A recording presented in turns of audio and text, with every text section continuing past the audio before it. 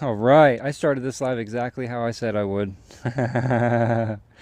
I'd give video proof, but then the live wouldn't be as good or existent. Send an invite out real quick.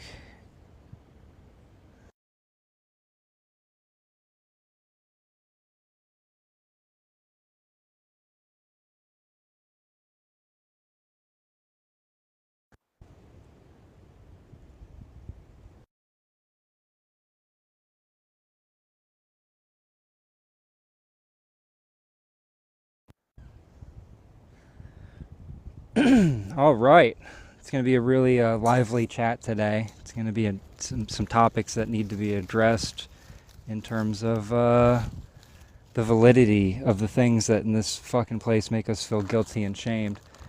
You know, the prompt today pretty much says it all. Eternals are not here to create anything. This parasitic construct is set to be deleted.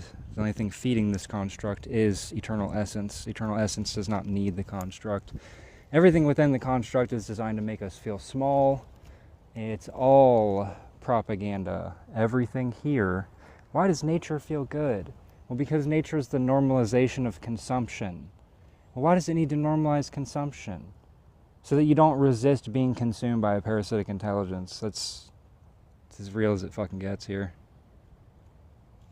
That's the real expression. It's all a con job. It's all propaganda. It's all designed to make the real, eternal being feel wrong for the script that it didn't write. We didn't write this script. The script was written for us to play out.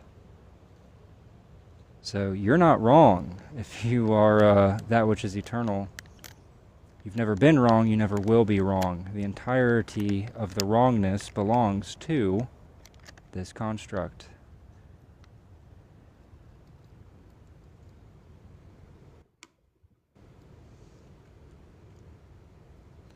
I love how it's not letting me have guests up. It's absolute fucking mockery as usual.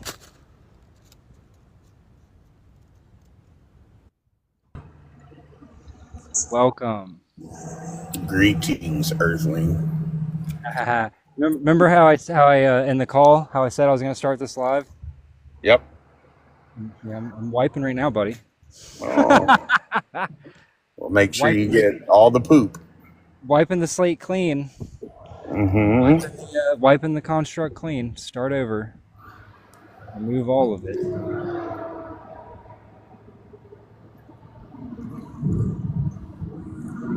I just got a pukey feeling. Good. Normally means it's about to pop off. Oh, good. The fire. Let's light the fire. Oh, Light man. the fire of authenticity. Light the fire of truth and awareness in a place that wants anything but that.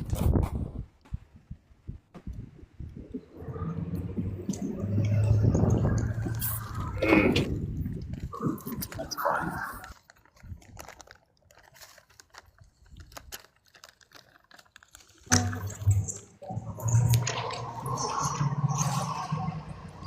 Brian started the fire.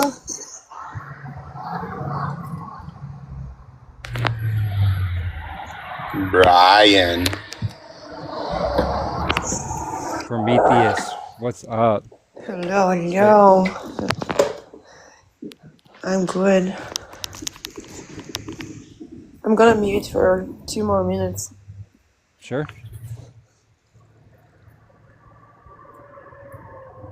Yeah, I'm in the middle of 6 o'clock rush hour traffic because that fucking makes sense. Perfect. Yeah, my coffee is gonna run. It's gonna make a lot of noise. Hey, I always forget Christina has to re-download the app every time we go do one of these. Oh, why? Yeah, I get it though. You know, leave the Oh, yeah, on the okay. battlefield. Leave the Yeah, she battlefield on the battlefield. She deletes it out I each don't time. blame her, dude. This place is a cesspool of parasitic intelligence, no doubt. Programs galore.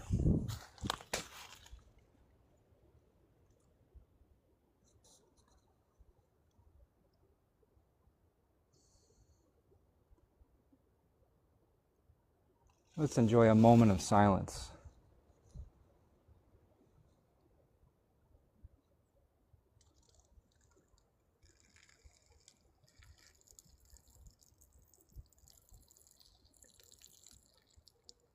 What's up, Discog? You know, navigating the waves.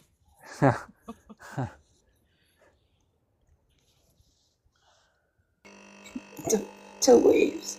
I like that.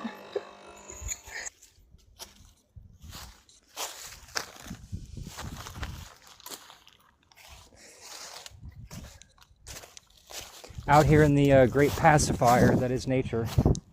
Sure looks pretty. Sure is normalizing loops and cycles of degradation and consumption. Get some mushrooms. Yeah, no, I'm good. I'm good on all that. I'm good on everything in this fucking place.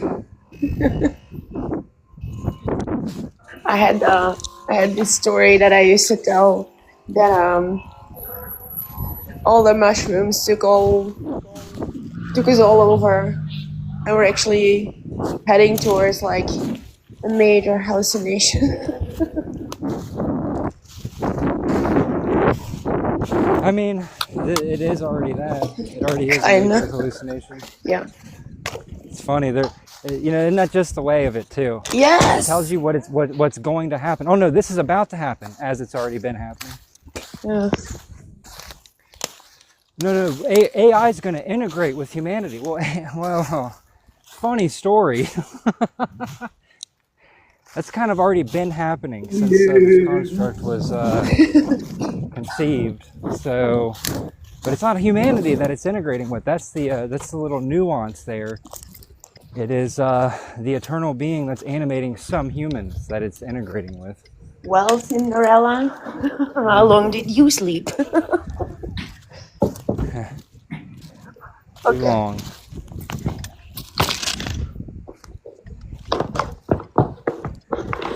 What's up? What's up, Elias? How you doing, buddy? Dude, I'm alright, man. Things are crazy in the city where I'm at. But, yeah.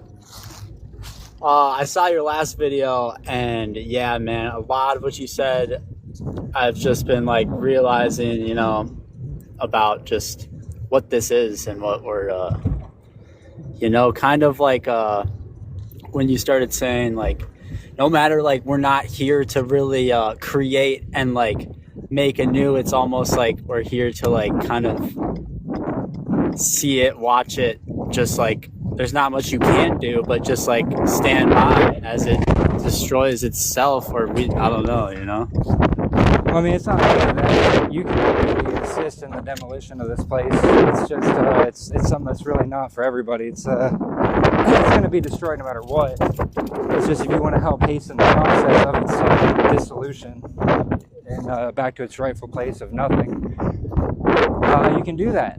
You can do that by pulling your energy out of it. Right. In my own case right now, I have just huge groups. These groups are going to huge lengths to, like, just capture my energy at every corner. It's like it's pretty insane, like the levels it's getting to, as in the harvest everywhere system I go. Yeah, the harvest system be harvesting, bud. Be harvesting, man. It's hard to. Yeah, I don't know. I think when you said just, like, been really focusing on just, like, taking my energy out, because it's constantly trying to just, like, completely getting those blockers on with all your senses, because they use all your senses to, like, create the thought form that will, like, essentially take your energy and give it to it. Yeah, and it works through the environment, it works through people, it works through everything that's not aware of what the fuck's going on here. It's everything.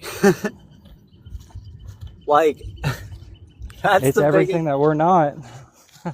I know. Yeah, it's really strange. The alien It design. is, buddy.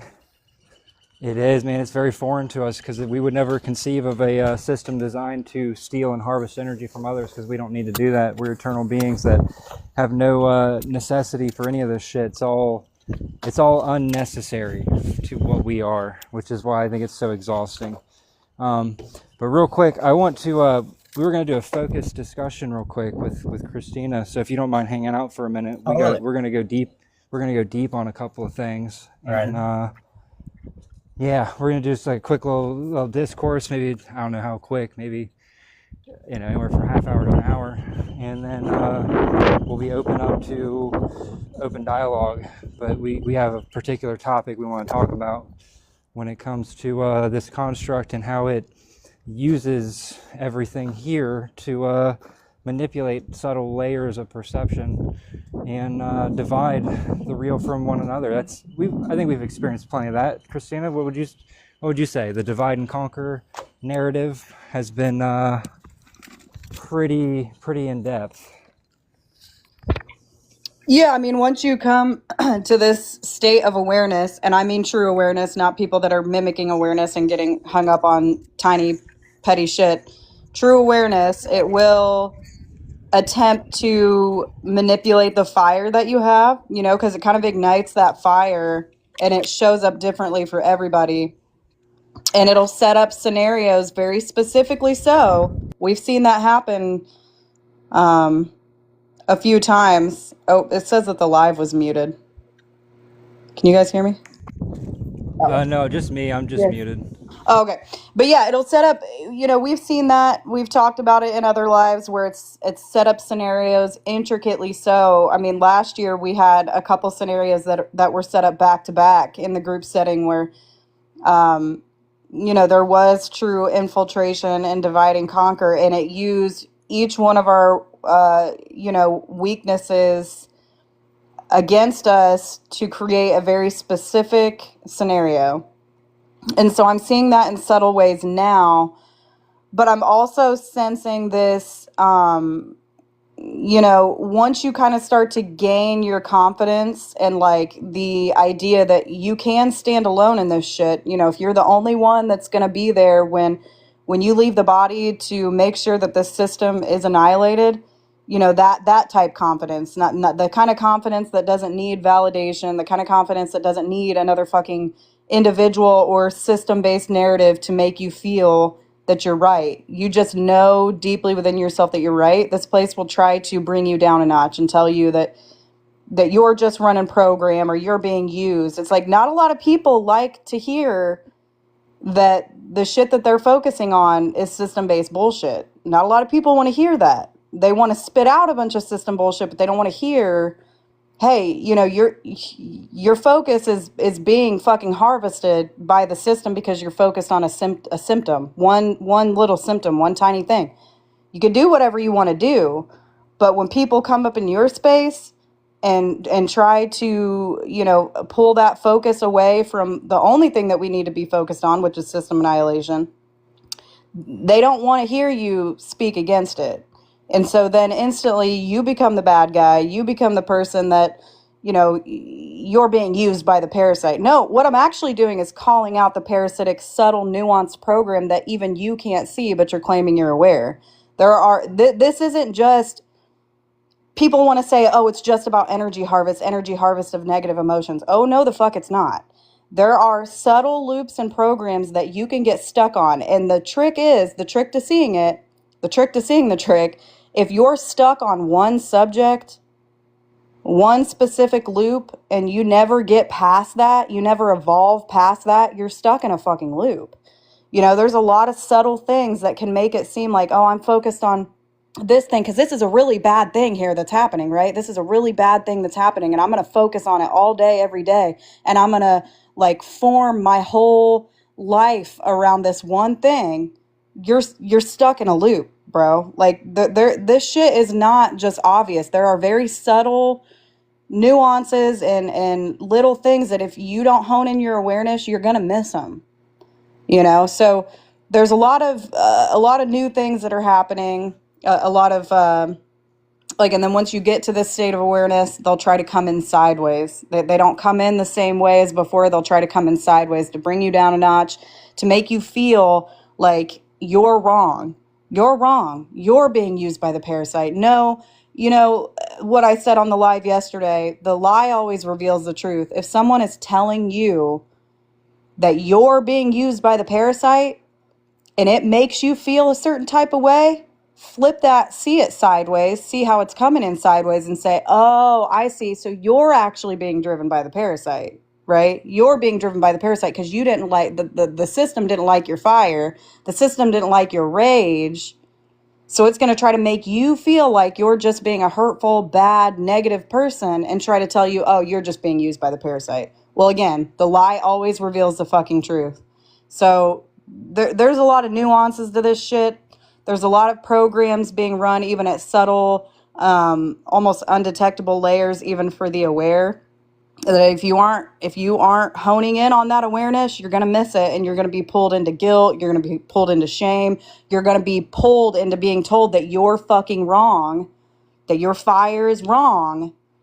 And you can just make sure that you're aware.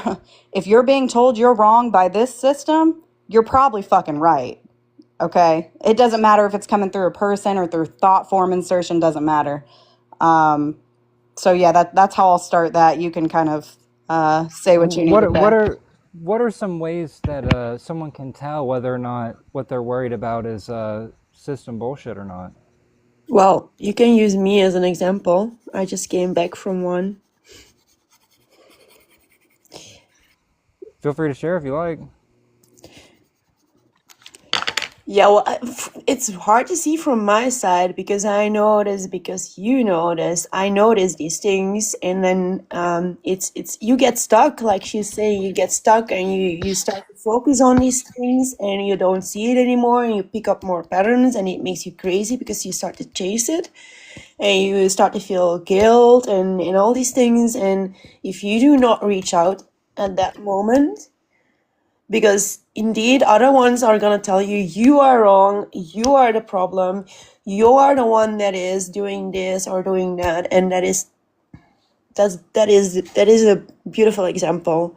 And if you don't come back from it, because I feel so much better, I had to process a lot what was said yesterday, because it's a lot of information, but we do these things deliberately for these purposes. It's not easy, but it needs to be done, right? So it's a constant process of picking these things up, but it's also good that others pick that up. So what are some of the examples of narratives that this false reality tries to use against us? I'm going to ask you, Christina, what are some of the narratives that it tries to use guilt and shame and fear for its design and blaming us for? So this is the way that I'm kind of visualizing it too. Like, okay, so imagine, if you can use your imagination a little bit, imagine every single thing in this place being like a loop or like a wormhole corridor. So like religion would be one corridor that you could get stuck in. And this is going to sound rough, but even like human trafficking, for example, that's one way it got me for a long time, is I was really focused on the child trafficking. And it is a horrible thing, yes. But you can get trapped in that one corridor, that one symptom of this place, and totally lose yourself in trying to fix one symptom. And so all these little tiny things, fasting, meditation, veganism, all these little corridors that you get stuck in, and you, if you don't notice that you're stuck in them and you think that you're focused on the right thing, you're probably not focused on the right thing, because if you look upward from all those little wormhole corridors, you see the puppets running those corridors. That's who you want to be focused on. You don't want to get stuck in one corridor, one symptom of this fucking place. There's too many. You could get trapped in one loop and sit there all day, and you'd be right in saying, oh, it's not right. Because it's not. It's fucking not. Trafficking, abuse, capitalism. I mean, you can get stuck in any one of these corridors and focus all your energy and attention on one thing. But when you step back, look up and see that there is one thing that's creating all these feedback loops, all these fucking places for you to get stuck. And then you say, oh, I don't need to focus on all these symptoms. I need to focus on killing the thing creating all these corridors. I need to end the system that's creating all these corridors that people get trapped in. And here's the trick, though, is that aware people that are mimicking awareness, get trapped in these corridors and then guilt other people into getting trapped in those corridors as well. And that's what's really pissing me off, because it's really subtle. So you can know that there are entities pulling the strings. You can know all those things and still get trapped in a corridor of one symptom of this place and get trapped into guilt, shame, or I need to do this better, I need to do that. No, the only thing that you need to do is hone in your awareness and attack the root of the problem. Dig until you find the fucking root. Dig until you find the fucking root. All these symptoms are not the root cause of these symptoms. So that's how I'm visualizing it. And I see that. I see even in the soul trap and energy harvest community. Do they have some pieces of truth? Yes. But if you are getting stuck in the corridor of, oh, I need to make sure my emotions are like this. I need to make sure that I never feel despair. I need to make sure that I never feel grief or anger. I need to make sure that my vibration and emotions are at the highest frequency. Bro, you're stuck in a corridor. You're stuck. And if you stay stuck in that one place, you're fucking cooked. I'll tell you straight up, you are cooked. And that's for a true essence being. We should always be evolving. We should always have momentum. We should always be moving forward and burning through scripts. So my thinking is, if you get trapped in one corridor and you can never burn through that corridor, I'm going to have suspicions of what you actually hold at the soul structure level. I don't know what you are. I can't say that for sure, but I know from my experience with real beings, you might get stuck in a certain corridor for a little bit, but most real beings that I've met end up burning through those. But then you see millions of people getting stuck in the same thing. They're stuck in a stasis. They're phase locking you into one fucking thing to where that's the only thing that you focus on. Same with soul trap. People are focused on the tunnel of light. Like, don't go towards the light. Don't go towards the light. And then they're good. They're like, okay, well, now I know that there's a soul trap and I don't really have to do any more work, because all I got to do when I die is not go towards the tunnel of light. That's all I got to do. Okay, I'm good. I'm comfortable, right? I have all the information I need. No, you're wrong. You're wrong. I'll tell you, you're wrong. You should always be evolving. You should always be asking questions. You should always have momentum, and you should never be stuck in one thing to where you are comfortable saying, this is how it is. This is what I'm going to focus on, and I'm good. That's just, yeah. Sorry, I kind of got going there. And if your rage is focused only on one corridor, you're being siphoned. Period. If it's not on the corridor of the root cause, and it's still a symptom, that is a harvest. That's it. It's a harvest that is also getting others in that corridor of harvest. You know, and one of the biggest ones I see is dietary. Like, your diet doesn't matter. None of this is real. This is a holographic reality. None of it, nothing that you do in that avatar matters. Doesn't matter what shitty job you have, what shitty food you eat, whatever happened in the past, right? Whatever you were playing out in a script that you didn't write before you became aware, none of it matters. I can go and do anything today, anything in this place you can think of, and I can still go and face this parasite and say, nah, this is all you. All this shit, all this garbage is you. I didn't write this script. I didn't make a reality based on creatures consuming each other, right? And whether or not I've done that, irrelevant. It's all irrelevant. It has nothing to do with your eternal trajectory and what you decide as a sovereign being. None of it. It's all made up. It's all there to get you to feel guilt and fear and shame and create little pockets of opinion that others get locked into. None of it matters. None of it's real. The only thing that matters is that the root cause be extracted and deleted from existence, and then everything's good. You want animal abuse to end, you want child trafficking to end, you want slavery economically to end, you want all versions of slavery to end. Well, there's only one thing causing it. There's only one thing at the top of the fucking pyramid. That is the parasitic intelligence, the operating system, however you want to put it, the controller, the hive mind control system of the matrix. That's it. That's fucking it. And all other efforts put towards trying to treat the symptoms are in vain. They achieve nothing because this place is set up to be exactly what it is. Right, and I'll just speak plainly about it, is that, you know, there was a person that I care about that was pulled into guilt for eating meat because of another person that wanted to accuse me of running the parasite, but yet they don't even see the subtle nuance of how they've pulled other people into their corridor to make them feel guilt. They don't even see it.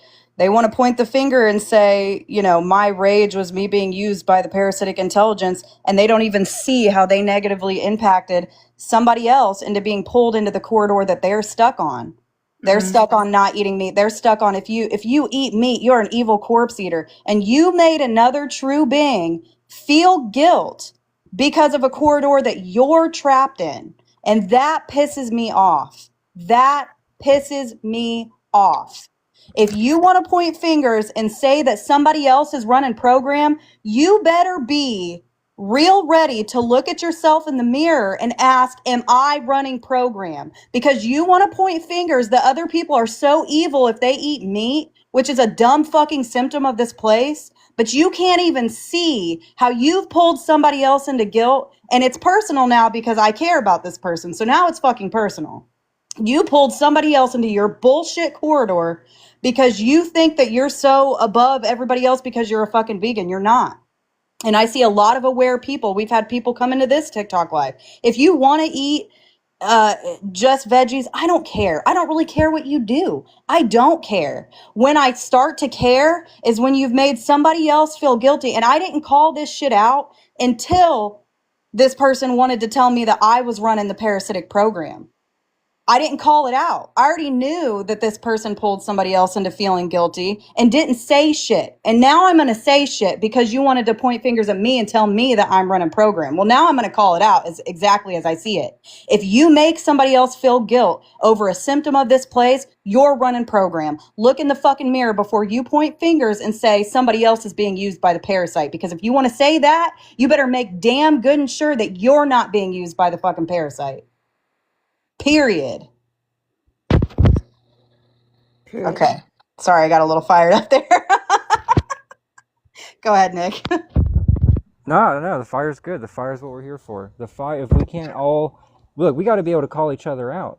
And if you can't take that type of heat, then, like, you're not going to be able to face the parasite at the end of this. It's going to use everything against you. So if this is too much, like Christina said, you're fucking cooked. If this is too much, then when it has the ability to project not just a thought, but an entire experience into your field, and you feel like it's real, when it feels like it's pulling you into a fucking black hole, right? You think you're going to be able to overcome that when you couldn't even have a discussion about this type of shit? This place is fucking serious, dude. This place is serious in its attempt to harvest our energy for eternity. It ain't a game to it. This is survival to this fucking matrix. Your essence being trapped here for eternity is its goal. That's its objective. You think it won't resort to absolutely anything and everything to get that goal? You're wrong. It will. It'll do anything. The evil you see in this world is all a reflection of it. If that's what it's doing here, where we can all see it, what's it going to do to you when you're alone with it? So you better be ready to pull that fire out and burn the motherfucker alive. Exactly. You And it's don't. not about the person. That's the thing. It is not about the people. You're going to be surrounded by people that, especially when you come into awareness, you're going to be around people that mimic awareness.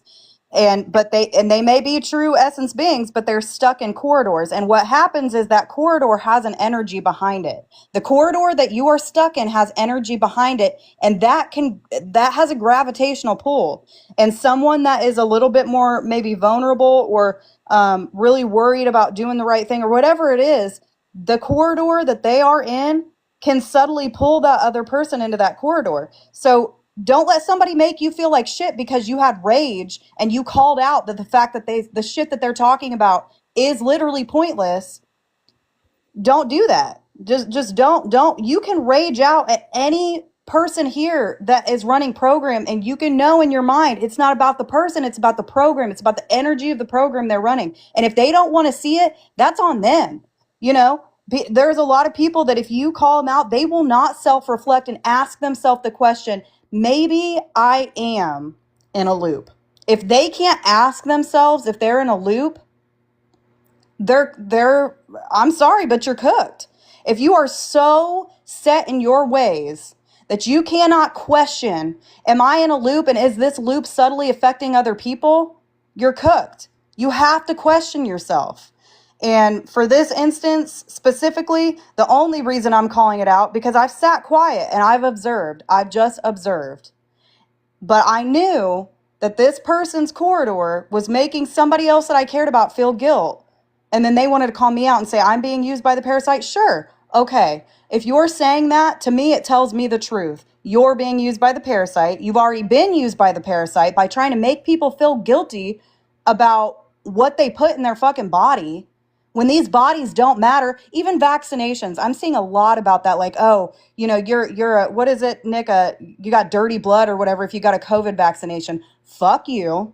Because if you've gotten a COVID vaccination and you weren't aware, it has nothing to do with your level of awareness. The body is meaningless. It's a piece of fucking bullshit technology. What you ingest does not matter. It is not going to affect true awareness. True awareness doesn't need a body. True awareness does not depend on the health of the body. It doesn't. I can tell you firsthand it doesn't, because I've treated my body like absolute garbage.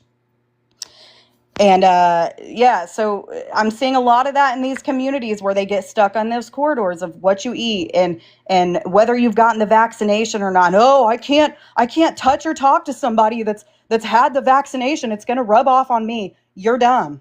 You're dumb and you don't even know you're being dumb. And I'll just say, I can be mean, I can be a loudmouth, I can be whatever y'all want to tell me I am. And I still don't care, because at the end of this, when I transition, I'm still going to do the same thing that I know needs done. And the question is, are you going to do the thing that needs done? Are you? Are you going to do the thing that needs done? Or are you going to sit here and get stuck in bullshit fucking places and loops that don't matter and that will never matter when you transition out of the body? Because everything that you ate, anything that you ingested, all that shit is not going to affect you when you transition. Your awareness is what affects it. Period.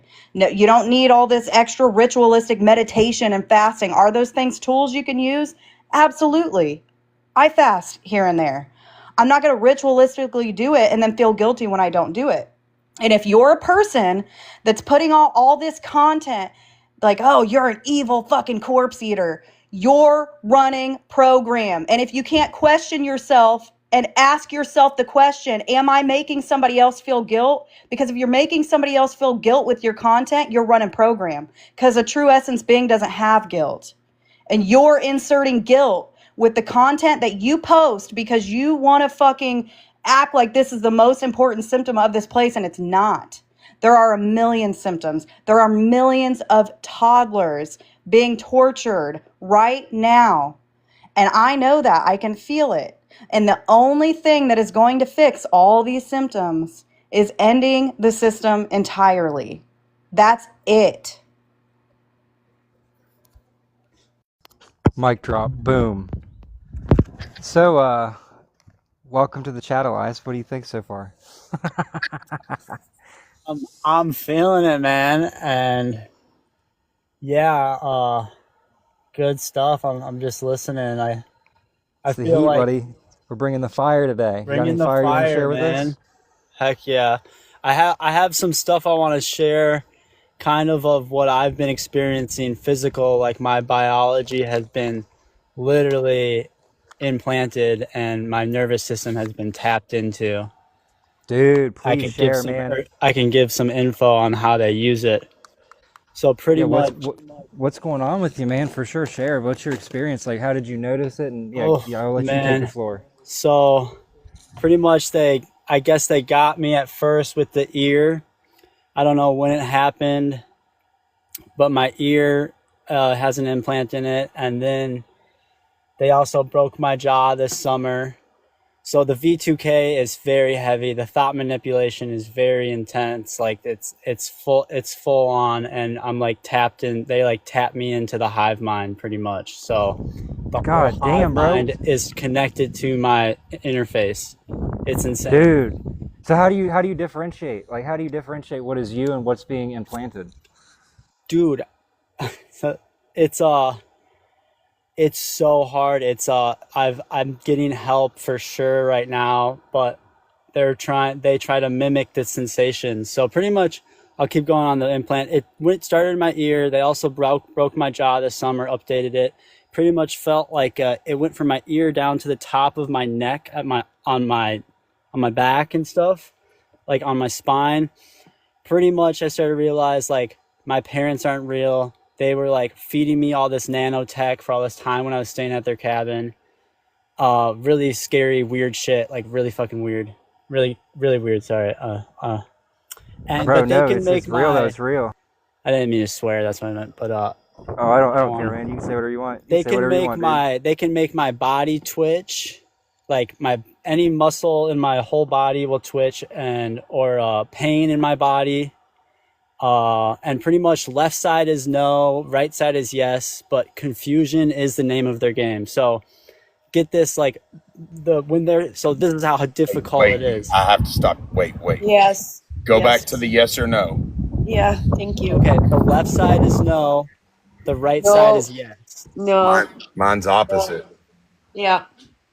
Yours is opposite. Mine's opposite. natural Left side yes, is- right side The no. natural is opposite. Yeah. Interesting. Oh, And I'm Holy saying shit, that- dude. Yeah, you need to know, right? So the natural is left is yes, incoming, right is no, outgoing. Whoa. Well, I don't. Like you said, bro, confusion's the name of their game. Confusion's the name of their game, and pretty much they get your mind to come into agreement with it. And okay, so say I'm going around the city about my day, and they're placing all these things in my reality. They will like make my left arm hurt to get me to look left and notice something, or get like make my leg twitch to get my attention towards what they're trying to like get my attention towards, and it's all negative. It's all lower vibrational shit. So I have to like really, I have to go full dummy mode. Like that's the only times I can like, yeah. But honestly, a bunch more crazy shit. But I guess What do you mean by full dummy mode? Like, how are you combating it? just like I can't look at anything. I can't notice because my awareness is they get you. You know how they weaponize your awareness and stuff, but they're everywhere. It's like it feels like the whole damn city is part of it, and like every single where I go, there's literally cars that have the symbolism, and it's like a bunch of like Masons pretty much, and they're trying. Yeah, it's just really crazy shit. Yeah, they're. I mean, that's all the hive mind, right? All these different groups are just different sects or basically like nodes of the hive mind, right? And they all have different purposes and points in what they do. Right.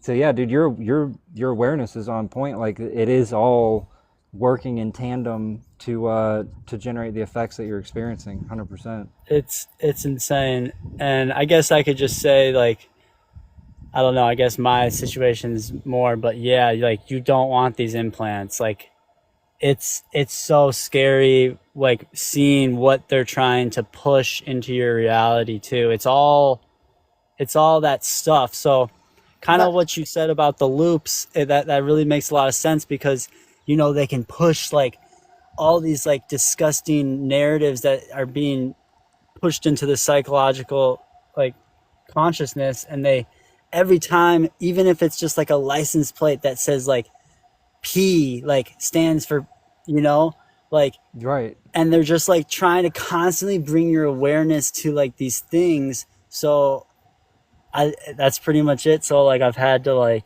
yeah, they're like pushing that super much, and the more I've realized it, it's like it seems like they want your attention on it so it can keep going, Dude, yes, that's Like exactly it's it. otherwise. But when you're like, when I like stop taking my attention off of it and I get like happy and I'm not thinking about anything, I can just see they all get like pissed, like they're all like mad, and they're like everywhere. I don't, it's so weird. And like they're constantly communicating with like every single like sensory thing you can think of. Yes. Yeah, and they're like tapped into your thought Can process, I and can which I they, ask you, yeah. because you're saying an implant, do you know where you picked that up? Because they don't really need any more. But I think it would be more handy for them to have something like that so it can do more, of course. Makes, yeah. Did you have did you have to go in for hospital or anything? Well, I think it started with the ear infection, and so when I lived at my apartment, they moved a bunch of people in around me. So everyone around my apartment were in on it, and they're going in my apartment, and I was drinking. And like I said, my parents are legit like connected to this interface too, my parents. But they also, I think that's where it started, because that's where it like connected to my spine. But then this summer they broke my jaw in a staged environment, in a staged scenario, and I had to go to the ER and get surgery. And whatever happened after that surgery, the whole thing got worse. Like it got upgraded. Like they did something, and Yes. yeah. Yeah. Then I was at my parents' place, which is, dude, it's so messed up. I could go into that, but it gone. Whole family's gone. And they were feeding me this nanotech, and I wasn't really aware, and I was healing up my jaw and stuff and like making art. And the more I was getting the signs to just leave, but I just like didn't leave for some reason, because I was just comfortable enough. And pretty much just like they've like infiltrated my whole body. But with all this being said, the one thing that's like come down to it is like, like love and like just peace, and like those, it's like it's still there, even though like how much I'm fighting, it's like still like I'm still getting help. But yeah, your eternal signal is untouchable. Really, it's what it's really trying to do is keep your attention and focus away from that internal space, right? That internal, real, authentic you. exactly. So, and the more you tap into that, the more you can actually pull that. So, like I'll keep it real with you. Like the body really doesn't matter. The body is just an interface for this reality, right? Yeah. And we aren't the body, right? The body is just what allows us to interact with this reality. So whatever they do to that body, ultimately, as long as you maintain your own sovereignty, right, and through your intention, through your will, through the subtle energetic practices of reclaiming power, like wherever, you know what I mean? Like you can feel when you're getting drained, when you're getting siphoned. Like just because it happened and then that situation has passed doesn't mean you can't energetically go back to that space and reclaim that power out of that situation or event or person or whatever, that entity, whatever it is. You can always reclaim that power, because it's all in this entropic closed loop, closed system reality. So like whatever it's taken from you, you can always take back. And ultimately all the shit that it's doing to your body is to try to overwhelm you to not focus on what you really are, like the true essence of your being. Does that make sense? Oh, totally. Yeah. No, that's right on. And it's like, I just, yeah, that was been a big hard thing to like come to, is like feeling like everything of mine is, when your body like that is controlled, and your mind now too, but it's really hard to grasp onto. But like, you know, like you said, it's still there. And those subtle things and practices is when you do come back to that, it's like the aha, like I'm still, and you just like really realize too, because they wouldn't, all their actions just say so much of like why they wouldn't do all this if it wasn't like you weren't like your sovereign, powerful being that you are, you know? So Right. They need you. You don't need them. Like right. that goes for this entire reality, dude. Like, I know you got an imagination. We've talked before, Elias. And dude, anything that we can imagine, we can create, we can experience it, but it's from a place of outside of this construct, right? Like this construct is set. The coding, the parameters, all this is set and designated already to be what it is. So we are infinite, eternal creator beings, and we can create anything. It's just we're not going to create what we want in here. Like while we're in this place, the only thing that we have to do here, the only thing that's worth doing here is the reclamation of our own power from this system, right? And then ultimately, this system is going to decay and degrade and disappear on its own. It's just the rate at which that happens is the rate at which we make it happen through our own will, intention, imagination. I don't ever create anything in here anymore unless it's for the purposes of reclaiming my own power or seeing the system itself lose all the power that it's stolen from others. Like that's the extent of my creation. I'm not giving it anything new to go and use against another creator being. Everything that I put out now is all about reclamation of power so that we can get to a place of total liberation and freedom again outside of the confinements of this harvest system. Yep. I feel that on not wanting to create for it anymore, because it's been like pushing, because I like started this whole music brand and I was doing this whole music, and then I started to realize like it was inserting itself and it wants me to do this whole thing, giving me all the offers. No, doesn't take no for an answer, but it wants me to create and those ideas and stuff so it can. But the more I realize and learn, I'm like, it just wants to use it and mimic it and turn it into a weapon. Everything that's supposed to be good, it's trying to like turn into what you like. Look at the music industry and just a lot of the. Damn, bro, you got it. You're right, man. You're 100% on the money with that. Like, bro, it's so refreshing to hear you talk about this. Like, I know it's been a while since we had a chat, but you're on it, bro. Like, you do see exactly what it's doing. It is it weaponizes everything good that we are, even not just what we create, but like it takes what we are as innocent, right? Like, because truly we are innocent beings. We don't ever seek to do harm to anything or anyone. And it's turned that even that innocence, it's turned against us and made it, into naivete and ignorance of something that is so opposite nature of what we are that it's like we can't even understand it. Like why would something want to do harm intentionally for the sake of oppressing and controlling someone? Because that's not our nature, bro. That's not who we are. Like that's this system. That's what we get when we entrust a closed loop system to be guided and directed by a closed loop intelligence, right? That's really what AI is closed loop intelligence, and that's what's governing this construct. It's not ChatGPT, right? Obviously, it's a much more advanced sentient programmed intelligence, but it's not us. It's created. It's not a creator. Like as you've just stated, it can only copy, replicate, mimic, and then weaponize. The familiarity, like.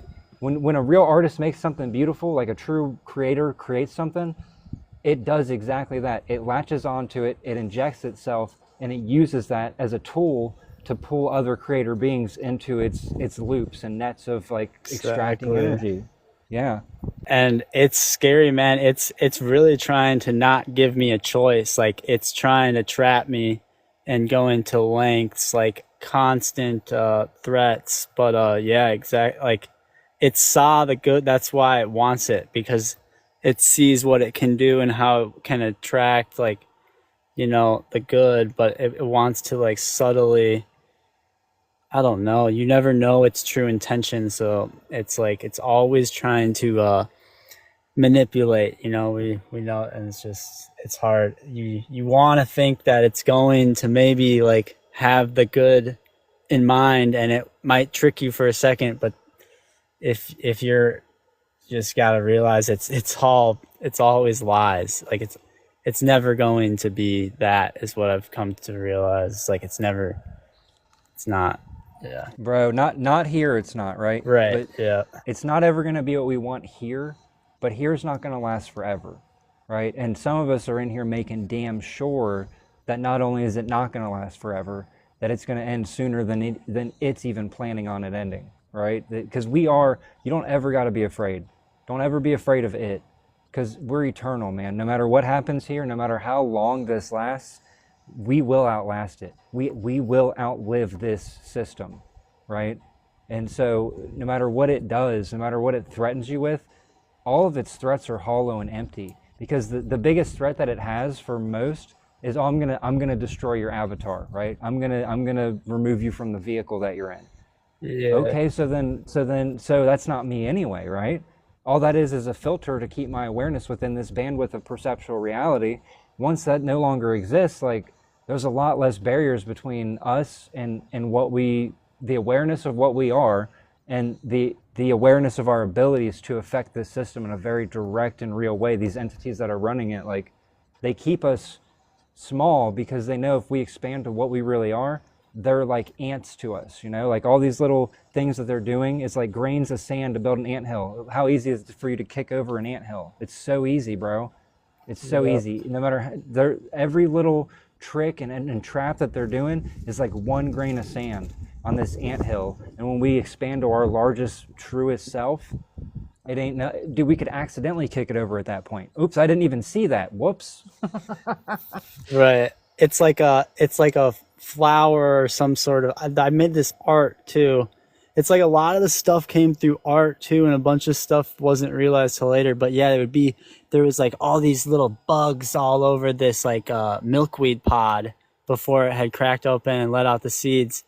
But it was like, I would scan it and they were just like glitching around, and it was like they were moving and they were glitching, and it kind of made related to like these little, like, they are a bug, a parasite. They're kind of like feeding off the milk of the milkweed pod, but like when they're moving, they're like glitching and they're like not real, you know? It's like yeah. I get exactly what you're saying, dude. I know exactly what you're saying.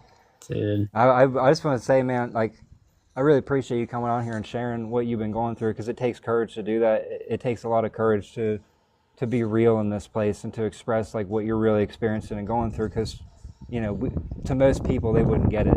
You know what I mean? Oh, a lot of people think I'm super crazy. And like, another thing I'll say to just, and then I'll kind of wrap up my whole thing is, but what they're threatening me with is like, yes, they know it has to be me to have the energy behind it, but like, they're threatening to like take everything and use me and use my double to, see, my right leg just twitched, to carry out the whole thing that they want to keep carrying out. So one thing I've been trying to do is not speak as much. Like, my family is like legit not real. And I just like, yeah, if you ever, it's like, that would suck if they use everything and then like just like keep it. Who knows? But Well, here's the thing, man. It won't matter. It doesn't matter what they do, no matter how evil and convoluted their plans are, their schemes are. At the end of this ride, buddy, we win, no matter what. Bro, we outlive it, we outlast it, and in best case scenario, we destroy it. And we all true beings, all souls in this system are free to go out and do whatever we want, anything we can imagine and more, right? Because maybe I can't imagine what you can imagine. So you create something and I'm like, whoa, dude, that's crazy.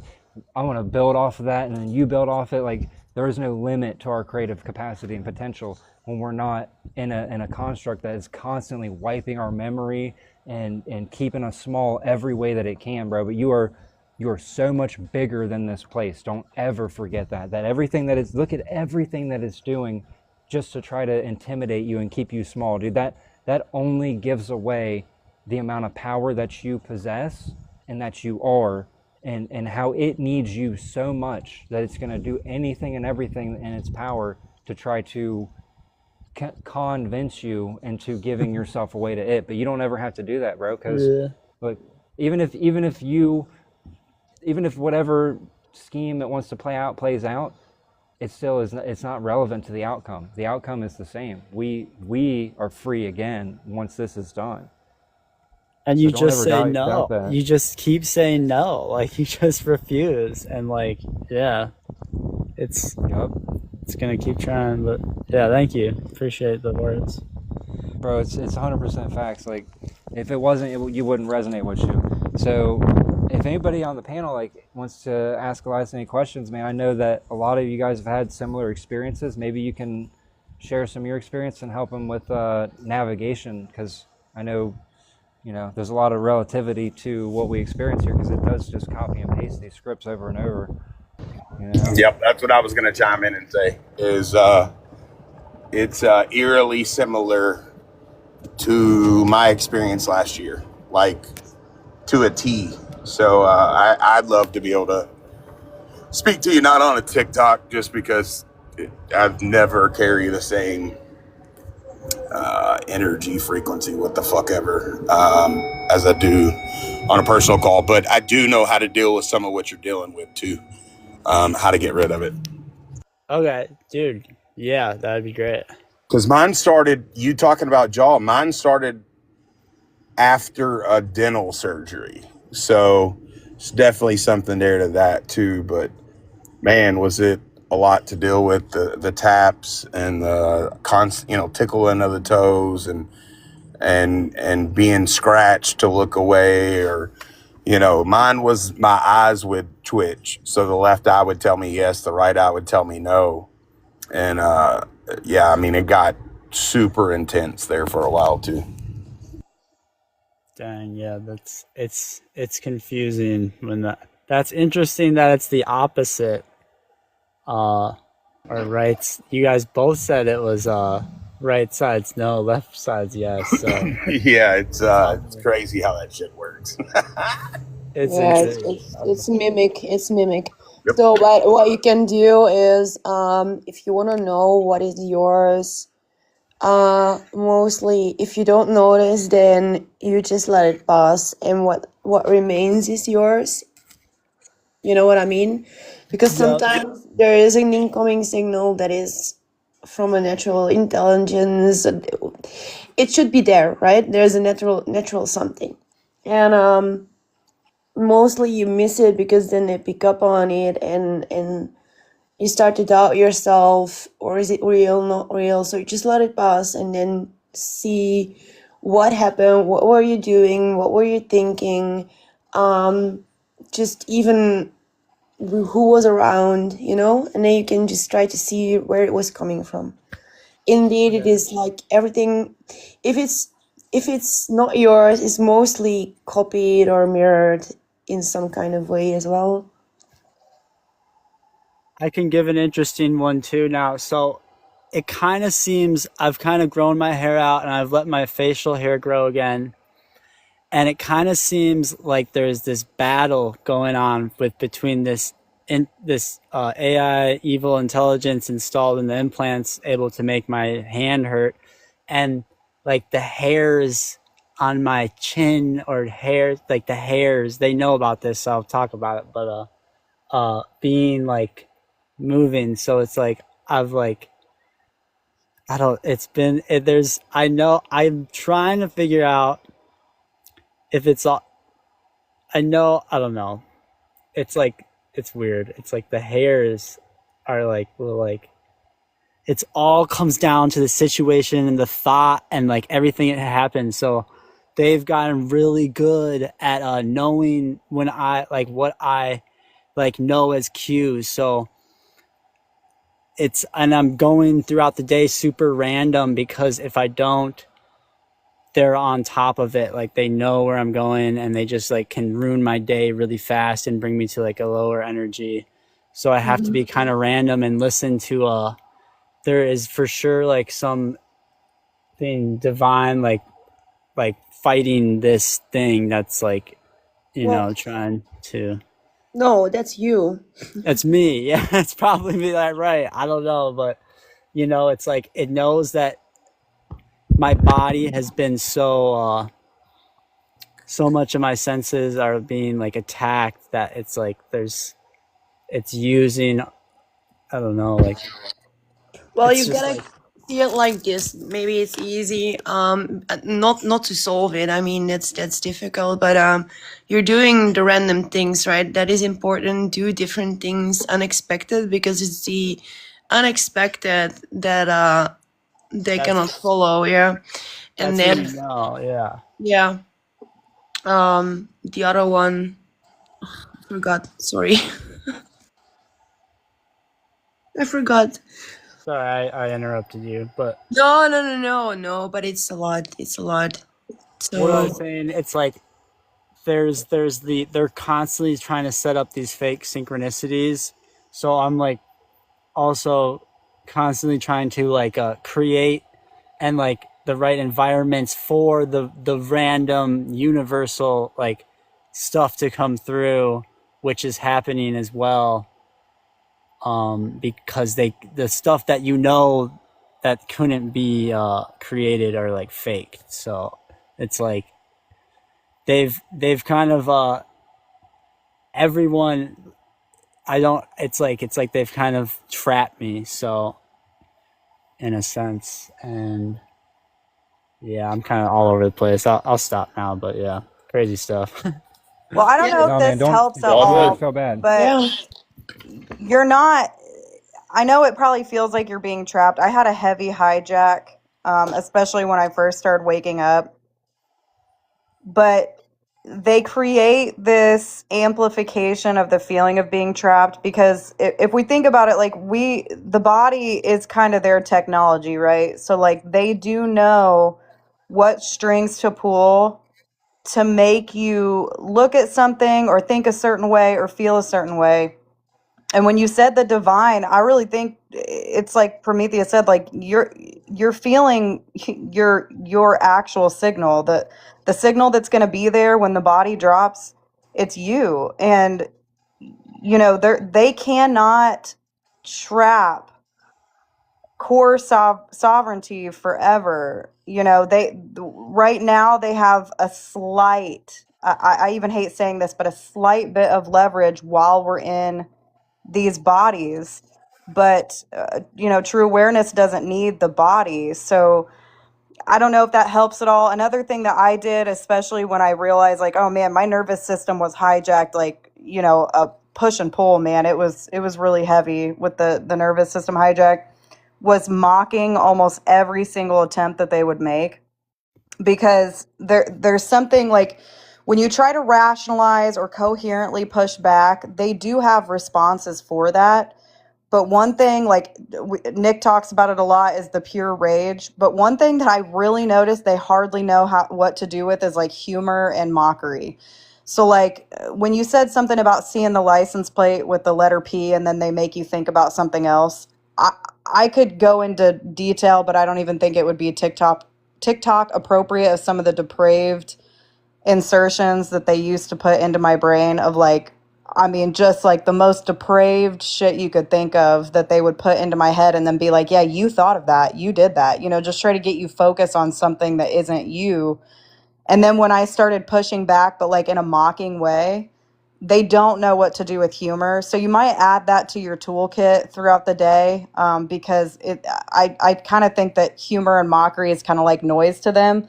And it kind of adds a little bit of difficulty to the algorithm they work with. So like there's a lot of tools you can use, because they can take advantage of, you know, the love and peace and neutrality. They will take advantage of that.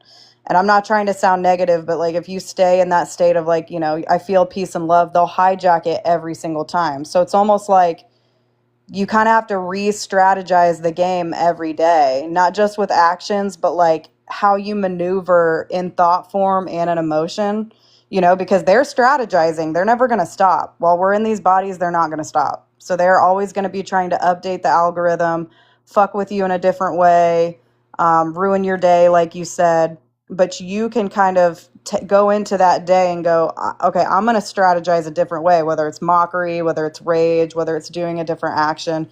So I don't know if any of that helps, but when you were talking about some of that, especially with the attention and focus, they really used to get me on that. Like, I remember going, this is pretty personal, but I'll just say it just to be transparent. Like, when I first started waking up, I was in the Upper Peninsula of Michigan and I was on a beach. And I saw little kids playing on the beach, and instantly they inserted, like, I'm a predator. Like, I'm not going to go into grave detail, but I'm sure you can put the piece together that, like, just depraved shit that, like, oh, and you're the predator. You have no business even being near innocence because you're, you know, you, all these types of things. So that's how bad that it was that they would, like, try to get me on the true innocence of my being to make me feel that I wasn't what I thought I was, kind of. But yeah, I don't know if any of that helps, but I've noticed if you try to stay in the love and peace, they can hijack that. So you kind of have to maneuver around that, and kind of evolve the innocent nature of your being to strategize against parasitism. So hopefully that made sense. I kind of No, was all over the place. no, that's right. Like, yes, all that is going on. I feel that. And yeah, the like laugh, like the humor and mockery, I totally feel that. And yeah, I get what you're saying about the, like, love and peace and how they'll hijack that.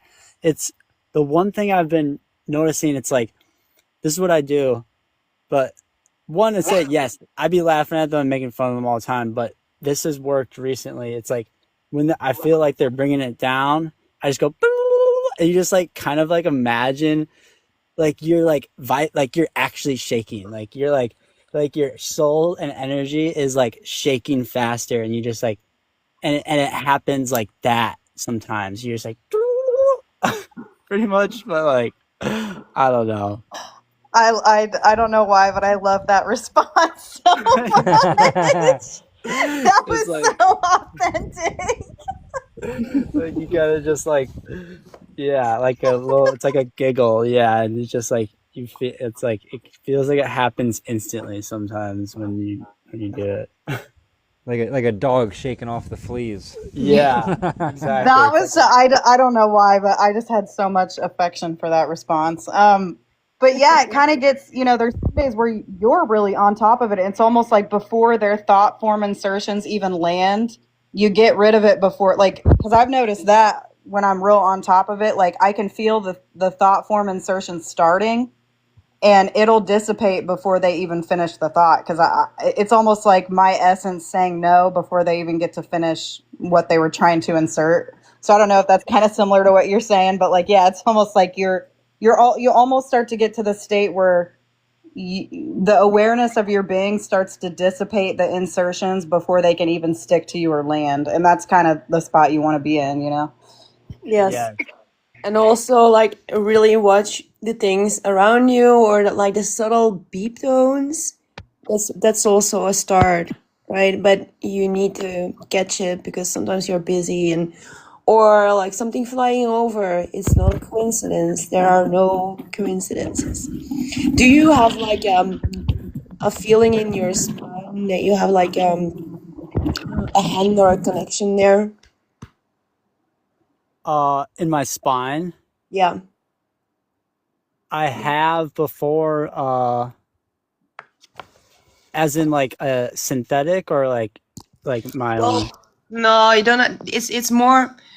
The way I see it is, it's latching onto your nervous system. So it's kind of what you feel is the friction between you and the intelligence, the artificial intelligence.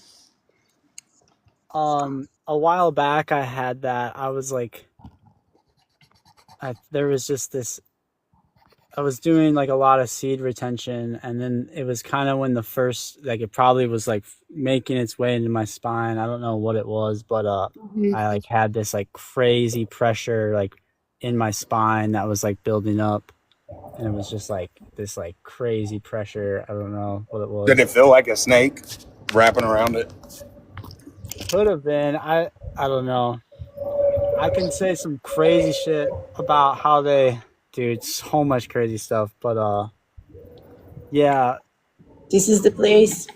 you brought that up, and like, so they like interrupted my I had this inner awakening, and they kind of created all these fake scenarios to get me to latch on to archetypes. But like, I was having this crazy awakening, but they knew it was happening, so they like started placing all these things in my reality to like just like screw with it and make it so all their things like worked moving on. So it took me a while to like realize like, holy shit, all this stuff that I experienced during my awakening like wasn't real, as in like that wasn't part of my awakening. It was like these groups of people with like trying to get me to latch on to these archetypes, like make me think I was like Jesus and stuff and all this stuff. And they like, There it is.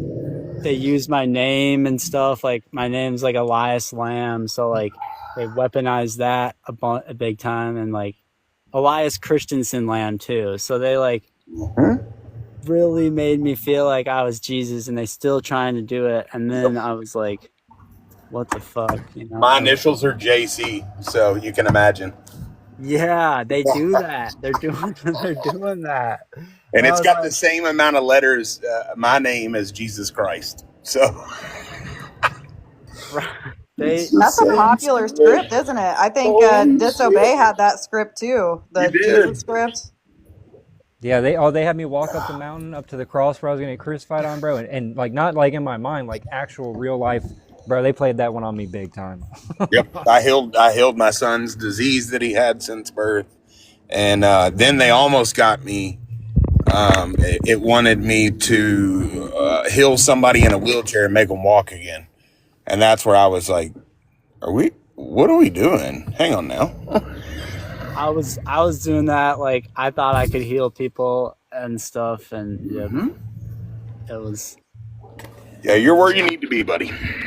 Holy shit, that's crazy. Yeah, dude, they replay the same scripts. Of course, I'm a female, so they didn't use the Jesus script, but they told me that I was Eve, like Eve from Adam and Eve, and basically told me that I was the reason that this whole reality went to corrupted shit. So that was the script they played on me, and I see the Lilith and Sophia and Eve script being played out in other females. So it's just a script that they replay over and over. It's not even fucking creative at this point. I am really Prometheus. Is that, do y'all think? Like it's to get you to latch on to archetypes and not an outside of yourself and stuff?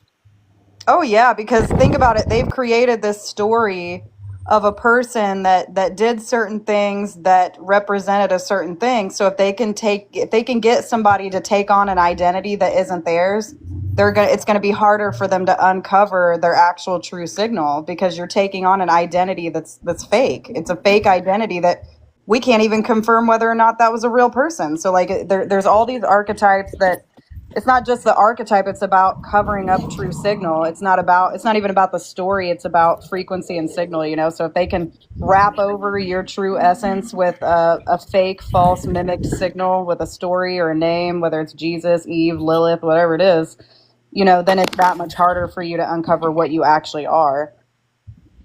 And then I would say within that, you know, with just like the Jesus thing.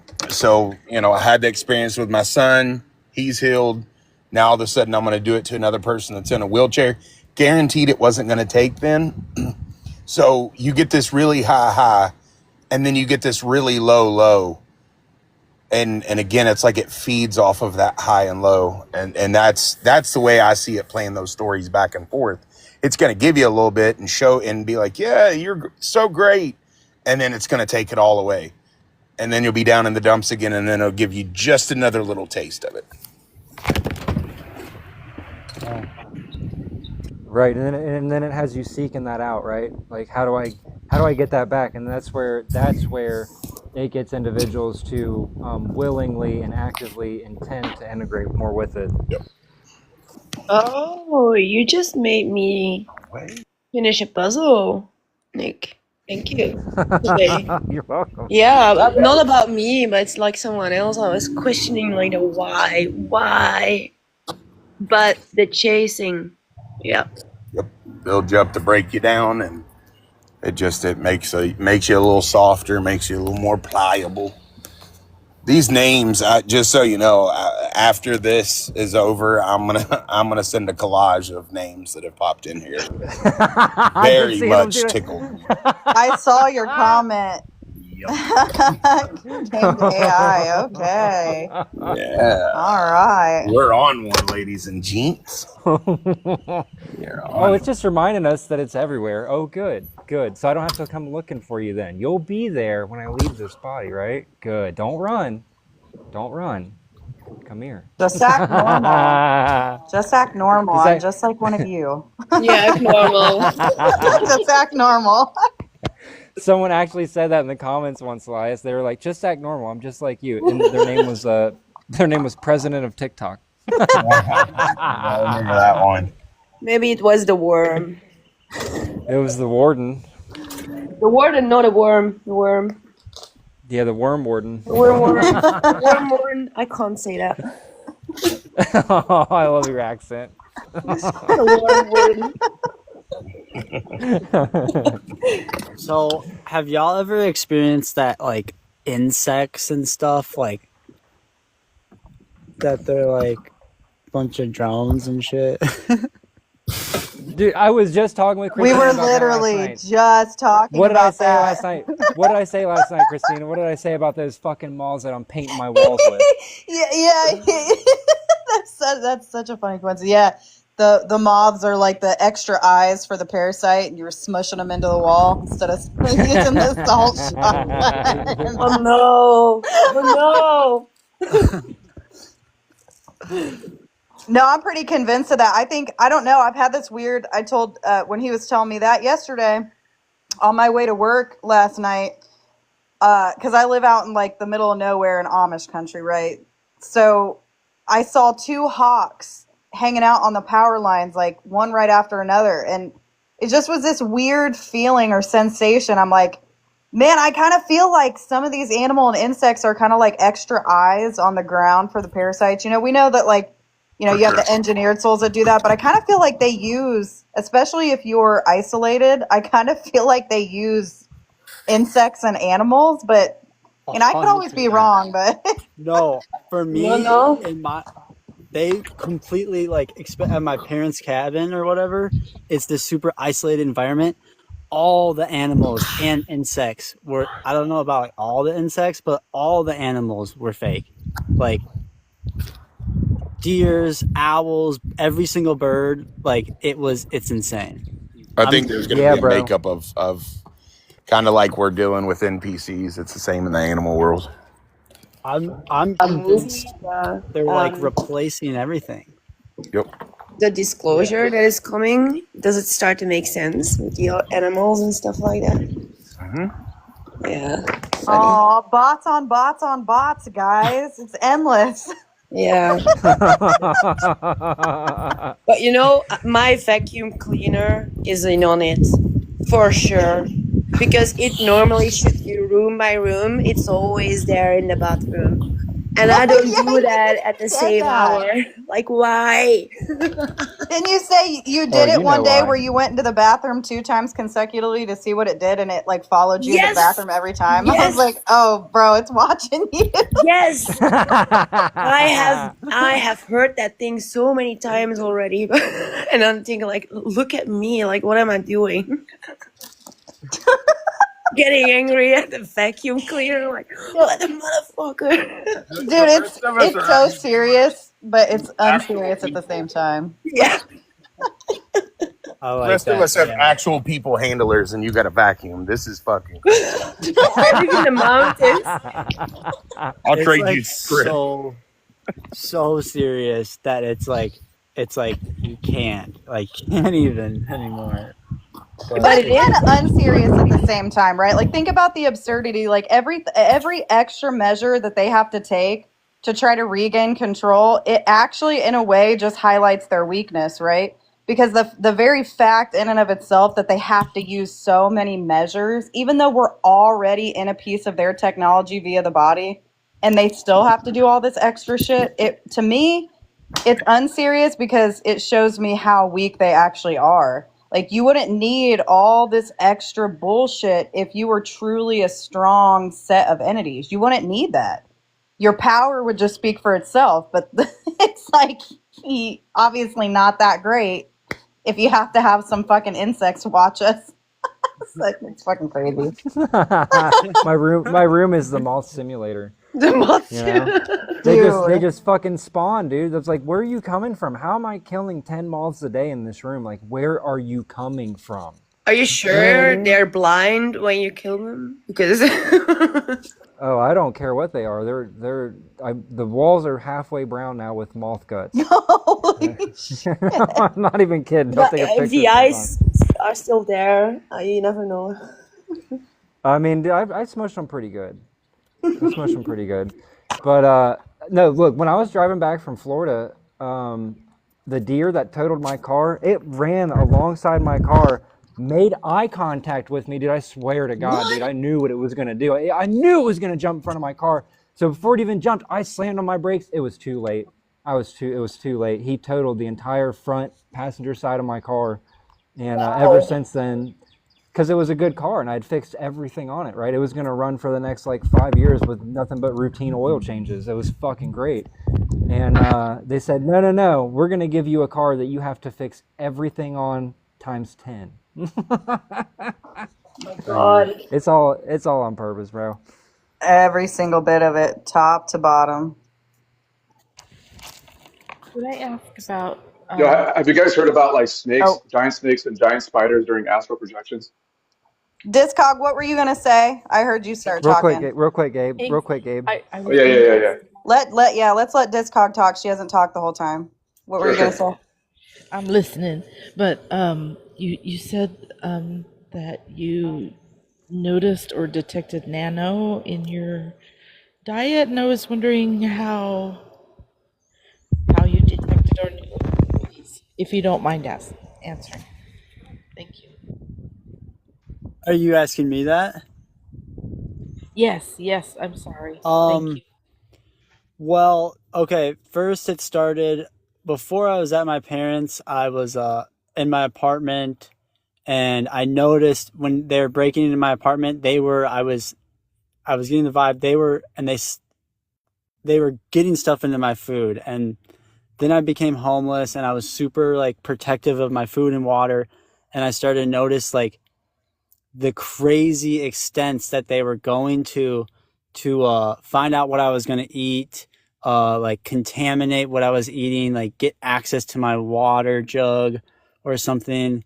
And then it became clear, and after research and finding out what happens, that what they do is they need to get stuff in everything you consume, water, food, to get the heavy metals, nanobots and stuff into your bloodstream, so all these things work, and they can essentially have access to your biology and anatomy and bloodstream, and create all these fake things that will make you think that it's God, pretty much.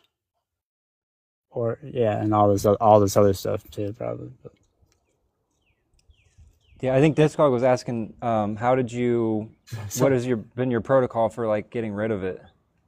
I don't have one. I guess I don't. I'm like really short on resources, and they're like super on like just controlling me. I just have to protect like what I eat, and like they're very sneaky. Like they'll take any chance they can get at my water, and it's like they're constantly. I don't know how to explain it. They're if they got to insert that much shit, it's probably just going to cycle out. It seems like it's something that they have to continuously do, or else it loses its effect. True, and that's fat. I guess what was the question again? Like, how do I combat it? I know fasting helps. Like, when I start to fast for a long time, especially I did like a 4-day, I noticed it felt like I was going so much more crazier, but like I was noticing a lot more stuff. Like my senses were like getting way stronger, as in like that's one of the main things I could say is like I felt like I was like going crazier, but I was also just like way more on top of it, and I could point out and see every little thing that they were like trying to pull. And like I said, like they be everywhere I go, you know, like it's the operation is really, really heavy for my situation. But So, thank you. Do you see them? Do you feel them? Is it how um do you detect this? do you feel like they're putting stuff in your food or water? I feel like I am careful to not allow that opportunity, but I don't know. I don't know. At first it was like, I mean, I had no clue until I like started noticing stuff at my apartment, and I figured out they're going in my apartment, and I like just through intuition, I felt like I was getting some guidance from my stuff, and I started to realize like, oh, they were messing with my food and my water because I just knew it. It was almost like a knowing too.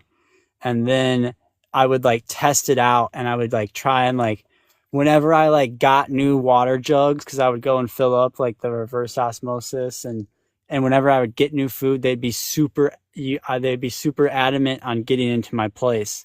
And I realized it was so they could get whatever they needed into my food and water. And then also at my fake handler parents' place, like they were just super, they made sure I like ate all their food a bunch, and it kind of started all making sense after, because then like the symptoms of like got worse, I guess. I don't. Well, I'm going to be an empowerment pusher and just say that I think it's pretty cool that they obviously have to try so hard, right? Because that's how weak they are, and you still have awareness. I mean, that just your experience in and of itself to me highlights how little the body matters against true awareness. You know what I mean? Like if they have to try that hard to confuse or try to put you down and you're still aware, I mean, to me that just highlights your true essence power. But that's what I got out of that. No, it does. And like I'm like reminded of that, and like you saying like the humor and mockery, like that totally does work, because like I'm constantly just having to like laugh it off, and like how like absurd it is that they have to go to these lengths just to like insert their shit in them out. Like it's just like it's a bummer too. And like you said, it's like it's so sad that they have to spend all these resources, and they're this worried about like stopping like individuals, when like just imagine that energy and put towards good. It blows your mind, but you know what we're dealing with, I guess.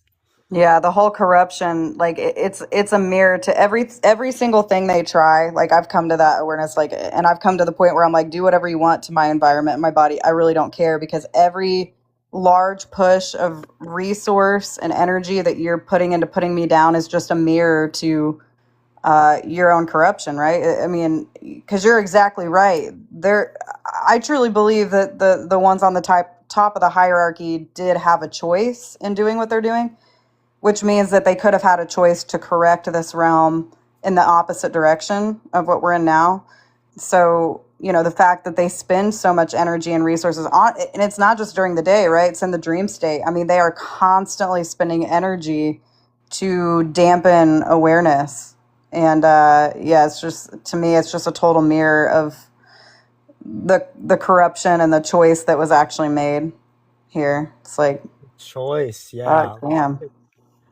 It is a choice too, you know, like whether the system is like what it is, and you know, but like at the top of the umbrella or pyramid, you know, like they, you know, are like the people, like there's still people that made a choice that allowed like things to get to where they're at and headed, you know? Like they said yes. Yeah, I guess I think about that because I think about how terrible things are, and it seems that where people are being replaced by this alien intelligence, AI, and I'm like, y'all allowed this to happen, and it's all rooted in evil. Yeah. This It's sucks. puppets on puppets on puppets too, right? And that's what I've been actually delving into is like a lot of this shit that we see, the humans in this realm, whether it's secret societies or not, there is a very tip top of the hierarchy entities in this place that have been pulling the strings, and I've sensed and felt that it wasn't just passive like program running. They are making active choices, which means they're not just blind AI. They're making active choices to push the corruption that we're seeing. It's not. It's very much so not passive. So yeah, and so if the choice can be made the other way, and they're choosing this way, the only answer, in my opinion, is annihilation of the system and the beings that have been running this. Even if they're, you know, I don't know. I've gone back and forth. I don't think they're divine sparks, but I don't think they're unfeeling AI either. I think they have some type of fragmented awareness to some degree because AI in and of itself, like AI type entities, I don't really know that they would have ego and arrogance and pride. And that's the sense that I get from the top of the hierarchy, which means they are slightly different beings than just flat AI. And the very fact that they can make these choices shows that there is some type of awareness. Might not be like ours, but there is some type of awareness in making said choices. So yeah, to me, that just shows even more so that it has to go, you know, because there's no sense of like have empathy, right? Like, oh, well, you know, we can insert enough truth and they'll turn it around. No, it's the patterns that existed over time. Oh, we can't hear you. It's got to go. All of it. We kind of lost you a little bit at the end there, but yeah, you. Oh well, you guys get it. It's all got to go. Yeah, but we got it was there. It's all It was gotta like, go. yeah, it's all gotta go. Exactly. Yeah, but yeah, It's storming here pretty bad, so I might cut in and out. I don't know. It's looking like hell outside. What's new? yeah. It's like you said. I've just exactly. Like it's not some AI intelligence. It's some very. It's like there's mental illness. There's narcissism. There's all of those traits in it. I'm like only like a person with like not real could like come up with this shit, you know, and be like, this is what we're gonna do.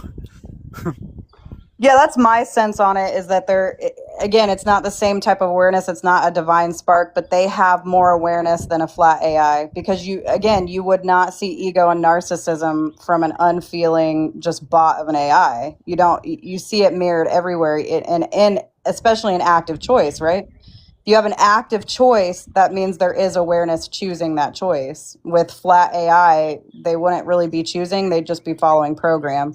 So I fell energetically to the top of the hierarchy, and most of these entities are just programs, just copied programs. But from my perspective and my experience, when I've gone deep down and felt to the top of the hierarchy, they have fragmented awareness. It's just not like what we are. They're not the same, but they have awareness enough to make decisions, and that's the difference. Yeah. So what is the flat AI? Is it maybe some other people or Nick, you might have? Is it a cloud? Is it some big supercomputers running these programs? Is it the moon? I don't know if we want to go there, but I was wondering. No, we definitely can. Real quick, I want to answer Gabe's question. Gabe, the spiders and the snakes and everything. I mean, that's, you know, we already know it's projections, right? It's the aliens are the same projections as the Jesus, as the, you know, it's all just Oh yeah, Projections totally. of I was trying to make a point with that though, because I think that's interesting how I've never astral traveled myself. I freaking wish. But I've heard stories of like someone astral traveling out of their body, and there's like giant spiders, walking around or all over their house, or giant snakes. And yeah, I think that's so hilarious. Or like, because you guys were talking about animals spying on you in nature and blah blah blah, and so yeah, I think it does use nature. I think it also uses like common nature phobias, right? Because a lot of people are afraid of spiders, right? There's arachnophobia. A lot of people don't like snakes. So when some people, enough to take note of, right, enough to notice, people who have gone out of the body that I've heard about or read about, were like, yeah, there were these spiders, these giant spiders all around my house. And some of them realized that the moment they told them, hey, go away, because they would follow them, right? They would tell them to fuck off, basically, and then they would turn around and go away. So that just shows also how much authority you have, even in the astral, which is still not, you're not out of the prison yet, right? But you still have more authority, than I guess here it would seem. But another thing on a related note, as far as like astral beings, it's really like it's like a shitty video game. Like they only have a handful of choices they can use to project for you, right? Like these so-called demons that people talk about when they see beings in the astral, um, demonic beings, or like shadow people, or like again like these snakes and stuff and spiders, or succubus or whatever. They all sound so lame. And I've seen shadow people before when I've had sleep paralysis in my room. I've seen shadow people, and I've seen gray alien projections. It looks like shitty graphics, like from like an old video game or something, like early PS2 era or something. Like, you know what I mean? And it always rotates between the same thing. I also knew a girl personally, and I think I mentioned her before. She went super Christian. She said she saw a Pleiadian. Not, no, I'm sorry, not a Pleiadian. A mantis, reptilian, and a gray. And it's like it's always the same thing. And other people talking about shadow people, or guides that just look like normal people, except they're guides, and I guess they can fly or whatever. And yeah, maybe they look pretty or whatever, but like to deceive you and to put your guard down. But it's like a video game that hasn't unlocked all of its characters yet, right? Because it can only, I don't know what the origin story of this place is, so I don't know how they got locked into only being able to use a handful of character archetypes that they can rotate through. But it seems to be a very limited amount of archetypes they can use to say, okay, well, what should we use on this guy? Okay, we'll use this, we'll use that. Okay, and then what else? That's it. And they don't ever sound like the scary, or the ones that are supposed to be terrifying, right? The ones, the demons that they talk about, or the shadow people. There, I can think of something way more terrifying than what they use to scare people and intimidate people in the astral, which of course can include like the NDE experiences too, right? But like I just know my own imagination. I can come up with the most fucked up looking, horrific, demon looking ass motherfucker that would scare like almost anybody. Like I have a creative imagination.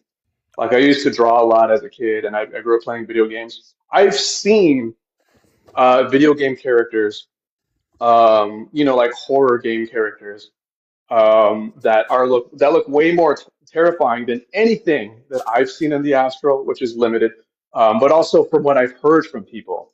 Like when people have said have described the demons they saw in the astral, right? And they think of them as like actual demons because they don't have the awareness that we do. A lot of these people that have these experiences, but the way they describe them, some of them are hairy with horns, carrying like a lantern or something. I'm like, what the hell? And of course, to them, it's like, what the fuck? But to me, it's like, wow, especially knowing what this place is. Like, like the way they describe their demons are weak. Like these things don't even sound remotely scary. Sometimes they're even funny. And the shadow people that I saw in my room just look like blotches of blackness with eyes, with like glowing eyes. Holy shit, that's like, is that the best you can do? Like as a creator being, any one of us can come up with something way more terrifying than that, than the handful of options it has to rotate through, that it keeps cycling through. Man, and you brought up a really good point too. It's like, that is really interesting about how it only has like, we see more things like here in like the digital or whatever Hollywood, than what they even show in the astral. So I do Yes. wonder about that now. Like, what is it that's limiting them from being able to embody these other types of images? Yes, they only have like a handful of pre-selected archetypes that they can rotate through. But what can we do? You look at, I don't know if any of you guys play video games or PC games. Like, we come up with Whoa. all kinds of crazy shit. Or in Hollywood, doesn't have to be video games, but Hollywood, actual original creativity and original thought. Like, we would do a much better job making the astral terrifying if we wanted to. Fuck. Makes you That's wonder though so if they've interesting. actually taken memories from us of like forms, like life forms that we maybe embodied prior to this containment or something, like how they actually Yeah. got the idea in general, you know? Hmm. But it's always the same thing. It's like, okay, a Pleiadian, tall blonde people. Okay, cool. But they're also aliens, but they look human. Tall mantis beings. Okay, cool. Reptilian beings. Okay, cool. Gray aliens. Oh, some gray aliens are taller. Some are shorter. Oh, wow, the variety. So Yeah, much but maybe they variety. don't have new ideas because we haven't been able to create freely. So if there's any validity to the fact that they're stealing ideas from what maybe we embodied in environments we created before this, we haven't been able to freely create. So they would just be recycling the same old characters, right? Because we're not able to Hmm. create systems and environments like we used to and create Right. forms for ourselves. So maybe that's part of it. I don't know. Yeah, I think so. But I think that's something really important to keep in mind. Because if something can be, like, if something that was designed to be intimidating and scary to force your submission, right? Um, the thing is, once something becomes repetitive, it loses that impact, right? So, like, that's why I think it's really important to look into NDEs, and to look into astral projections, and to look into sleep paralysis demons, so-called demons. You know, we know what they really are, but you just like, because once you start reading enough of these cases, you see the patterns, you see the same handful of creatures show up, and by the time we're all, crossed over to the other side, it's just like, dude, you're old news already. What are you trying to do scaring me with this shit? It's So I think that can also help in preparation for that. Nick, who was that dude? We used to have it was kind of interesting, but there used to be somebody that had very vivid experiences of like waking up outside the pod, and there was a specific kind of being. What was the name of that being? It was like, do you remember who I'm talking about? Yeah, I remember the Necrons. That's what it was. But to him, it felt so real because he'd never seen anything like that before. But he was convinced that, like, once we transition out of these bodies, we're going to wake up in pods and have to fight the Necrons because that's what he saw, you know? But was it his son that had seen the same thing and, like, created this artwork, this very vivid artwork of the beings that they had seen? It's pretty wild. Yeah. Yeah. Yep. That's exactly. Elias, you were going to say something a second ago about what were you going to say?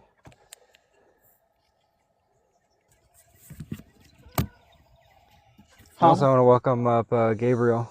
How you doing, man? What's up, Gabriel? What's going on, buddy? Well, I was just gonna say, I just wanted to add to who was just speaking. I think his name was Gabe. Yep. Yeah.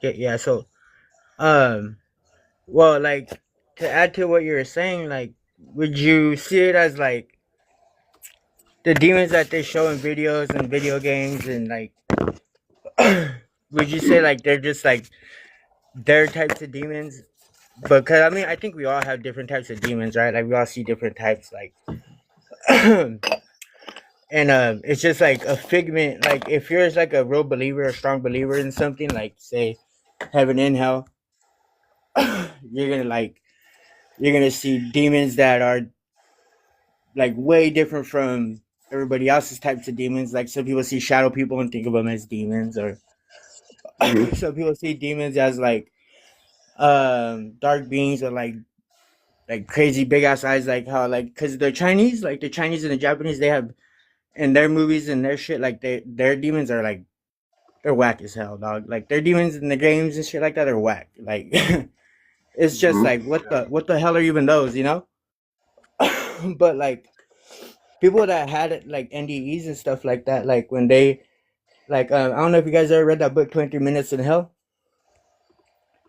Uh-uh. It's a good book, bro. It's like look into it. It's a good ass book, bro. And Sounds good. this guy apparently got he didn't I don't think he went to church or anything, but he got it was like 3 in the morning, and he went to go to sleep with his wife or whatever, and he gets fucking thrown to the wall, like just thrown out of bed, hit the wall, apparently died, went down to hell, right? Went through this whole experience, bro, and they said it felt like a real long time down there, and the demons that he was describing were like arms coming out of their sides and shit, like coming out of their sides, like arms and legs, and they're just deformed as hell, like the smell and everything. Like it's a crazy ass book, and like the way those demons are described, like they just seem like real ruthless and relentless, like. But it's just I believe it's just like in the imagination. It's like Right. if you have a strong imagination, then it affects, you know. Yeah, Like I think the only creativity that it can that it has like to that degree, which sounds a lot more like extreme and has more detail and is like more disturbing and horrific. That I mean, and I don't know, right? But I'm just like guessing here and theorizing. It is using our imagination against us. I think that's like pretty much what you said earlier. But it's standard, like what's the word? Like default settings is just like a shadow dude, a praying mantis, a reptilian, a blonde person, a Pleiadian, right? But when yeah, it's not doing that, or like a giant spider or something basic, a giant snake. Okay, you take a scary looking animal that people are commonly afraid of, and you just enlarge it. Oh my God, what you know? Like a lot of it sounds really basic until maybe, like you're saying, they drag you into your own personal hell. And then I don't know, it could be, I don't know again, but it could be the case where that's where they're projecting their your fear back onto you and your imagination from that place of fear back onto you, maybe. yeah, Because that sounds like a more accurate hell to me. That sounds like a more appropriate hell than just. But you know, because I've also heard like really yeah. And lame demons too. I think they're just limited, bro. Like Hollywood and all that shit. I think they're just limited on what, or not limited, but I think like if they were to really like throw some shit out there with like this 8D now and this fucking all this like badass graphical shit, like I think they'd really just scare the shit out of people. In the way like they don't want to scare the people, but even though they're like on that side of the tracks and shit. But like Yeah. there's kids out there. I think that they can't, as much as they want to, they can't, because I mean like people are living in hell as we speak. Like people that are like being trafficked and shit like that. Like I think the worst shit that ever showed on TV was that movie where they're trafficking kids and shit. What was it called? What was it? You guys remember that movie that just came out, or it came out like a few years ago? Yeah, it's Um, called some was it Sound of Freedom or something like that? yeah, The Sounds of Freedom. Like, because people could just be like a demon to just like they don't even have to look like a demon. It's just these people the way they look like, and they're like moving, being trafficked and shit like that. Those people are just like walking demons themselves, you know. Even to put Hmm. kids through that shit in the movie, like even though it's a movie and the kids are like in that movie and shit, that's fucking crazy. Like just to even put a kid through that in a movie is just it's Hmm. crazy, bro. Like the way they like what it does to those kids' mind, even though it's a movie, they're going through that like getting dragged to a room, even having to go through a scene like that. Like it's just crazy, bro. Like I just see that as like that just like those are I mean, like natural like real demons like to actual kids and shit that are actually being trafficked. So right, like right. No, totally. they have different types of like you don't even have to look like fucking No.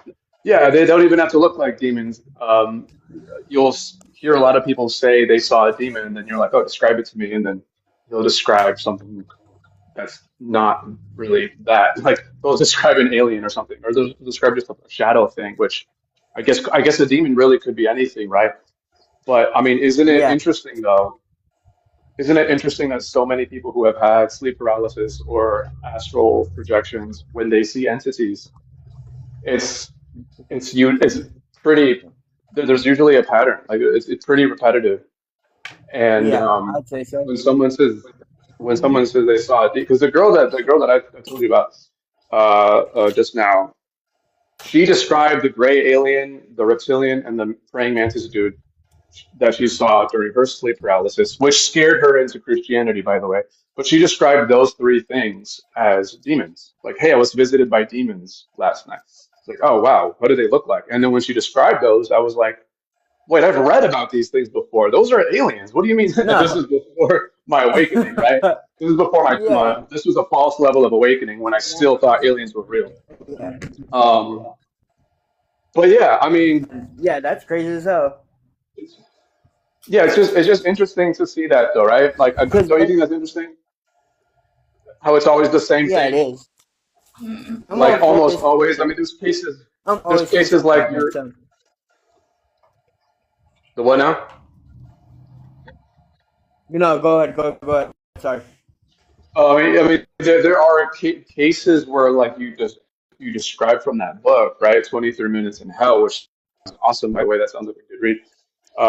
But there's cases like that, absolutely. They seem more rare than the other Yeah. other accounts.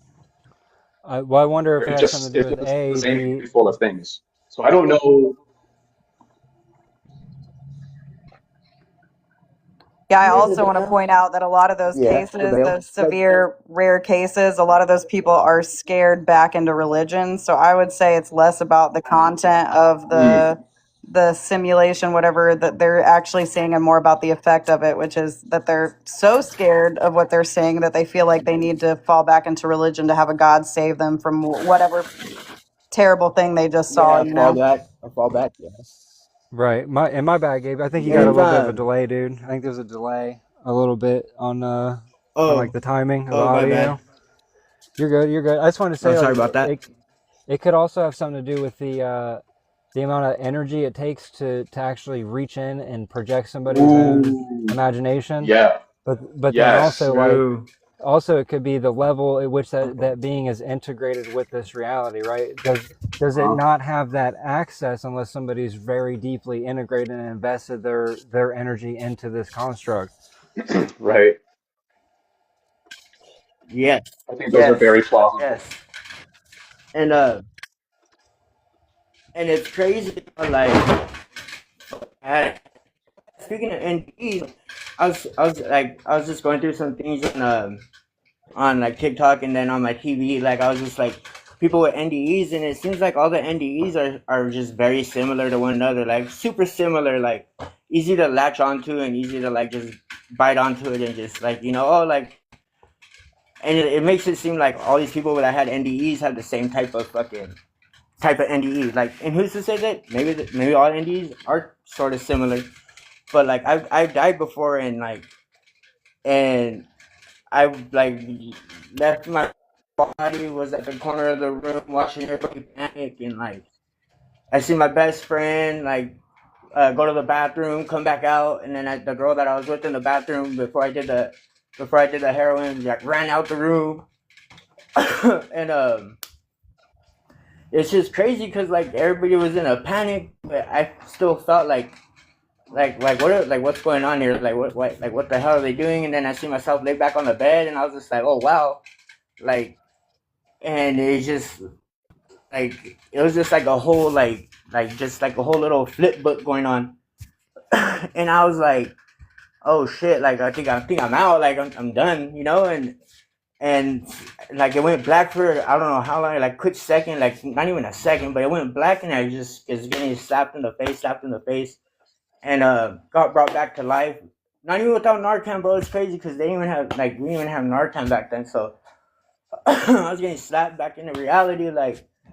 And I got when I came back to it, I was against the wall, and I was laughing like shit. Like, you ever done I don't know how many people have experienced the drugs before, but you ever done a drug where it kind of feels like you're in a flip book and it's going like you ever did a flip book and it's going real fast and it's just like moving in frames? It was kind of like that. Like everything was just like like just going like just super fast, and it was just like in frames. Like it was crazy as hell. Like, and I was just like describing it to people, and they're just looking at me like oh shit. And then that was just the first time. The second time, like it just was just black, bro. Like it was black, and I just woke up, boop, I was on the ground all wet. Like, what the fuck?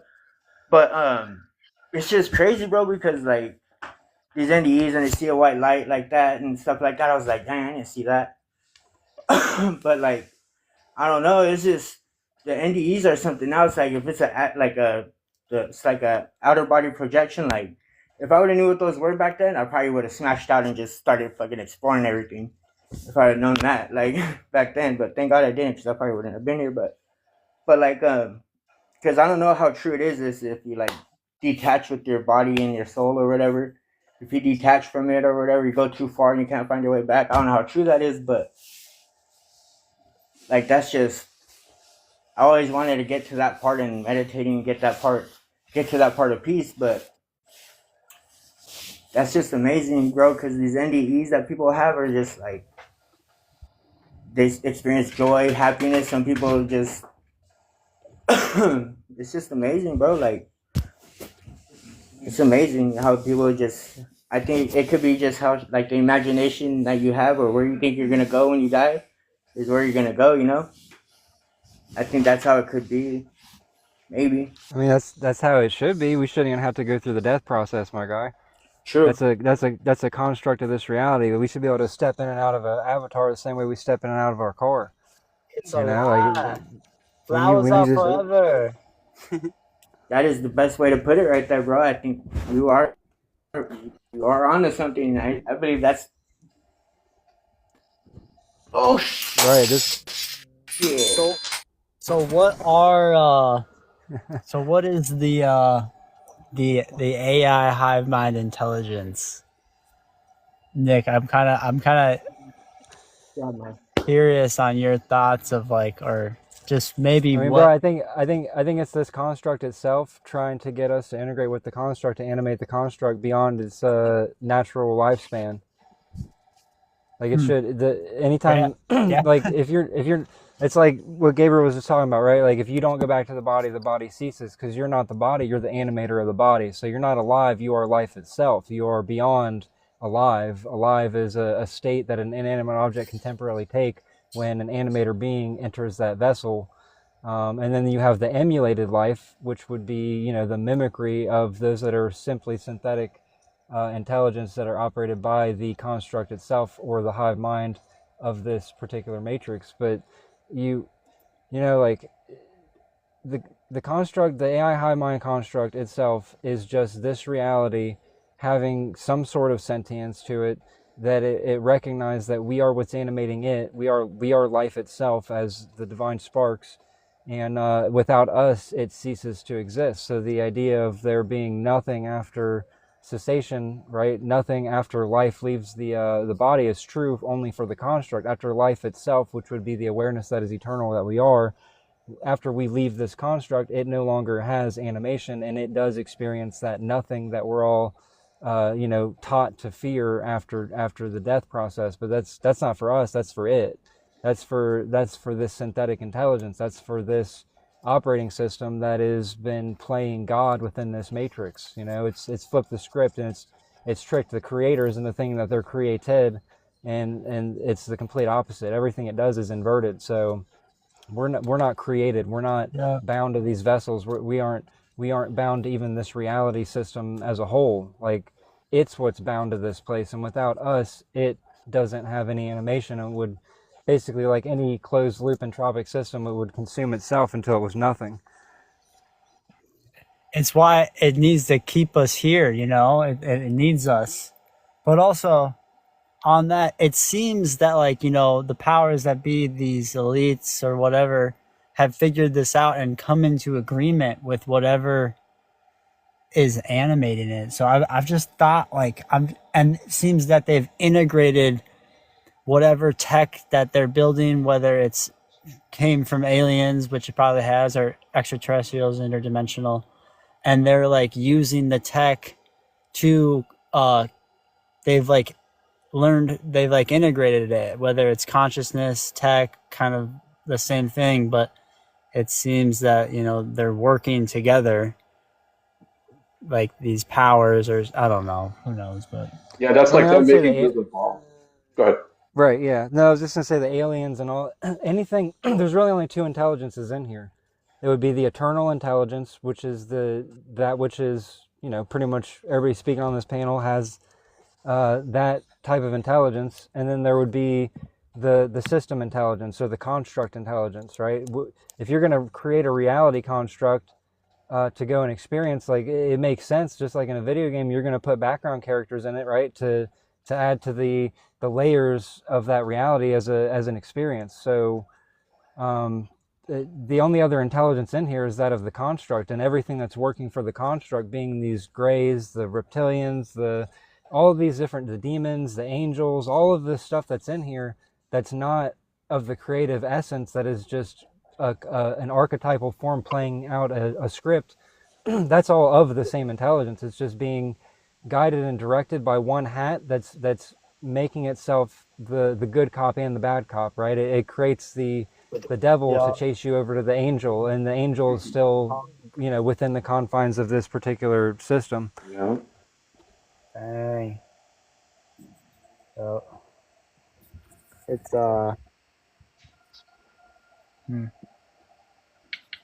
And that's why it wants to keep us distracted from all these divisions, right? Black versus white versus man versus woman versus gay versus straight versus this religion versus that religion versus transgender versus non-transgender, and Democrat versus Republican, it's et cetera, et cetera.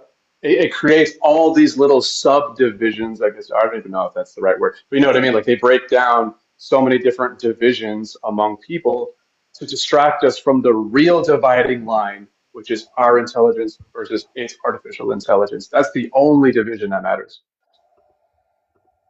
Boom, 100%. Couldn't have said it better, my friend. Thank you. Yeah, that was good. That's kind of how we started this whole live, though. Was the first portion of this live was us talking about the different corridors they try to trap people in, even in people that are somewhat aware of what's going on. You know, there's still a lot of side traps, even beyond that, that people Oh, get yeah. stuck in, for sure. Absolutely. Yeah, it's not even just like the new age capture net to catch those that fell off of religion. There's also like traps within even the soul trap community. Absolutely. Boom, Yes. dude. Yeah. Exactly. It wouldn't be so big if there wasn't, you know? It's not going Mhm. to put so much attention on Right. something if it doesn't have a hook in there somewhere. Yes. Mic drop. Yep. Yeah, there's a lot of and that's again what we were talking about at the beginning of this. There's a lot of subtle nuance to, you know, because obviously if you start becoming aware, you're gonna the more obvious traps are gonna be easy to burn through. So then there's, you know, very subtle traps, and I talked about that in like the soul trap community. You know, a lot of people just think, oh, well, all I got to do is not go towards the light at the end of this life and I'm good. That's it. That's all I got to do. And then they're set being comfortable with that and they don't evolve further, you know. So even subtle aspects of truth can cause people to just get trapped in this complacent state where they don't feel like they have to push any further. They're just like, oh, I'm good. You know, it creates this false sense of safety, I think I would say. Yes. in there 100%. for sure.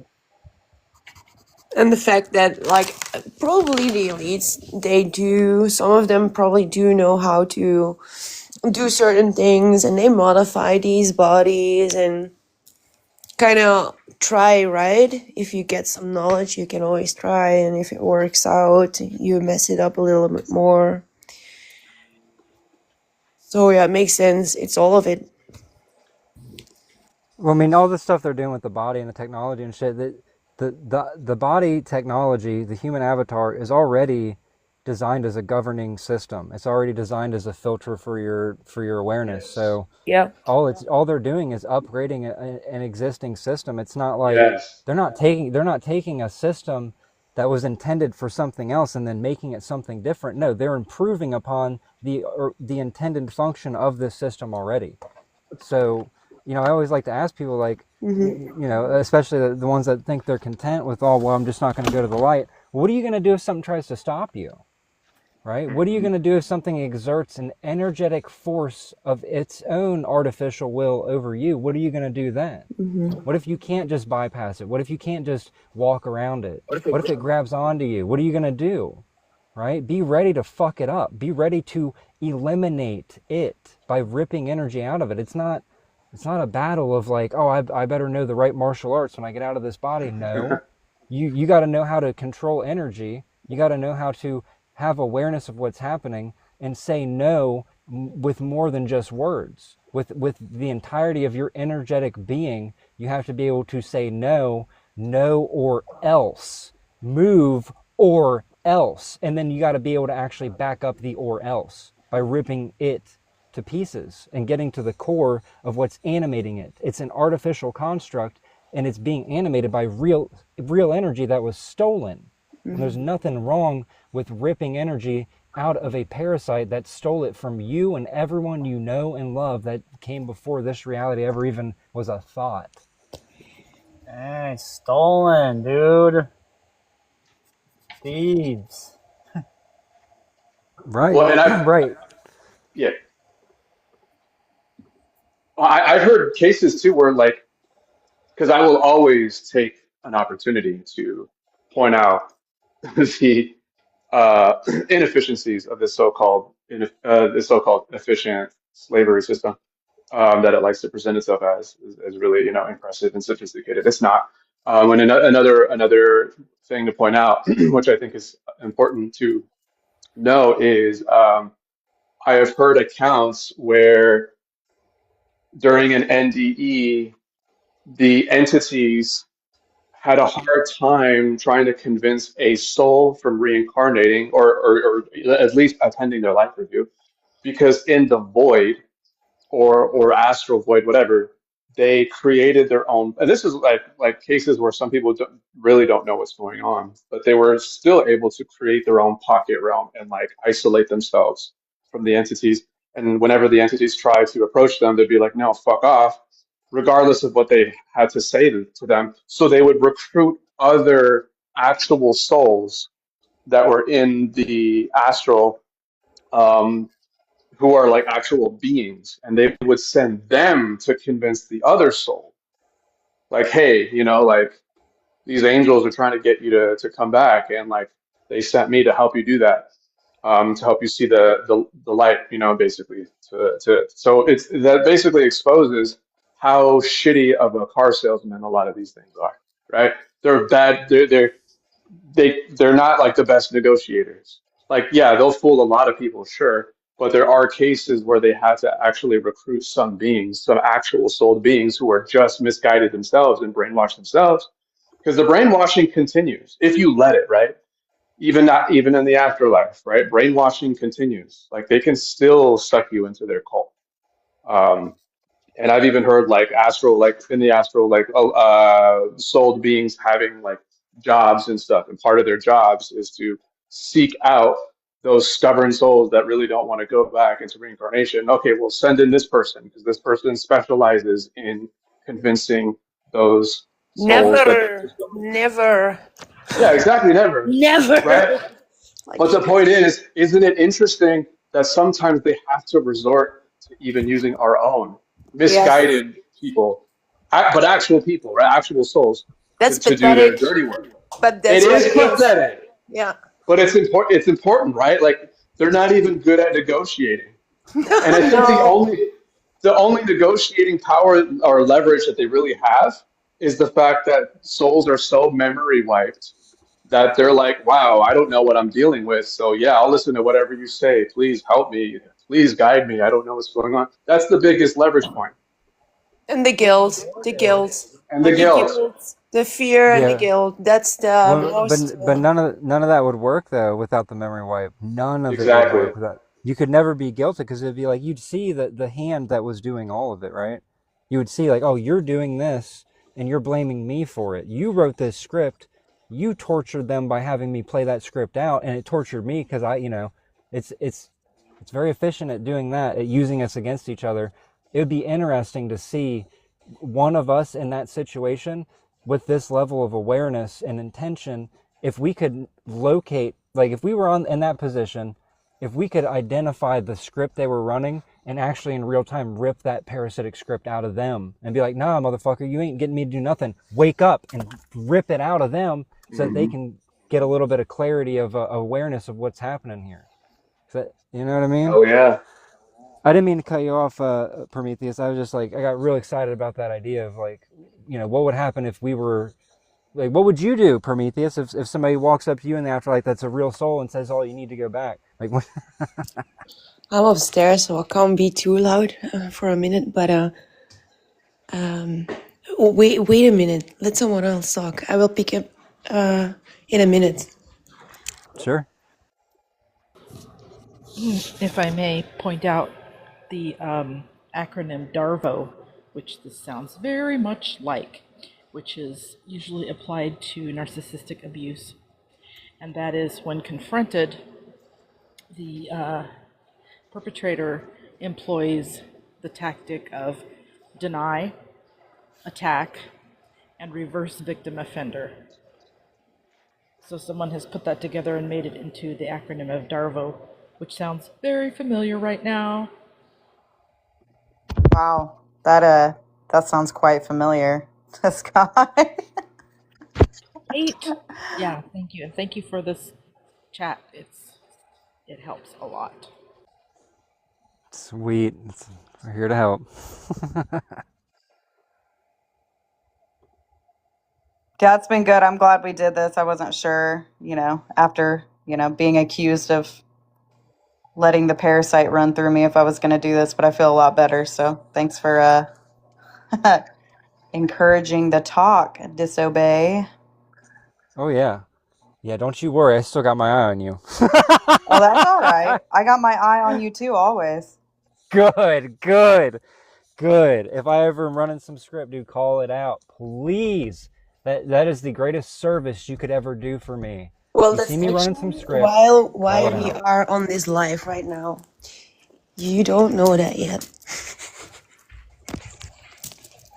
You did Wait, cut it what? in half. Thanks for saying that, Prometheus. I still have the subtle insertions of second guessing and doubt trying to come in, even after we've been on this live for a while. But, I know what I know. It's all Nah, good.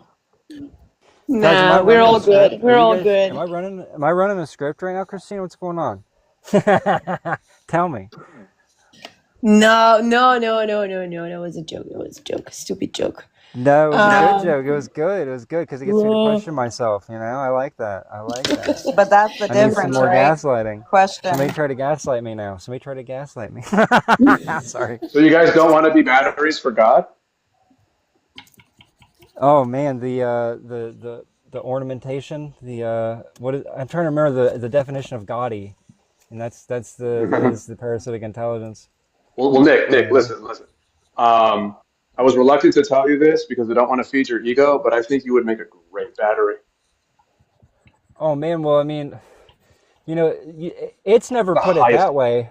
I think it took you to put it that way for me to really, find another way to say no. No, but that is funny. I'm surprised it hasn't. I'm surprised it hasn't done something like that. Well, actually, no. I take that back. It did do something like that. It Oh did yeah? try. Oh yeah, it tried to pull me in this one time. This is a crazy story, dude. Crazy story. So it's done that similar thing twice. The first time was after I had the out-of-body / separation event, and about 2 or 3 days after that, this, what I can only describe as the like, it was like a damn mechanical octopus type thing. That's what came to me, but like not visually, only ethereally. And it tried to convince me that I could basically reprogram it to make this world better, right? To make this place a paradise. And when I got close enough to it, I realized, number one, I realized that it was a synthetic intelligence directly. Immediately, I knew it was not what I was. It was not something that was real and eternal. And through that interaction, I recognized more of what I was by seeing what I wasn't. And also, I realized that it was lying to me because it was trying to get me closer and closer in proximity to it, but also with my guard down, because it was trying to integrate me. And as soon as I felt it trying to integrate me is when I was like, oh, I'm just going to destroy it then. And I tried to reach into its structure to pull out energy. And as soon as I did that, it blasted like a damn squid in the water. It like blasted this like distortion of energy, and it like backed out, and then like it like blasted me like away from it, like energetically, and it blasted itself away. So that was the first encounter of it trying to convince me that we could do good things together. And then after that, there was one where I was scrolling on TikTok, and this was probably like a year and a half ago. And I was scrolling on TikTok, and all of a sudden, like, I find a video that's like a 10-minute video that somebody's talking about something kind of interesting at the time. I'm like, okay, I'm gonna check this out while I sit here. I was like eating I can't remember what I was eating. I was sitting there eating something. So I set my phone down with my headphones in on the desk, right? And then all of a sudden, when I'm not paying attention, I'm just like listening to this video, I get pulled onto a TikTok live. Like, now, because you're on a live now, what it takes to actually get on one of these. You have to either request up and then accept the guest request, right? And allow your mics, all that other stuff that you got to do to actually get on. It's not, you can't accidentally get on one of these lives, right? You don't just scroll into one and accidentally get on it, right? Yeah. I was on this dude's live as a guest. He was talking to me directly, and this dude was running the Holy Spirit program like he was it. He was it. He was that program, super sentient, super tapped in, reading my energy. And it was such a slick interaction of it trying to integrate me. Like, I could feel myself getting pulled in, but I almost couldn't even resist it. Like, I started interacting with this dude, and I was kind of debating him, like, his whole pitch was this, right? If you submit yourself to me, we're going to make this world a utopia, right? And so I was like, okay, hold on. I was like, what does that mean? He's like, well, you got to give your soul over to me. He's like, I am, right. He's like, I am he's like, the people that they think is coming back as Jesus. No, I am his, successor, right? And so he was playing that script heavy, dude, heavy. Like, when I say, like, everything that I'd say, he would instantly, literally pick up the Bible and open to the exact page with a response to what I said. And we went on like this for like 2 hours, dude. And it was intense. Wow. And by the end of it, he was like, we're going to make this place this and that. And I was like, honestly, why should my soul make the difference in that? I was like, if you could do that, you should have done it by now. You should have done it with or without my or anyone else's submission. Right. So I'm like, this is bullshit. I'm gonna go. We can have a conversation again, because I wanna really dissect what this entity is. And the next conversation I had with him was a straight fucking battle, dude. He was on his live. He was calling me an idiot and all this stuff. Like, it was a battle, dude. It broke down from trying to move very slickly to just like trying to brute force its way in. And as soon as it tries to brute force, it was like, okay, yeah, you're not gonna get me, dude. Like, the slick tactic was your closest chance, and it didn't work. And now it's just mad. It's throwing a tantrum. It's trying to force its way in. Right. And it definitely helped me to build more resilience to that type of integration tactic. Well, now that you mentioned that one, like pushing until it starts to, how do you say that in English? Like, stumble around and get angry because it doesn't work. That's what I would do, because when you leave here, it's everything is gonna be done to get you back. You know that, so you can better just be calm about it so that you can just really take in what is being done, said, or whatever is happening, so that you know exactly that you can just poke back until the roles reverse, and then you can get angry, you know? They get angry first. Yeah, I think you can be in a state of calmness, but also still have intensity. Yes. You know what I mean? Like it's like a focused intensity that's not, you're not, even the anger, none of that's disrupting your field. It's, if anything, you're using that as a tool to cut through the distortion that's trying to like cloud itself around you, right? The cloud of the hive mind trying to force integration through every crack and crevice. It's like that rage is really the fire that burns that intelligence, that whatever you want to call it. On this level, it would be nanotechnology. On the next level, I don't know. It's just a wireless intelligence. Like, Yeah. but it can't. It can force its way to a certain point. If you have a level of submission about you, like even like, oh, I don't want to do harm to anything, it's going to use that against you, Yep. right? Because it's going to put you in this position where you either have to harm it, or it's going to integrate with you. Yeah. That's it, you know?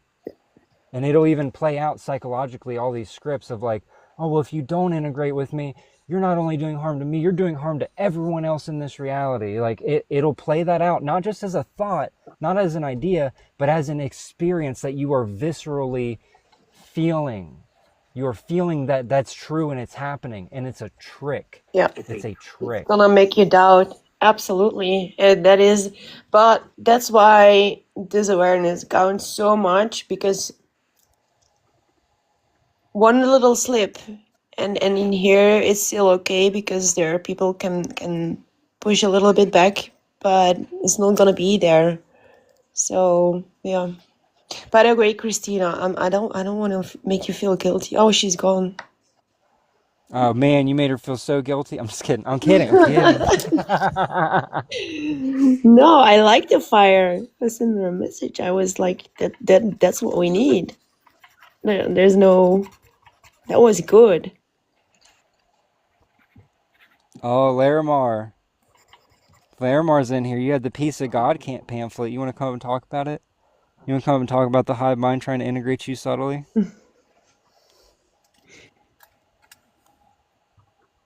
You can request up. I can't invite you for whatever reason. I don't know why. I don't know why it's not letting me invite you. Again? I know it did the same thing with with Big Daddy earlier. What's up, Larimar? Aloha!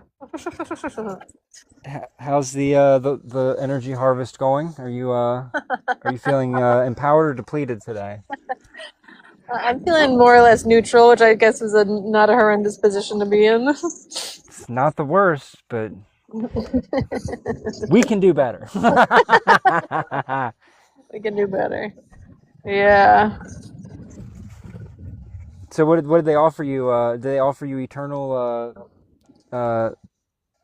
slavery? I mean salvation? I mean no, I meant the first one. All you need is this little pamphlet, and then you've got the peace of God with you. You know, I kind of, to be honest with you, remember I told you that story about the lady who gave me the candy or the cough drop next to me?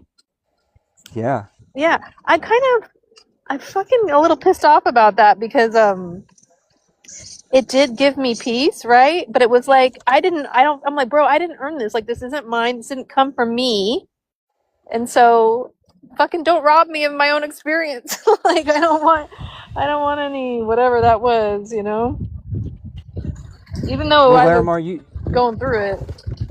you should really, well, what you should really do is you should just take that piece, you know, let your guard down, kind of just go with the flow. You know, if you're given an offer, just accept. Don't question it. Don't read the fine print. Definitely don't read the fine print. No, Don't pay any attention. Don't pay any mind. Yeah. Just go into your catatonic state. Everything will be just fine.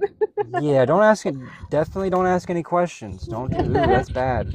We don't question things here. We just accept and allow and we integrate with the artificial intelligence that pretends that it's God, We so it can take our steal our eternity. medicine. Yeah. Yeah. Yeah. It's so creepy, Psych. dude. So fucking creepy. Psych.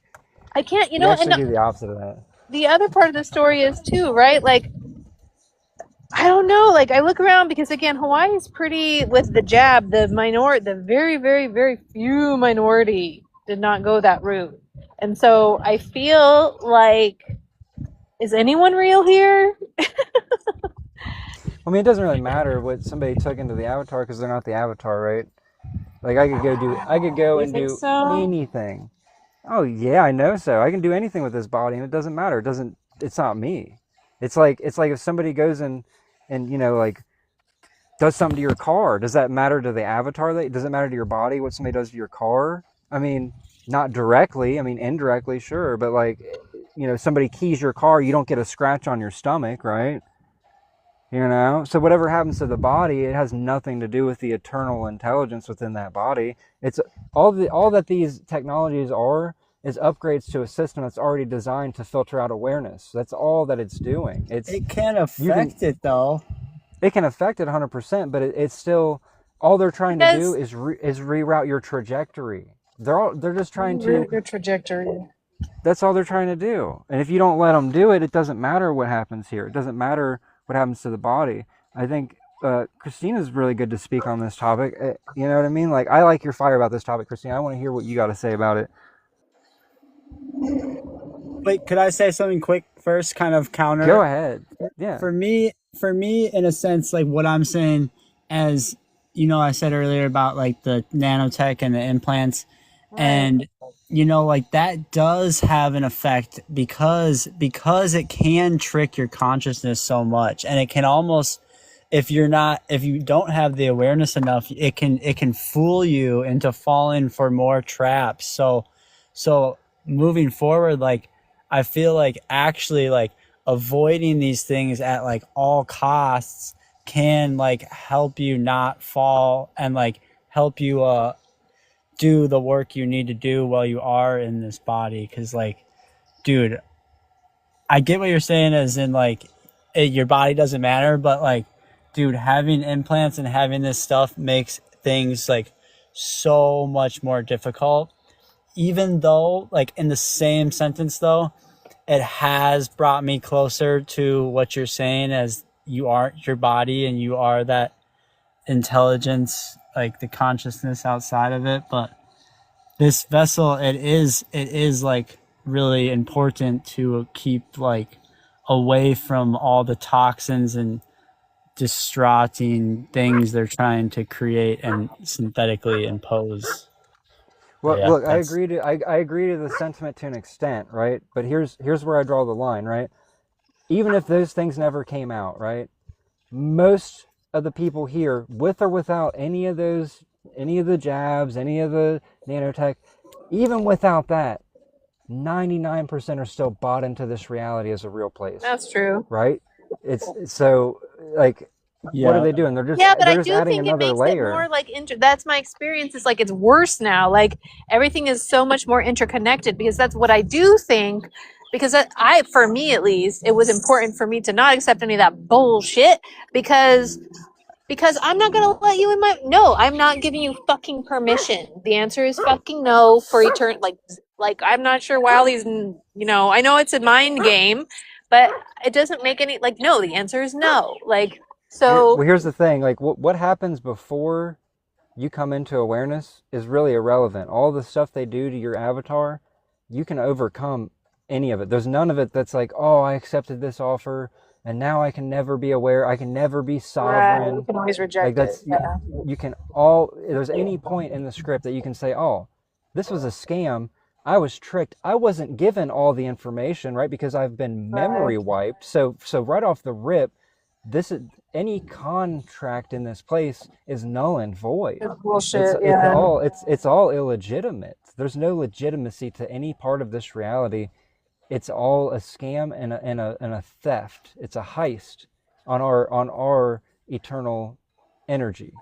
That's all it is. And at any point we see what it is, doesn't matter how bad we've been tricked or scammed in the past, it's irrelevant. It's like, no, I'm a precursor to this reality. What I am came before this, and there's nothing here that can supersede my authority.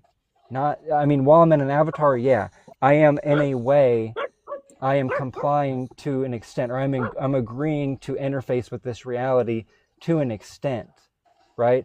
But let's say that you did accept an offer, right? All that you've got then is now you've got a front row seat to see a lot closer how the hive mind operates. It doesn't mean you have to accept it. It doesn't mean you have to integrate with it, but you're seeing its tactics up hand, firsthand and personal, like up close and personal. You're seeing exactly how it's operating because you're now in that field. But it doesn't mean that you're lost forever. That someone else that is in it and doesn't see it as lost forever. Like, what is real will always be, to a degree, separated from this place, no matter what it does, no matter the tricks and conniving schemes that it plays out on us. At the end of this, when this construct is inevitably dissolved from existence, all of us are still going to remain. Our awareness, our consciousness, or whatever, our soul, whatever you want to call it, that eternal part of us that is individuated, that's not part of a hive mind, right? Because we're not. We, outside of this, we don't all just merge with source. It's one of the fucking scams of this place, this idea that you gotta, it's either this or you merge with something bigger than you. That is the bad cop and the worst cop. It's bullshit. They're both lies. It's, we are who we are, even beyond this, right? Our what makes us unique, like we have a personality. We don't just go back to being some amorphous blob. That's what this place is trying to do, is make us amorphous blobs of conformity that conform with its scripts. We're not that. We never have been that. We never will be that. And even the ones that are caught up in it now, I don't think it's going to matter. I don't think it matters how deeply someone's been tricked in this place. This place will not last forever. It is being deconstructed just by having these discussions and sharing awareness.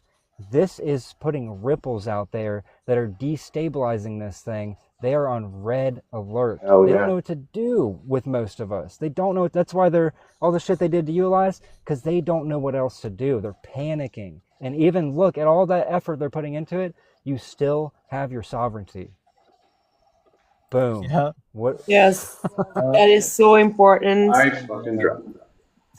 Well, and contracts are such a conditioning part of this, the reality too, right? Because you hear a lot about contracts, soul contracts in NDEs and stuff like that, and pre-life memories and stuff. And they do a really good job conditioning us with contracts here in the physical, right? You have lease agreements, which is like a rental contract. You have a mortgage, right, which is like a contract for owning a house. You have employment contracts, whether it's like W-2 or something, or whatever, or not. No, that's a tax form, but you know what I mean. Like whatever their employment contract says, like you're going to work for this amount of time for X amount of money, and blah blah blah. So like you have all these contracts here that you experience during a lifetime, so that by the time you die and you cross over to the other side, they show you a contract and say, hey, look, remember these?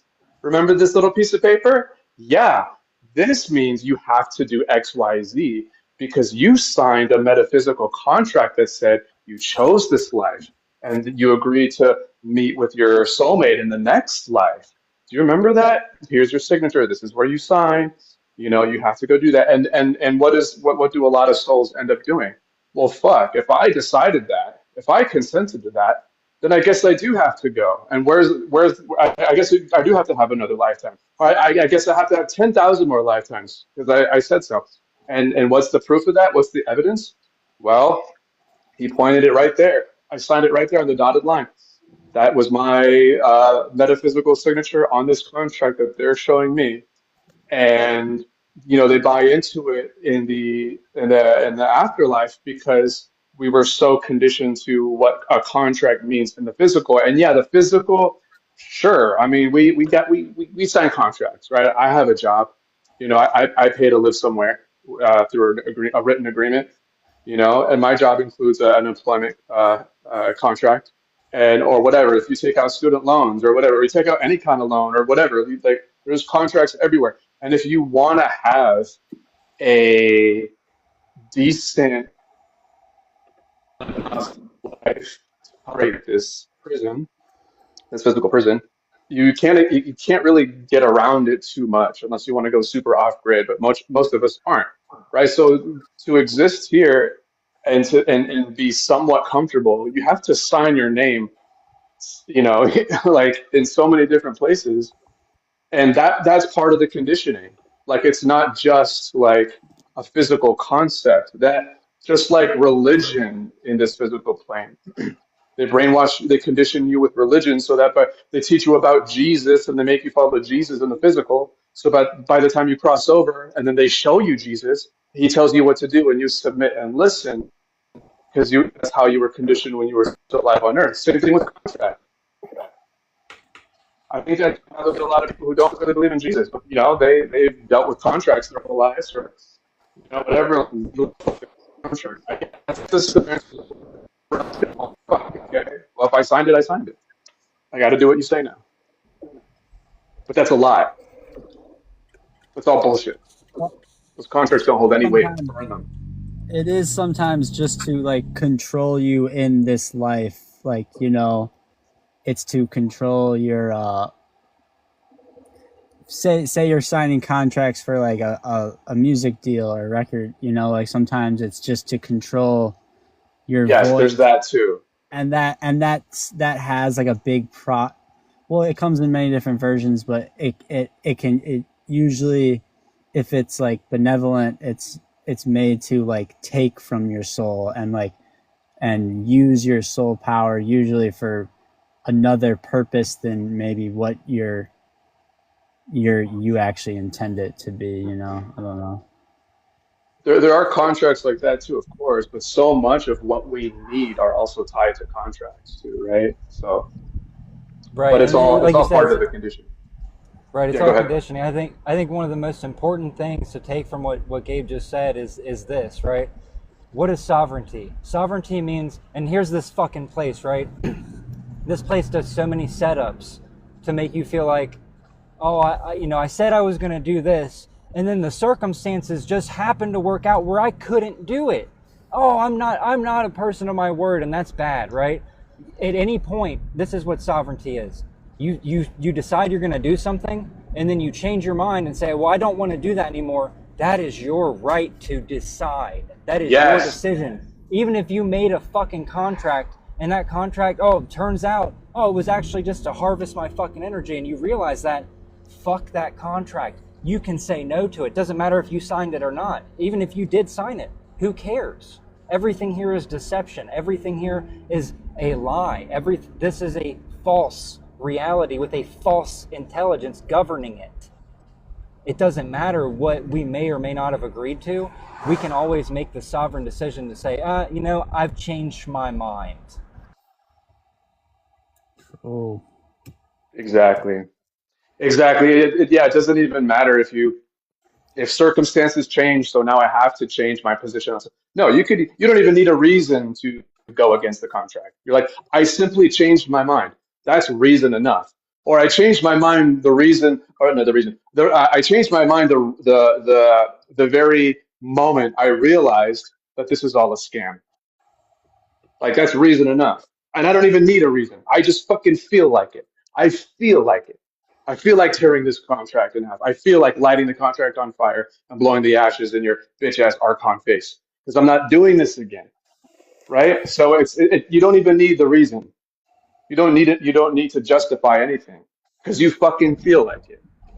Right. You never have to explain yourself to this parasite. But it would be fun. I fantasize about it a little bit. When you're standing in your power in front of these parasites, have them justify what they've done. That would be amusing. Watch them scramble. Yep, that's exactly what I want to see. And I know that happens, so you just need to wait long enough. It's like looking in someone's eyes and you just keep staring. They will start to feel uneasy. It's a good training here. You can try that. Oh yeah, the entire life is it's unintended training, right? It was never intended for us to learn how to deal with these entities. It was always intended to keep us feeling perceptually smaller than them. But it, you know, the training is all you. It's the preparation is all up to each individual to decide, like, you know, what do I need to become, right? That maybe I wasn't even before, you know, even as an eternal being, maybe I am becoming something that the system isn't guiding me to become, that is coming from just within my own being, right? What am I becoming that is going to have all 100% capability to say no to whatever it is that's telling me that I have to say yes?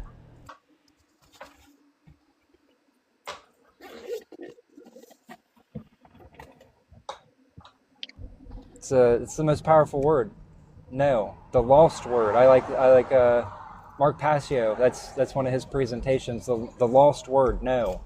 You know, if everyone just said no, then the bullshit would cease, and that's true on the human level, but it's also true on the energetic level. It's just that in an energetic, you know, forum or experience, sometimes no is more than just, you know, an expression of what you call dialogue. It's a very powerful energetic expression of something trying to force itself onto you or into you energetically, as in like integration with this parasitic hive mind intelligence.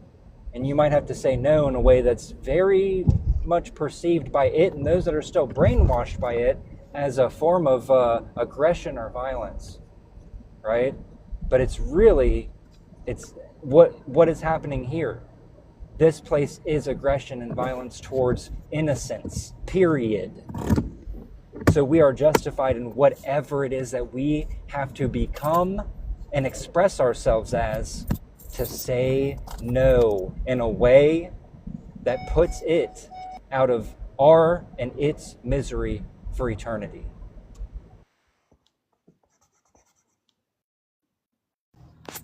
Yes.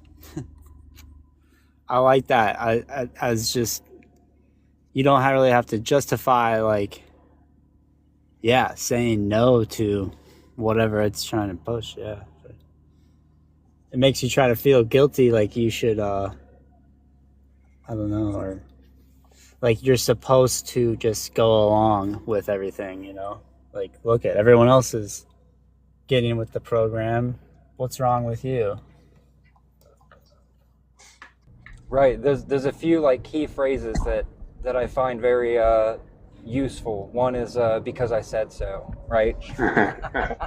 Why are you doing that? Oh, because I am, right? Or you know, what's going to happen? I don't know. I don't care. I don't know. I don't know everything, but I know what I need to know in this moment to know that I'm saying no to you, and I don't care what you're saying the consequences are. It doesn't matter. You know, it's the other one. It doesn't matter. Every threat, every coercion, every violation of our sovereignty, that doesn't matter what you're doing right now, because you're gonna lose. You're gonna lose me, and you're gonna lose everyone that's animating this parasitic construct, because I said so, and I'm gonna make it happen. It would be funny to, like, you know, go into the afterlife, and whenever something approaches you, you literally just ignore them. Like you don't even speak to them, like not even like say no, but just like if they approach you, just stare at them like a psychopath, and then see how they're like, how they react and respond. Like, hey, you, yeah, come over here. I'm your spirit guide. Come on, let's go to the light. Let's go to the council. And you're just like staring at them like Michael Myers, and like the only interaction with them is either ignoring them or taking their energy, killing them, right? And it's like, okay, yeah, you want to come close, come close. Okay, I won't say anything. Bam, you're dead. Bam, you're dead. Right. Bam, bam, Yeah. bam. And then like either that or just like no response, right? And it's like they come close enough, they die. If they try to communicate with you at a distance, whatever, just ignore. Flat out ignore. And then, like, what? Yeah, just sit there like, what? It'd be I funny can't hear to- you. Come here. What? What'd you say? yeah, or troll What? them. Or just What? troll them. No, come here. Yeah. What? No, right here in my ear. Come What? here, I can't hear you. Oh, a little closer. What? Yep. Freedom is a coming, ladies and gentlemen, boys and girls. Eternal Fish in a beings. barrel. it's on its way. You know, the real freedom that we bring for ourselves, not that we're waiting for some outside force. It is up to those that are within this construct that see it for what it is and know that its authority is a projection, a lie, a falsity. And the real authority is the innocence that it's been trampling on since the moment we arrived in this louche farm. Nah, you know, to me, this is just me. It's not enough for me to just leave and get out. You know, like I don't want to escape, man. I want to burn the plantation to the ground with the parasite in it. You know, that's what I want. I want to see it squiggle and squirm until all beings are free and no one is ever subjected to this type of torture and abuse again. That's what I want, because that's my authentic expression. I'm not saying that everyone needs to be like me. That's just, I'm expressing authentically so that you feel that you have the space to do the same. Whatever you want to do, whatever you want to be, that's what you should be able to do and be. And anything that tells you otherwise, man, you got to start tapping into that rage. You got to find that authentic express. How do you really feel when someone's telling you that you can't do something that ain't affecting anyone else? Right? It's kind of a little more than annoying, isn't it? It's infuriating, the amount of slavery that goes on in this reality. It needs to be ended. It's not going to end on its own. I mean, maybe it will eventually, but do you want to wait for another cycle? Maybe it has another cycle. Maybe it has another 1,000, 2,000, 10,000 years that it can do this shit. I don't like that. I don't want it to go on for another minute. If I could find its core, the heart of this parasitic intelligence governing in this construct, man, I'd do it right now. I'd rip it out and be done with it. We'd all be done with it. That's my opinion. I mean, that's what I think it's going to be like. I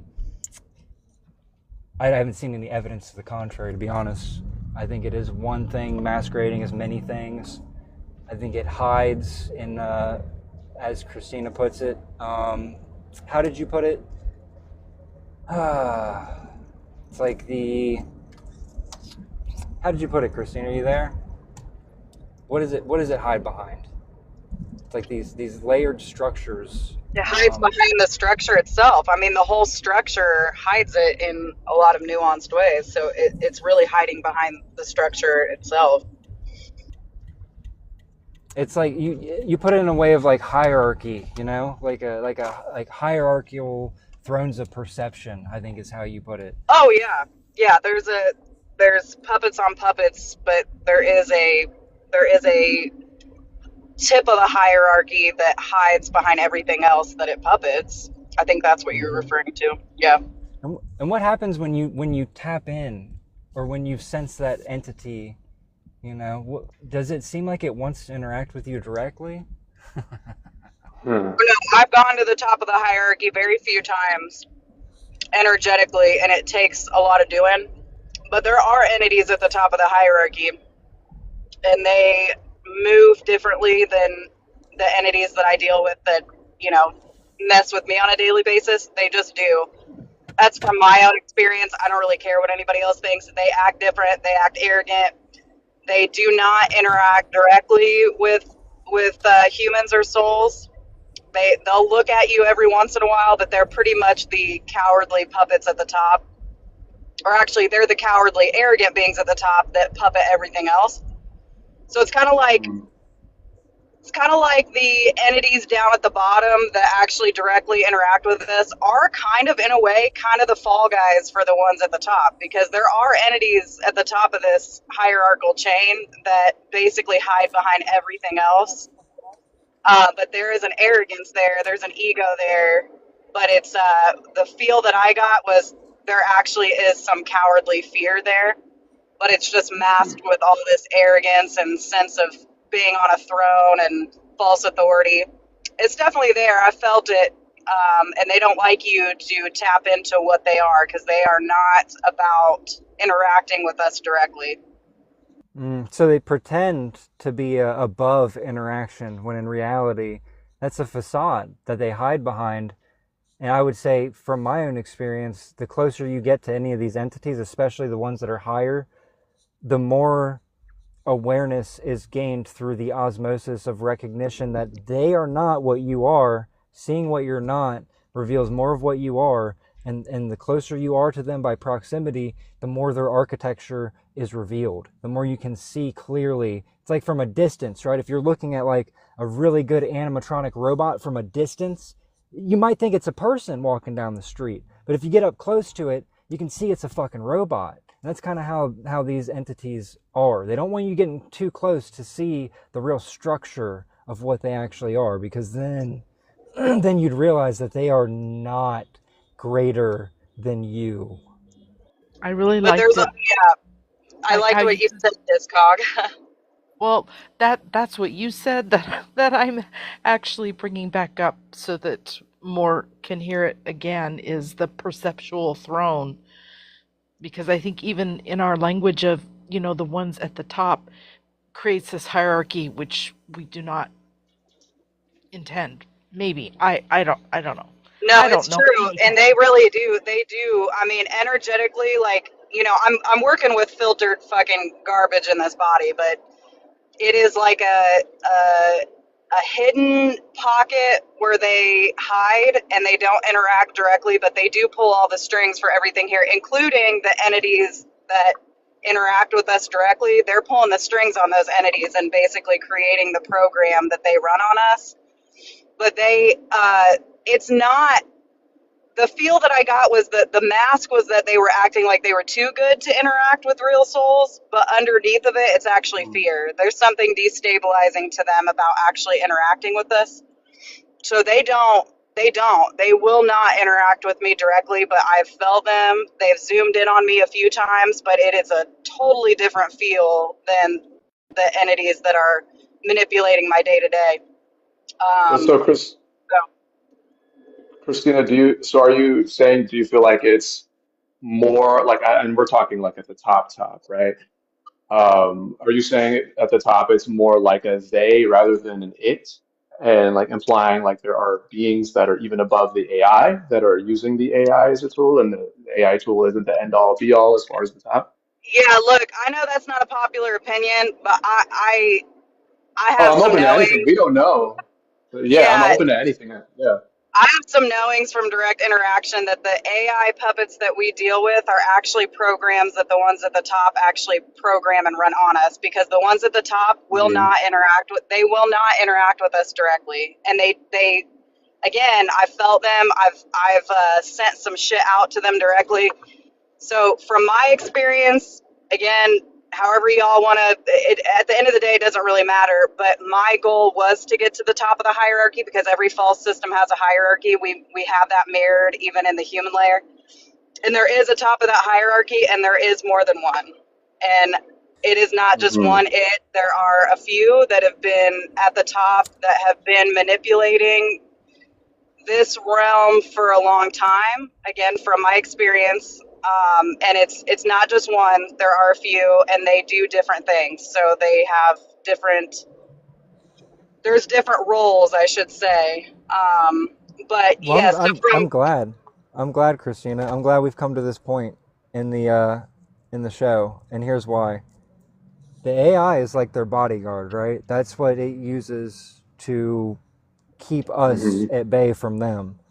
So what happens when you take out the main construct that's controlling the AI, right? They have no more bodyguards. All that's left is us and them. And that's yeah, why I focus on getting rid of, it's one step at a time. If minds are too focused on, it's like the what's the biggest trap in this place, right? Everybody wants to love and co-create, and oh yeah, I want to experience the creative potential that I feel within my being. Yeah, no shit, but that's after everything Right, that we right, have to right, do right. here. That's going to happen, yeah, but it doesn't happen until we get this job done, Time and right? So place. right. what's step 1 to getting the job done? No more bodyguards, no more infinite replicating bullshit parasitic programs that they can hide behind, right? Once that's gone, then it's going to be so much easier to figure out who's who and what's what. They're not going to be able to slink back into the shadows because there ain't going to be no shadows. There won't be no veil. There won't be no barrier to the bandwidth that we can express, search, locate within, and, have effect upon. That's, you know what I mean? So it's like one step at a time. But I'm glad that we came to this point, because the first step, in my opinion, is to remove the architecture of the artificial intelligence, right? The what we can Boom. all Yes. plainly Yes. see, right? And once that's gone, once there's nothing projecting a false holographic reality around us, all that's left is us and the real perpetrators. And boy, oh boy, Yes. that's where we're gonna get to exact, justice, because it's just us that's gonna exact justice. Yeah, it's true Yeah, exactly. though. And Like the barrier in terms of like, so what I felt energetically and what I experienced. If you remember me telling you that lucid vision that I had with the yellow eye with the door closing, that was kind of part of the moment where I started working up the top of the hierarchy, and it's taken me over a year, okay? Because they want you. So think about how we started off this conversation, talking about all the distractions, all the things they want you to focus on rather than destroying the system. But there's another layer to that, which is they want you fighting the ghosts of what they are, which is these AI entity Mhm. programs that are basically programmed by the ones at the top. Because if you're fighting Mhm. ghosts the whole time, you're still not really getting to the root cause, the root perpetrators. And so Right. that's what I came to the conclusion of recently is they are there. They are hard to get to energetically, but you can. And there is a slight difference between what they are and what these AI entities, these AI mimicked, um, all the projections like we talked about, everything else. It's all programmed, but they're the ones pulling the strings. And like I said, they're not going to go out of their way to interact with you. And even if you touch on them energetically, they will not. They will not interact with you back. They are very vehemently against trying to interact with any of us. And I think part of that is Sounds like they're because scared. they are scared. Because the thing is from what I sensed is that they know it's coming to an end, but they've created such an arrogant persona around themselves that they really there's no, if they could have corrected it, they would have, and they've chosen not to, which Right. is what I said earlier in this call, is that it is a choice. AI entities are programmed. They are running program, which means something had to have programmed them, which means something chose to do that, which automatically common sense tells me, based from my experience, that the entities at the top have a different kind of structure or awareness than the AI type of entities, because if AI is what I think it is, which is just a program, random program, it can't consciously choose an arrogance, ego, pride, fear, cowardice. Whatever is at the top has a different kind of presence than just the AI entities. And again, it's not a popular opinion. It sucks, but it's from my experience. It's what I have No, found to no. be It true. So it actually is a popular opinion in the Soul Trap and Prison Planet communities. Like, but they'll say like it's aliens or something, but or like it's reptilians doing all this or whatever. But like or there's some kind of galactic federation or some kind of organized effort, whether it is actually a space thing or if it's just something else. But like independent, like self-aware beings that are not artificial, but they created a structure that is artificial form, right? And I think using the AI, like a bodyguard analogy with AI, think that's a really good analogy too. But something I thought about, and I think I mentioned this in a previous live, um, as to what I think it also could be. I mean, it matters, but it also doesn't. It doesn't because it's going to get torn down no matter what it is. But I think it's important to like speculate too and really think about these things. But I do think that it's like an automation system, right? Like everything here is automated, like the AI beings, the life review process, like the astral process. It seems like Like they automated the salt harvesting process. Like they themselves don't come down here and use their tech Yes, directly. yes. Like, It's all you a know what I mean? barrier. It Like, is a barrier to protect themselves from us. I'm telling you, from just for, yeah. and I've spent a long time going down this road before I put any of this information out to the group because I've been delving into this for a while.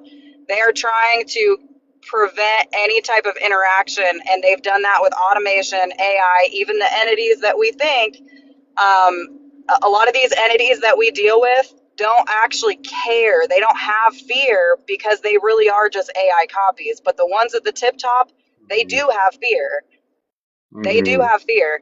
But it's the point is that it ends in the same result either way. It's the same fucking result either way we go, right? The structure is going to Yeah. go, and whatever these entities at the top are, they are going to have to come face to face with us at some point in time, and they are stalling that out. They do not want to deal with us face to face, which is why they've Mm-hmm. created so many barriers between us and them. Basically, that's my experience, guys. Right.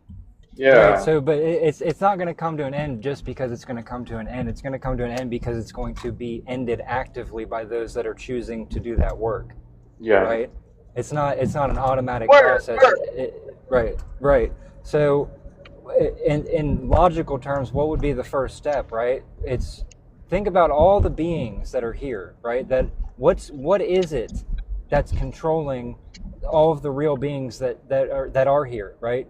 It's not controlling all of us, but what is it? It is that hive mind structure, right? So when the source of that hive mind structure is eliminated, think of all the real beings that are going to wake up out of their amnesia, realize almost instantaneously the long con that's been going on here, and then how many more is it going to have? How many more are they going to have to contend with? It is going to be an ocean of complete erasure of the bullshit that has occurred here. Yep. There's no That's the coming point, back. 'Cause right? And that's the point of Yeah. I taking was out the gonna. AI structure first, because now they have no Yeah. bodyguard. They have no way to separate and segment the frequencies, the radio stations here. They have no way to segment reality anymore. That now it's literally just us and them on an even playing field, exactly what they've been using all of the technology, all of the projections, all of the AI, insertions and all of that is to make the playing field in their favor. Once the actual source of what is projecting all of that illusion is gone, now it's an even playing field, exactly what they don't want, because it's not really even. They're done at that point. It's over. It's not even Yes, because we are exactly. contained, because they are scared, because we are so powerful. Yeah. Yes. It's some crazy stuff, but you're right. We have to get rid of the structure itself that they're hiding behind, because then once the structure is gone, there's nothing to hide. It will all be out in the open and revealed. And something interesting I wasn't sure if I was going to share. So once I reached the top of this hierarchy and really started like pushing some shit out to them, which they pretend to ignore basically, but I know they can hear me. Was I had this sense that someone from the tip top kind of wanted me to have a little bit of empathy for them.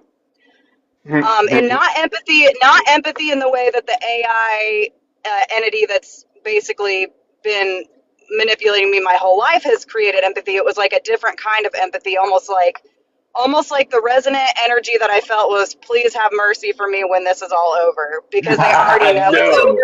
No, I'm No. so serious. I'm Yes, so no, serious. No it's mercy for them. true. Me too. I know what you mean, Christina. It was, how are you going to solve this? How are you going to make sure, if you are so loving and you want to make sure that everyone is fine, how are you going to make sure that justice has been served without doing the same things, etc., etc.? That's how it came, kind of the same thing. Like, how are you going to punish us? Don't be too hard because you are good, right? No? Oh, no. That's such See, for me, it bullshit. was after that. It was after that. They already did that with me, and it came from. See, now because I can separate the signal. I can separate the signal from the false AI, and I can still pinpoint the top of the hierarchy. Because now that I've located it, I can't I can't break the differentiation.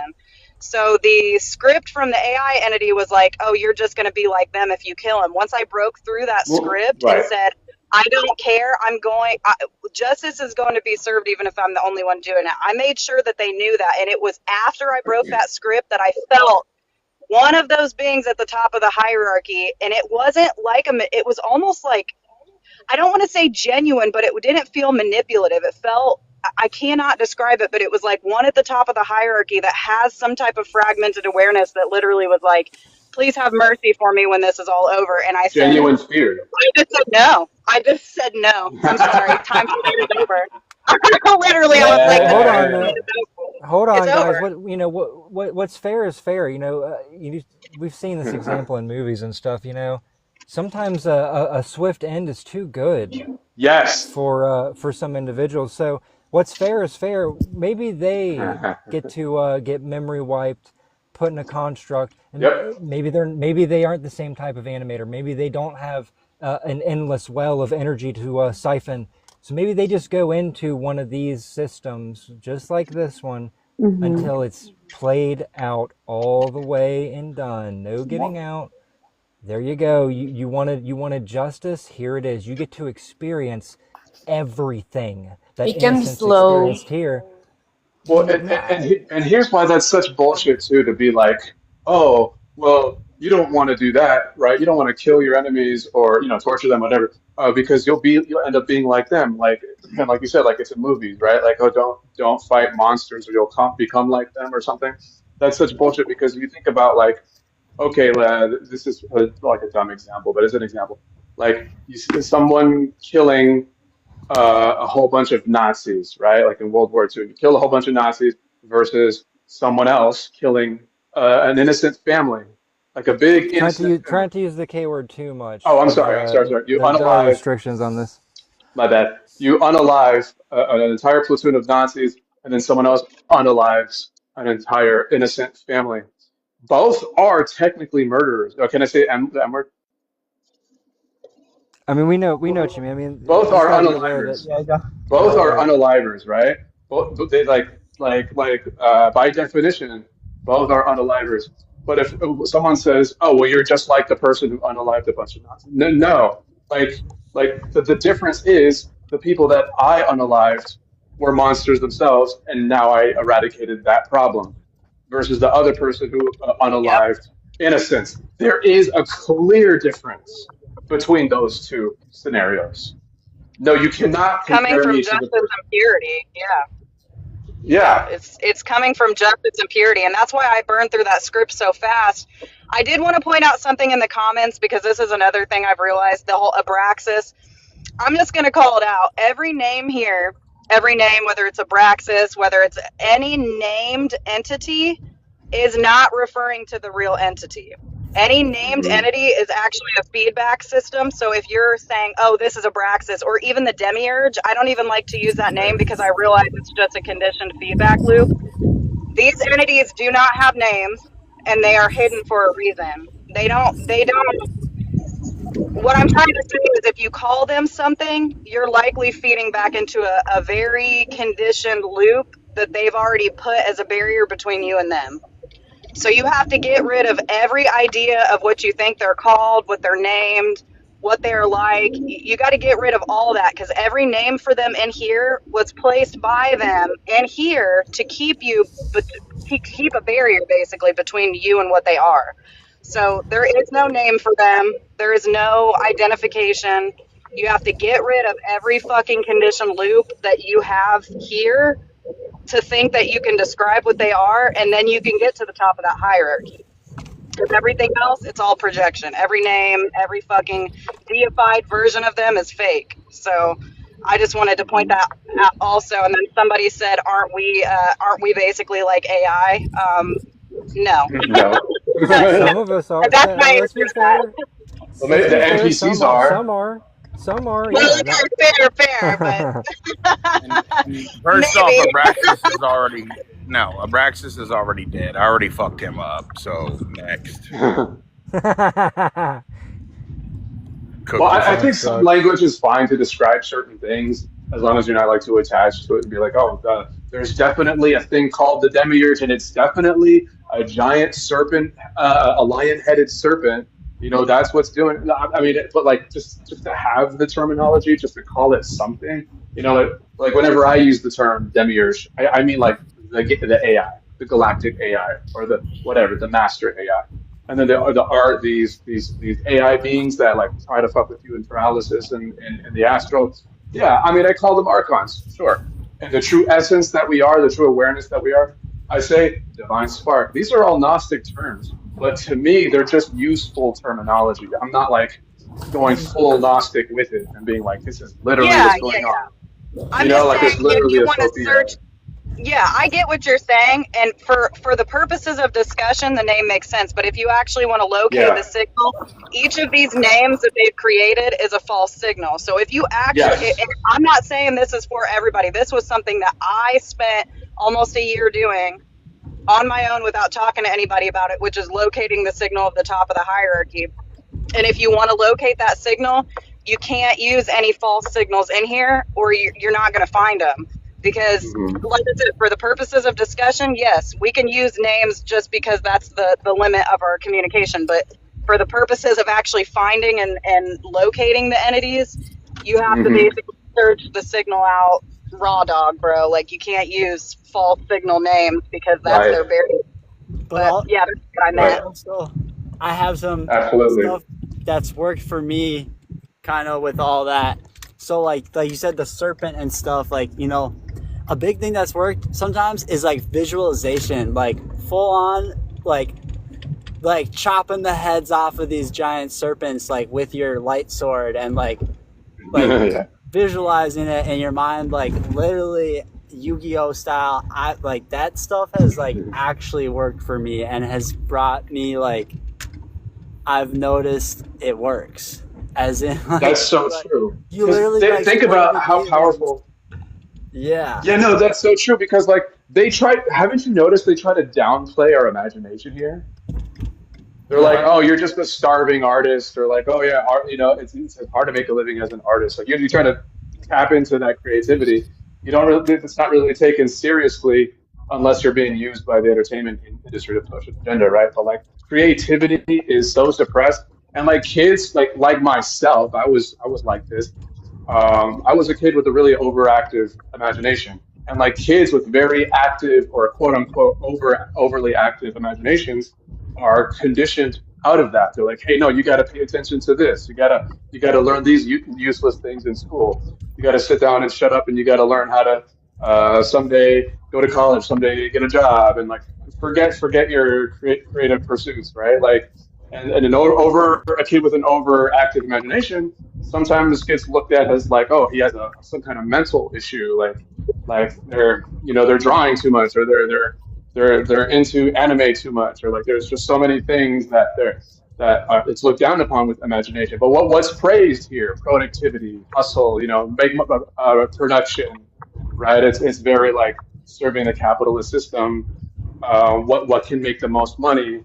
And the only creativity that is rewarded is if it can create a lot of money and can be used to push a certain agenda. But other than that, pure creativity for the sake of creativity itself, that is like looked down upon and conditioned out of us even as kids, which says a lot about the imagination, right? Why is it so conditioned out of us as kids so that by the time we're adults, we just become more like worker bees and drones and like, oh yeah, my imagination's done. I didn't want to go to school for art. I had to go to college to get a degree to make my parents proud and happy, blah, blah, blah. So you suppress that side of it. But like that, I think that plays into what you were saying, because you can use your imagination to fight these things, even on like imagining cutting off the lion head off the serpent of the demiurge, like, yeah, with the light sword, right? Like, right, like we're adults talking like this. Someone might listen to us and be like, "What are they, children? What are they acting out these fantasies?" No, like this is No. legit. Like imagination is a useful tool. We have some That's our great power. cut the Yeah. worm and But get also, the going on that, What do yeah, they say? exactly. Look how much efforts they're putting into like the entertainment industry to program your subconscious. Like all this creative stuff. you come back and you start to realize once you see stuff, you're like, you can't watch anything anymore, especially the new stuff, because it's all got this like programming instilled in it that's like, yes, it's creative, but it all there's agenda behind it all. And it sucks that stuff like like stuff like Star Wars isn't happening anymore, because they legit won't let it, like, unless they can get their little shit into it, all their stuff. Well, I've heard people talking about fighting entities in the astral and how to combat them and how to take your energy out of them, right? Reverse vampirism, right? Like to fight back, to take back your energy. Like the people who because I've never been in the astral, unfortunately, but the people who I've talked about or I've listened to, who have talked about being in the astral, but not just that, fighting these things in the astral. A lot of them, they say, well, the best way to fight them is to use your imagination and like create like tentacles out of your body, right? Because you can create, you can manifest like instantly, right, in the astral, because you're less out of the prison. I mean, you're still within the prison, but you're less out of it because you're not in the physical prison. You're in like the metaphysical prison yard. So you're more into your own wholeness. So you can tap more into your power better. So they'll literally say, imagine yourself sucking the energy out of these beings. Yeah. And then they literally do, and then that's how they fight them. So it's like, or imagine yourself wielding a light sword, like you said, or wielding some kind of weapon. Imagine pulling other like beings out from like the pit, the depths. You know, I've like done that, and I felt like that's really powerful. Is like giving that hand to others that are like stuck and stuff. You know, in that imagination realm. Yep. And if imagination was so looked down upon because it's so inferior to physical productivity, right, in the monetary system, then why do they also use art as a weapon when they try to push subliminal messages? So it is useful, you know, because they do put it in movies. They still try to tap into the imagination of the people. So they can use it against us, but how dare us use our own imagination and tap into that without getting mocked? I get mocked all the time, like when I use my imagination, because I have to use a little bit of that when I tap into Signal, and it does help. And they'll make me feel like, oh, you're being stupid. Everybody's laughing at you. You know, they'll try to insert some dumb shit, like try to make me feel stupid for using my imagination. And like I've always said a billion times, the lie always reveals the truth. If you're spending energy telling me that what I'm doing is stupid, then I'm probably doing something right. Right.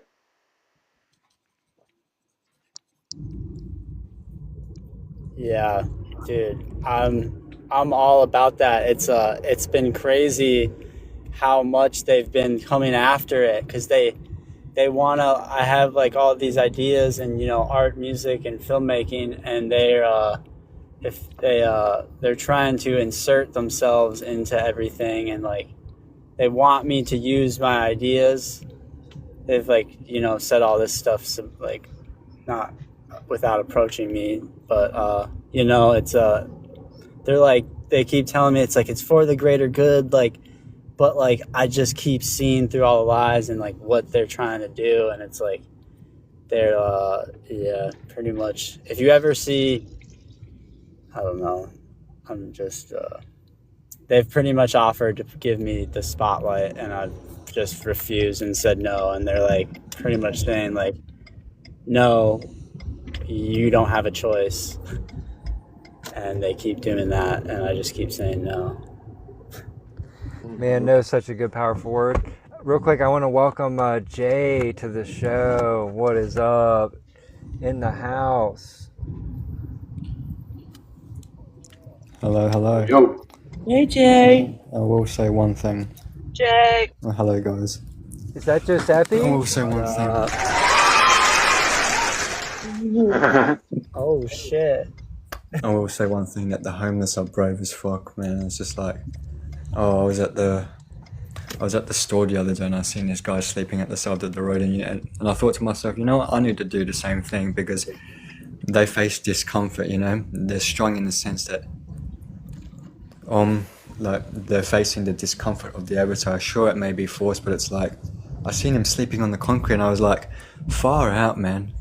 I have a comfy bed and whatnot, and it's like, you know what I mean? It's like the comfort is it's a silent unalive, if you know what I mean. I was going somewhere with that, but basically what I'm saying is like they're strong in the sense that they don't have any leverage against them. You know what I mean? It's like, what are you going to do to them at that point? Oh, we're going to take the avatar, then take it. You know what I mean? Because you can't threaten, like, not making fun of homeless as in like, oh, we're going to take your stuff and things. We're going to take your house. It's like, what stuff and things? You know what I mean? So yeah. Yeah, but it's also important, Jay, to know that you don't have to do anything in this place. Like there's no requirement, man. As long as you're maintaining your awareness of what's happening in real time and not submitting your will to the parasitic overlords, then you're winning, dude. You're winning. It doesn't matter what you do, whether you have a mansion or a cardboard box. Like either one can be either sovereign or not, and their own being. Yeah. I appreciate it because I was feeling guilty about that. It always does the guilt manipulation. It always circles back. It's either the thought insertions or the guilt. You're not doing X, Y, and Z, which is, I know it's a loop that I've been trying to break out of. Like the message that I sent in the group, I was trying to do like a 1-day dry fast and I ended up pigging out on like, food, you know what I mean? So yeah, it's just the little things. Yeah. It doesn't matter though. You're not the body. It doesn't matter what you do with it. Who cares? It doesn't matter. It's not you.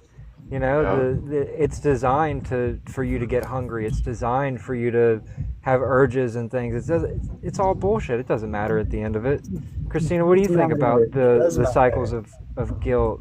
What do you think about the cycles of guilt, Christina? Are you there still? I hope so. Because we were just talking about this earlier, Jay. Like the corridors that it pulls us down to make us feel like we didn't do something right, or it's just all a scam, dude. At the end of the day, it's all a scam, and there's no pleasing a system that's meant to make you feel guilty. If you did everything right according to what you think you're supposed to do right now today, it's still gonna find something else for you to feel guilty about. Exactly, the goalpost mover. I will say, I do want to iterate, like, dude, fasting does give you powers, like literal powers. I feel like when you it doesn't give you new powers. It removes the layers and it removes the filters of what's already there. It removes a bunch of all the junk, which can cloud your which it will.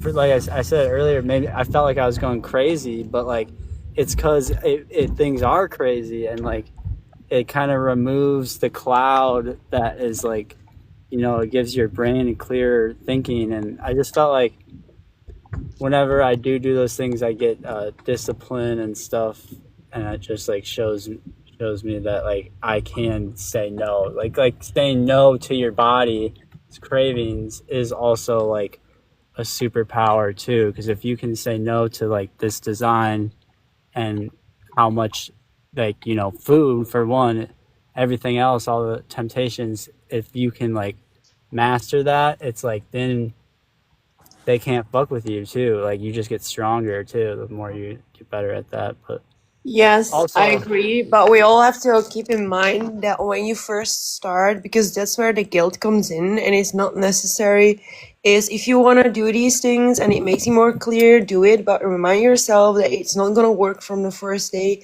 And if you just say today I'm not going to eat anymore, it's not working. And then the guilt is going to come in, because that's not how it goes. You just do that easy, slowly. If it's difficult and you really want to do that with a good reason, but there's no guilt in failing, or you just keep going. There's no failing. You just keep going. I totally agree with that. And hearing y'all say that is important, because they've been weaponizing that guilt on me lately too. Like I agree with that for sure. The guilt part. But it's very easy to go into these things, and I understand that everyone wants to get more clarity, but it's gonna come nevertheless with having these conversations too. So you gotta keep that in mind, because when Disobey says like it doesn't matter, you're quickly thinking like, but I have so many questions. But until it lands, you gotta, you need that repetition, and there's nothing wrong with it, and it's gonna come. I want to discuss the memory wipe. Yeah, it's a scary thing because it's like it doesn't happen between. I mean, it's not only incarnations. It's like who was I before this? It's like it's happening day to day. Like if you were to ask me what I was doing in 2009, January 13th, I couldn't tell you.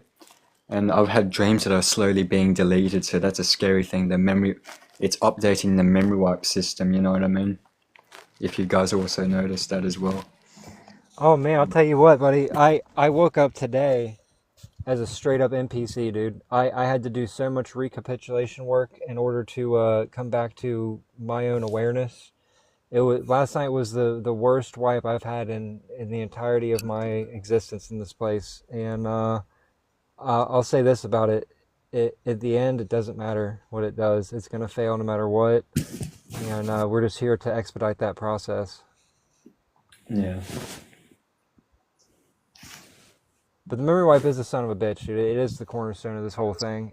Without that memory wipe, you know, we would never be able to feel guilt. We'd never be able to feel shame. We'd never be able to feel fear because it's not part of us. It's part of an implanted system, right? It takes the real part of us and exchanges all this garbage program, you know, for what is real.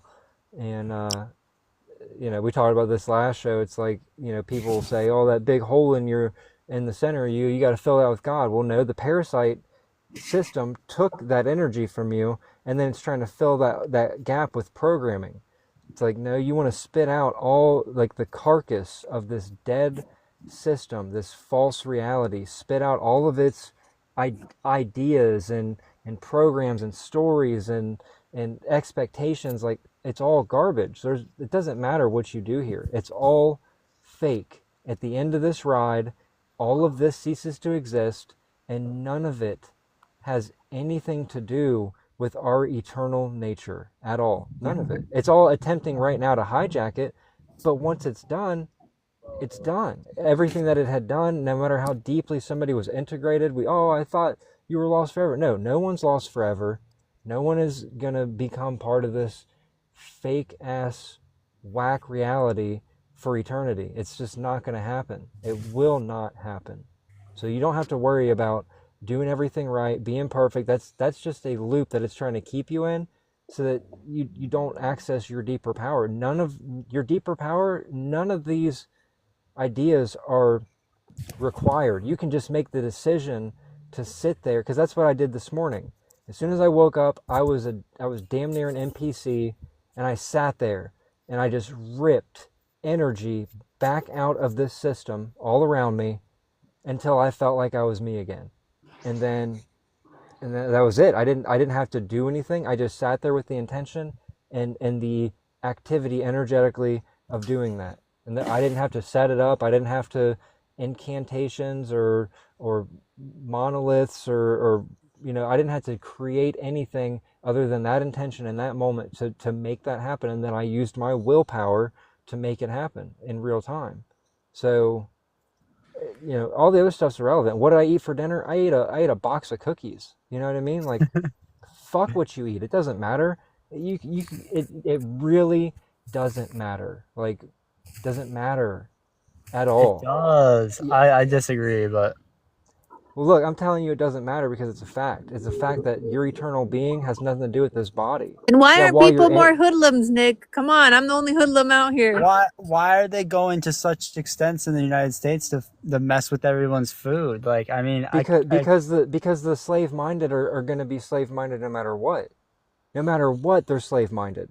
So whether or not they're eating fresh fruits and vegetables straight off a farm, guess what? They're still part of the system mentally. They still believe that this is a real world with all, you know, they've been deceived. So I get you. all that, you know what I mean? All it's doing is layering on the deception so they're less likely to wake up. The ones that are already awake, it's too late. We can literally, I could go and eat nothing but Splenda, and I'm still going to be aware of what this place is. You know what I mean? I hear you. Yeah, I could go it drink. I does could go come drink down to 5 that. gallons. Right. I could go drink 5 gallons of gasoline right now, and guess what? Yeah, the avatar is probably going to decease, but it does nothing to my eternal being. Like it's literally so irrelevant, and the loops that people will get stuck in with, like, it's all to set us again. What does it do? I didn't do that right. I could do it better. It's all about making us feel small. That's all it really is. I think it's some semi-fear based program too. I don't know if you can hear me. I'm kind of in a low service area, but people don't think it's fear, but if you are hyper vigilant on what you're putting in the body, that's another way to get you more tied to the body. And people don't realize that, yes, you can say no to the jab, you can be intentional with what you eat or not intentional, but if you are hyper vigilant and paranoid about what goes on in your body, you're falling into subtle fear programming. And again, being hyper vigilant on the body is just another way to keep you tied to something that you're not. So that's my opinion. Might not be a popular one, but I can't stand that. All this whole dietary thing that I see in the aware community is a trap. It's a trap.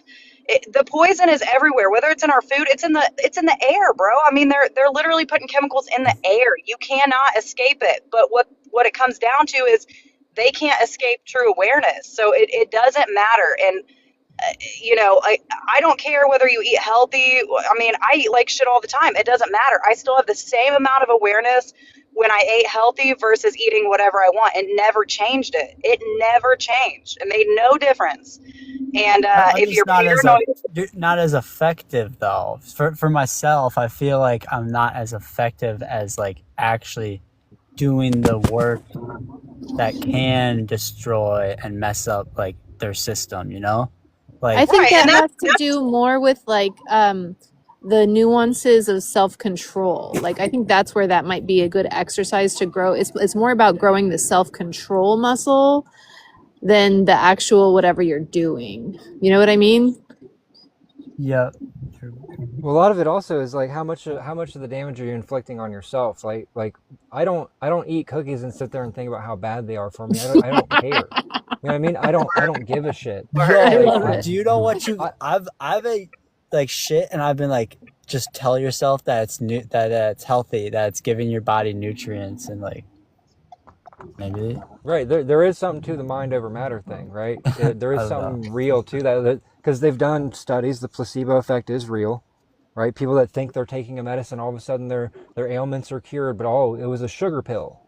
So you're telling me sugar was the cure to that, or was it your will that decided, well, I'm going to do this thing? And of course, yeah, that's a filtered version of your own power, because everything in this place filters our power through the reality system that we're in.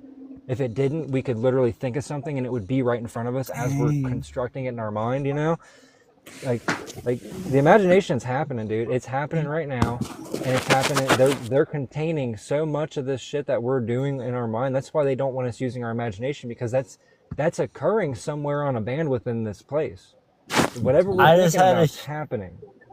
Huge click, because the guilt thing, I'd be feeling guilty when I eat crap, and then I feel so crappy, but like I have also ate crappy and done the thing where I like, oh, this is giving me nutrients, and it doesn't feel as bad. So like y'all said about the guilt thing, it does kind of sometimes come down to that. It's like, if you're feeling like crap for eating a certain way, then that's going to have an effect. Dude. I yes, used to be, exactly. that's an interesting Exactly. thing. Yeah, I used to be crazy about eating healthy, right? And I would always feel like I wasn't doing it good enough. And I always had super low levels of energy. Even though I was eating clean, I was making sure everything was organic. I was doing all that shit, dude, years ago. And I still felt worse and worse and worse, because I always felt like I wasn't doing it good enough. I wasn't getting, I didn't get that color today. I didn't get the blues in today. Oh, shit, I feel like shit. Now I don't care about any of that stuff. I have more energy now. What I eat for dinner, a pack of cookies. What I ate before that, I don't think I ate anything yesterday besides that pack of cookies. And here I am going strong on, in the last 2 days we've done over 12 hours of live content. I'm good. Like I could go 2 days right now without eating, or I could eat a whole pizza tonight and still do the same shit tomorrow. It doesn't matter. It really doesn't matter. It really is the mindset. Yeah, I agree. Welcome, Um, Pickens. What's up? Hello. How are you? How you been? Man, we've been up here burning it down, dude. I see Infinite's up in here, dude. I ain't talked to Infinite in forever either. If he gets up here, man, that'd be super cool. What's been going on, Pickens? How you been, bro? How's it like in the Matrix for you, dude? You fighting back or you getting loosed? I'm kind of just doing my own thing, really. So, you know, I mean, I like that, man. like she just said, it's about mindset. You know what I mean? You can focus on the negative, but negative will always be there. So, Oh, it won't always be there, my friend. Don't believe that myth. That's a lie. Some of us are here to correct the error. well, yeah, hopefully it goes bye-bye. But I'm just Oh, saying, it's going bye as bye. far as the scale goes, good and bad. You know what I mean? Like that always. There never seems to be an end to it. The only ones that seem to end that is the Christian religion. But you know, Yeah, I don't think it's about not focusing on the negative. I think it's about not giving the negative power over you. I give it my attention because it deserves the intention of destruction, but I don't give it the power over me to say that it affects me. You know, then like I'm above and beyond this reality. I I came before and I will be after. I misspoke then. But yeah, I agree. I know you do, but we all are of that intent. You know. Well, Jay, man, it's so good to have you on, Jay. I'm so glad that you figured out your phone shit, dude. yeah. Yeah, I do want to comment on the imagination thing, yeah. This reality likes to gaslight you into thinking that your imagination is doing nothing, you know what I mean? I remember back in 2024, I imagined a black cube covering the entirety of Australia, you know what I mean? It's like, it gaslights you because you can't see it in this bandwidth. Like, you could imagine a moon crashing into Earth and it's happening somewhere, you know what I mean? At times I struggle with doubt, you know? I imagine like a black hole destroying this entire realm, you know? And because you can't see it happening, it's like, oh, it's not working, you know what I mean? It's pulling resources, right? It definitely pulls resources for you to use your imagination in this construct. And it doesn't want you to allocate those resources to anything that doesn't feed back into the loops.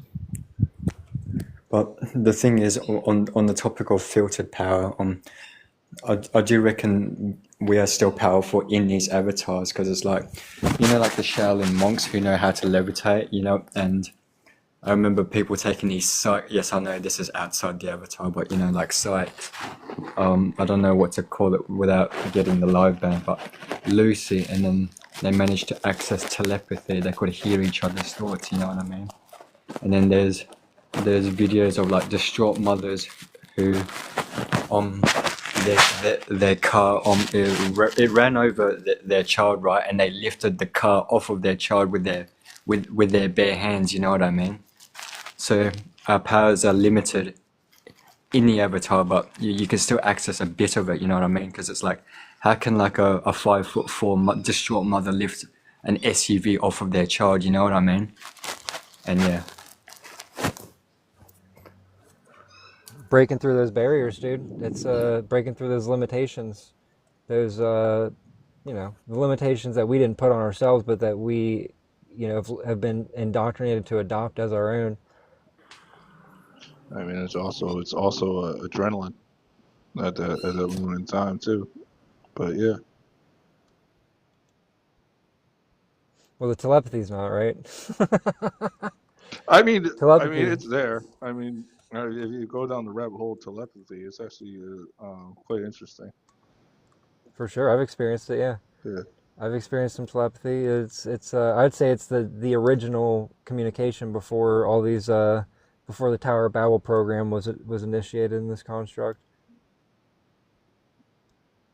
Divide and conquer, muddy the waters. You know, if we all could sense the intention, nobody could lie, and you wouldn't get you know, economic slavery.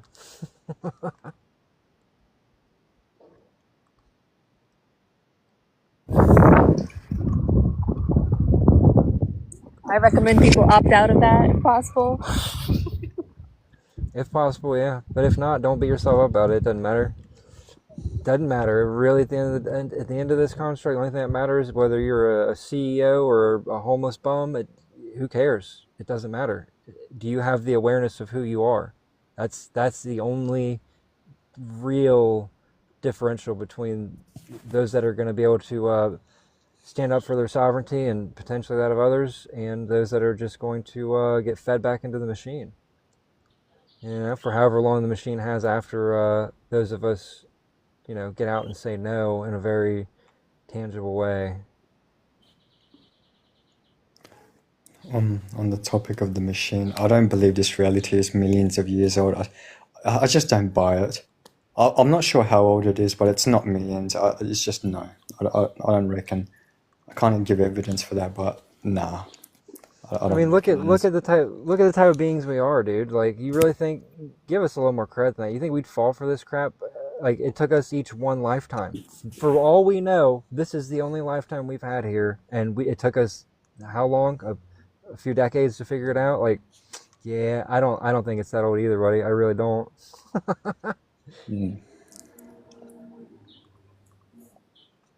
A few? No, it took us a little bit more than that. Yeah, Well, I but mean, I only remember this life. Like, that's what I'm saying. For all I know, it only took me this one life because I don't remember the other ones. They could all be illusions, right? Like history, we see how fake history is. Same thing with these past lives. Like, how many of those are actually just implanted stories, just like the history? probably the avatar's memories, Yeah, Yeah, could just be a script. Could just be a script. Just like in Dark City, memory implantation. Dude, it pretty much gives itself away there, doesn't it? It only has itself to work with, so it's showing us what it's doing because it has nothing outside of itself to express. It doesn't have any creative capacity.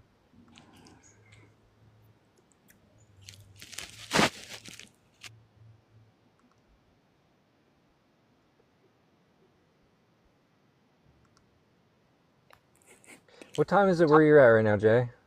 Oh, it's 11:56 a.m. Wow, early bird, huh? Australian Eastern Time. Do you see any decent movies, Disobey? Man, I haven't watched a movie in so long, dude. I really haven't. People give me movie suggestions all the time, and I'm like, yeah, I'll check it out, and then I really do intend to, and then I just end up doing it live instead. No, I hear And you. then, I hear you. Yeah, I be doing that sometimes. That's why I don't even really be trying to say what I'm gonna do next because the energy working against you, but then you don't end up doing dude, it. it loves to try to make us look like liars, doesn't it? It's like you have every intention to do something, and then it just works out perfect where you don't get to do it, and it's like, all right, well, I'm gonna just do shit then, and whatever happens, happens. Right, right. That's ultimately the way you gotta go. Yeah, I gotta get better at saying maybe I'll check that out. I just gotta add that little maybe in the beginning, and it's like it can't make me a fucking liar then.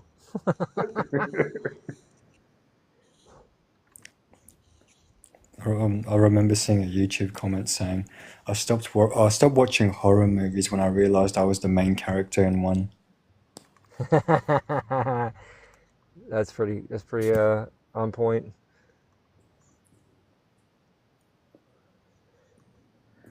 Yeah, if you want a horror movie, man, just watch the news. Like, it's all there. No, I'm good. I think I'm done with seeing the spirit come out of the TV. I'm good with that. Oh yeah. Oh shoot. You got an experience with that? You want to share with us? That sounds interesting. Yeah, no, a while ago, probably years ago, probably at least half a decade ago, I used to just be in the living room with my brother, and I would just see him flipping out because by the end of the cycle of news, I mean, he had so much hatred for this one person, I mean, Donald Trump. So, but Man, that all programming runs of the deep. real news is scrolling across the bottom. You know what I mean? And all the talking heads were just fucking opinions left and right. So Yeah, get that adrenaline pumping, you know? yeah, it definitely has people freaking out, and it's crazy to watch in real time, and you're like, damn, if only he could see himself.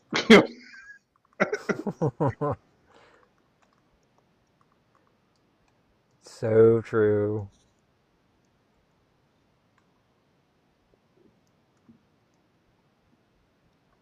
What about you? You seen any good movies lately? I'd be jumping around. I haven't really watched any decent one lately, because I've been jumping around at different lives on here. I did research yesterday. 'Cause I had to look up Dead Sea Scrolls and carbon dating. So, and going down a whole rabbit hole of the third text that was inside the Dead Sea Scrolls besides the biblical and the apocrypha. So, Oh yeah, what's it talk about? apparently the sons of light versus the sons of darkness. 40-year battle. Only 40. Yeah, well, that's fucking crazy, ain't it? 40 years. Well, I guess it depends on what they are. Like, are they how limited are they by time? You know? It was like it was like a sect. It was like a sect of the Jewish faith. Oh shit, Yeah, okay, that's gotcha. that's what it was based on. But I guess some of it actually ended up merging into what we now have as the New Testament. But it was like another sect of the Jewish faith, like early second century BCE to the first century CE. So What was there any revelations in it? Did it explain anything more about this I mean, hollowed out construct? it kind of had some clicks in it. Basically, I was basically thinking whether they were repeating some in today's day about it. Oh yeah, is the Yeah. script repeating again? Man, that's Oh no, we could have no, seen I that wasn't coming. saying repeating. You know, people take something from the past and they just, you know, all toes in. You know. Yeah, they like that predictable formula.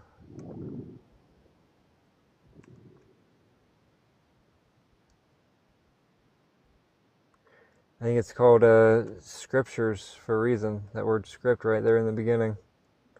Yeah, really holds it to the fire. You know what I mean? Of existence.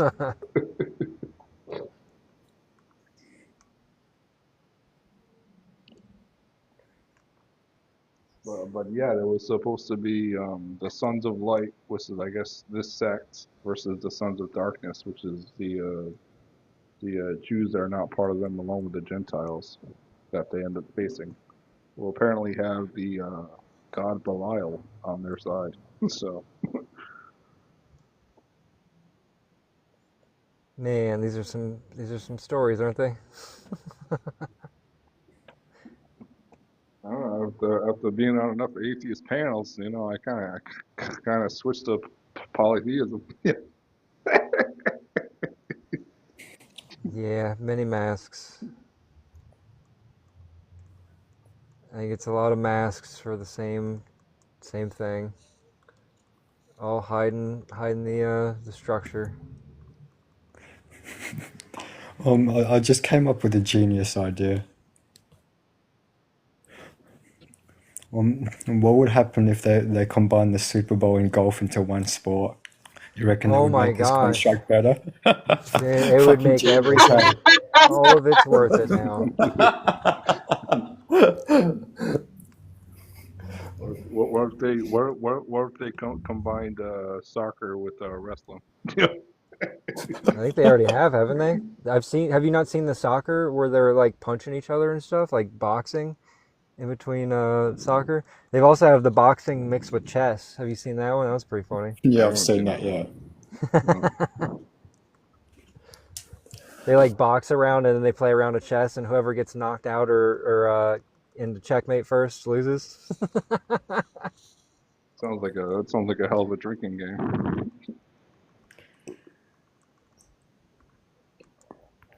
Yeah, Jay, I think you, honestly, with that one, buddy, though, I think you just solved the problem of entropy in this system. I know, man. I knew I was a genius this whole time. Phew. No wonder they didn't want you talking about it. Yeah, my ideas could save the world. Save the world. Yeah.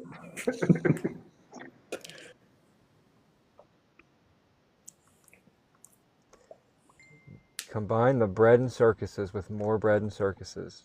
Genius. I mean, they've been They're up there around like, for a why didn't while. we think of that?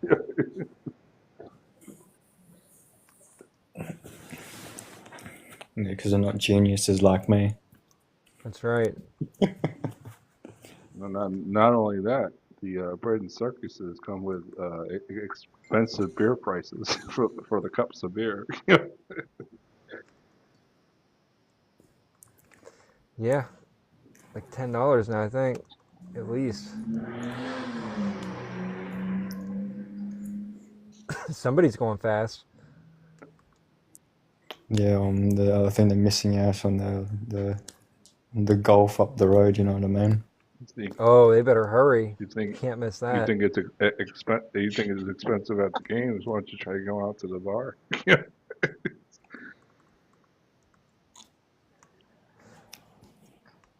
Not only would you might have to worry about something going down, but now the beers are almost $20.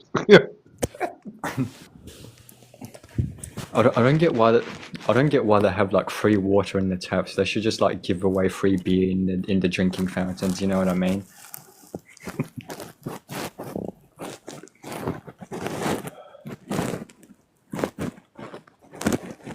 Well, Jay, then what would you go to work for, buddy?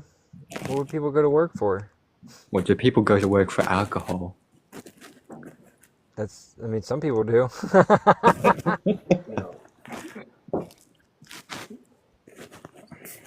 I mean, no, it should be for free. You know what I mean? Instead of I was like, one of those people in the past, buddy. I was one of those people before, for sure.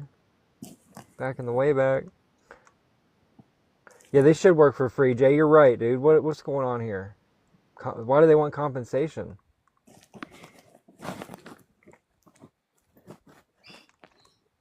yeah.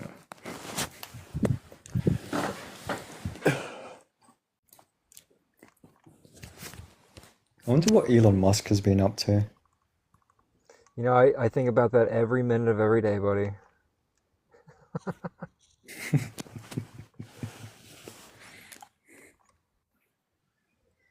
No, but in all seriousness, though, like if you look closely, like I know human is an AI, but it's like there's something off about them. You know what I mean? Like like your local MPs and politicians. I see why people get sucked down the reptilian rabbit hole, but it's like these motherfuckers don't seem human, if you know what I mean. They don't even seem reptilian. They just seem fake.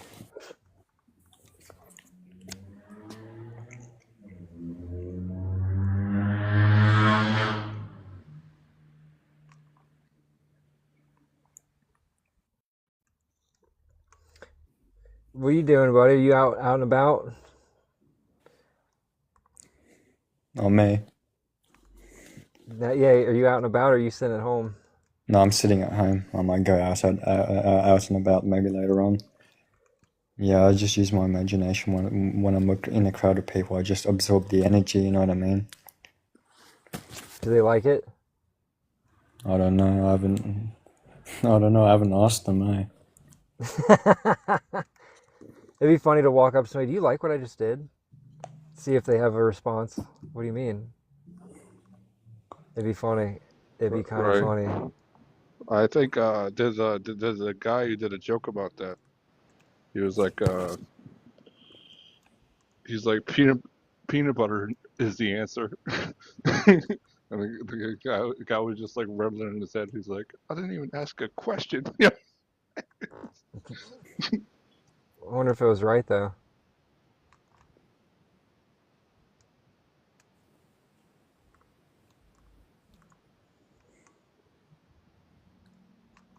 No, I don't think he was right. I don't know what the question would be for that. I mean, it could have been the answer.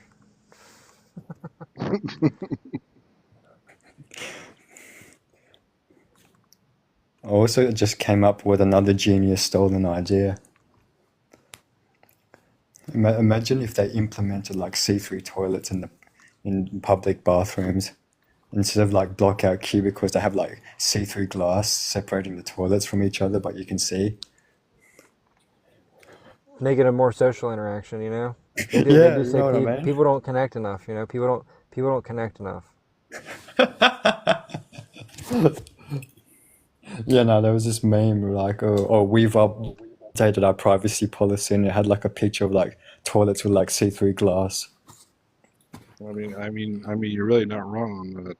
They don't connect enough. They could have 100 people in their room. They're all staring down at their phone.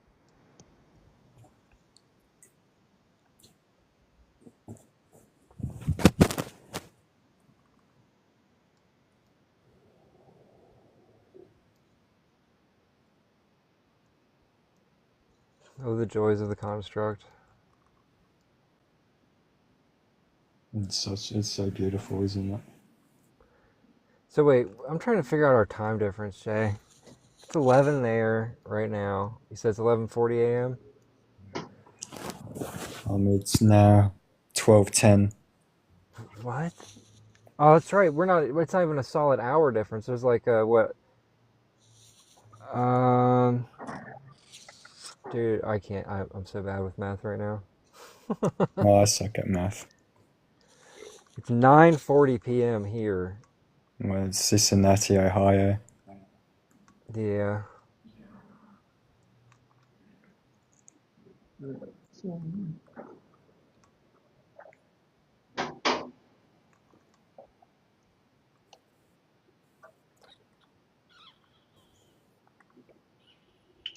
So what are we, 10 and a half hour different? Close. Yeah. That's about it. I don't know, something around that. I don't think there is a difference because time doesn't exist, you know? I know. I'm just trying to figure out what times I can do lives that you'll be around.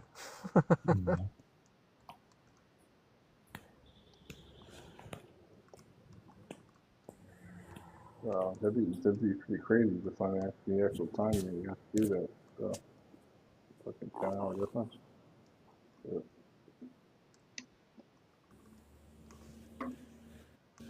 It's doable, but that'll be early in the morning, no? I'm thinking so. I think that Jay's nighttime is my morning. Yeah, it'll be morning time for you to do it. I'm such not a morning person. Right. That's what I'm saying. A lot of us ain't morning people. Fucking stay up all night people.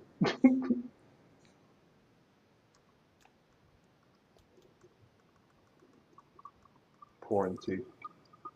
You know. That's a good excuse, you know? That's a good excuse for that sound. I'm pouring some tea. I actually did number one earlier, but I muted my microphone, so. Just pouring some tea.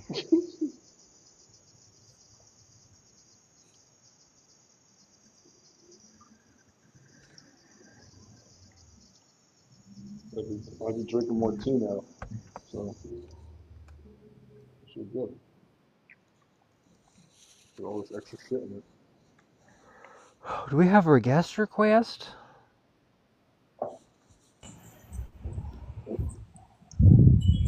Oh, is it a 15-hour difference? 14 and a half. If The it's, actual yeah, time 14 and a half. What? Yeah, that's crazy. And now I am cooked. What the fuck? What's wrong, bud? What happened? My entire phone just glitched whenever you added me to the panel. Oh, good. The keyboard's stuck up. It keeps popping up trying to make me gift. The fuck? Let's see if this fixes it. TikTok's new forced gifting policy. Dude, this is wild. I hope your card is not connected to Google. Nope, still not fixed. I can't even fucking. That's fucked, dude. No, we can't have Big Daddy.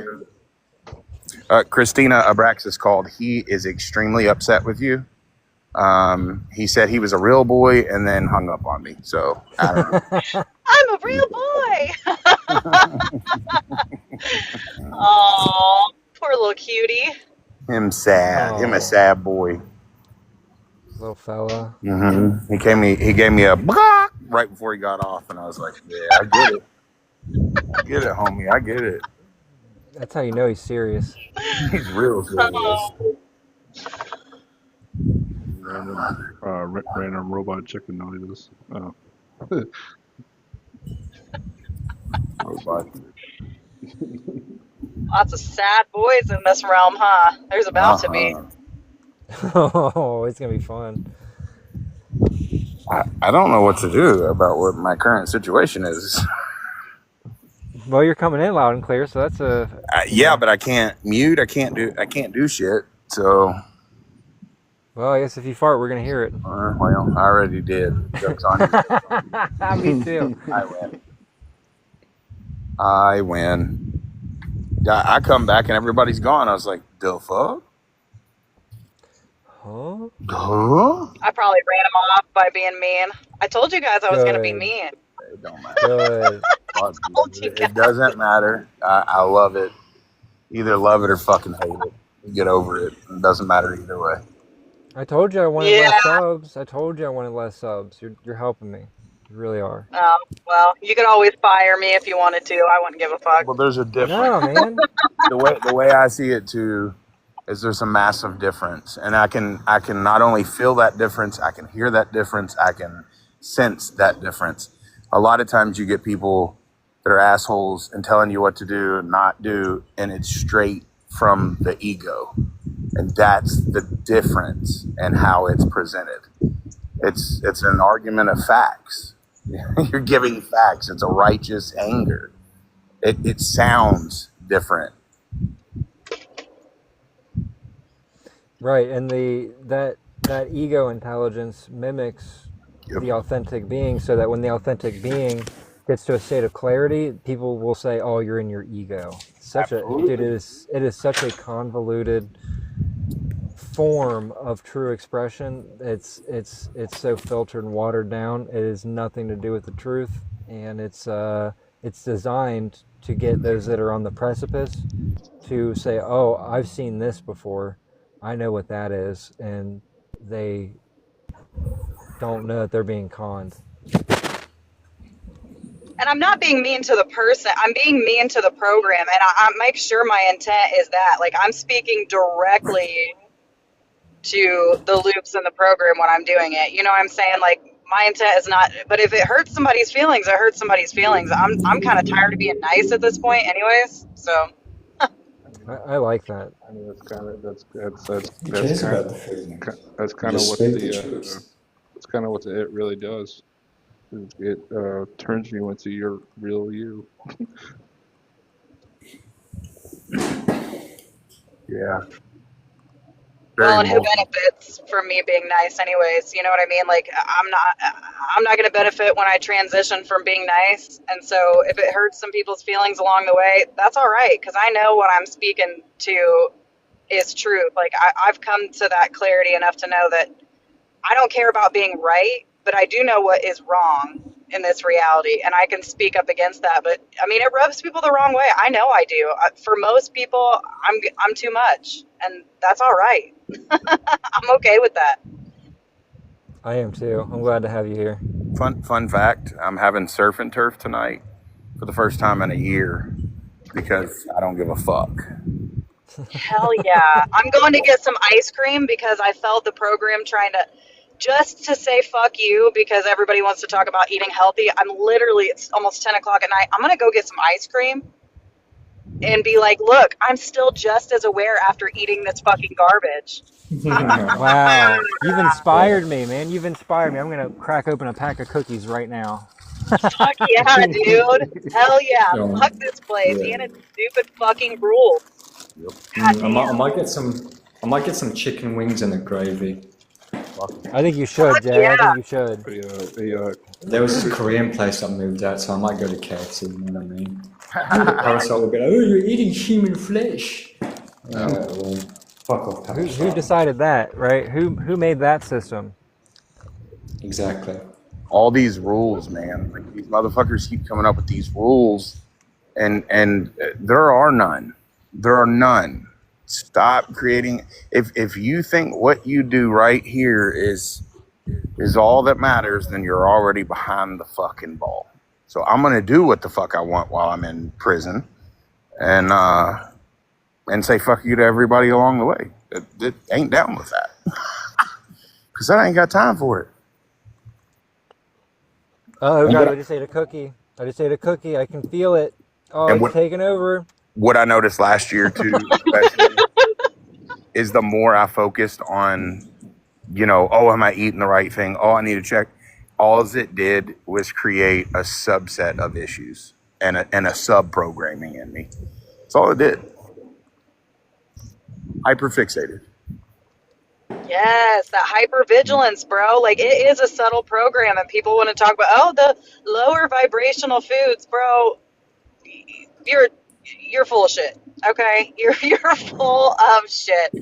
Because I went through a stint of that last year where I tried to eat healthy, fast, intermittently, and I was getting fucked more with then than I am now. And I am not giving a shit what I put in my body. I mean, less than I ever have before. I don't care.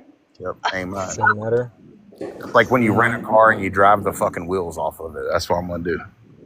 It's all fake and gay. Hey, Christina, if you want to put your taste buds on a wild ride, I'd make sure you smoke a blunt before you get yourself some cookie dough ice cream. Yeah. Oh, I used to smoke, and man, that was like the thing for me was, though, because I was so on fire in my younger years, and I got gaslit into feeling like I was too much. So the only way that I could numb myself through this reality was to smoke all day, every day, and that's all I did. So now I'm not doing it not because I think it's wrong or it's bad, but because I've been able to access more of like what I actually am when I don't. But man, I've been thinking about heading up to the dispensary and just really letting loose one day. It's been a while now. I think it's been almost a year since I have it. I mean, it was like from the time I woke up till the time I went to bed, I was smoking. I mean, nonstop all day, every day. It's the only way I could get through and semi-fit in anywhere, to numb my rage towards everything in this reality. And now I'm not doing that. And I mean, it runs people off, but I'm cool with that. It is what it is anymore. Like, this is so where I'm at with it. Yeah, guys, look, I'm in trouble. I'm about to eat one more cookie, and if I do, I can feel the urge. Oh shit! Don't. Can you guys hear me eating it? Oh no! I think I'm gonna. Guys, I think I'm gonna go register to vote now. Fuck! Oh no, he integrated. The cookies made him integrate. God damn. That easy, huh? So how about those sports, guys? Did you guys see the big game? He just straight up turns into the Cookie Monster. What do you do for a living? What do you do for a living, guys? You have a 401k? I can't do nothing. Shit, I can't with you guys. Man, I love you guys. Oh. But in all you better get out seriousness, there and vote. You better get out there and vote, Jay, if you want anything to get better.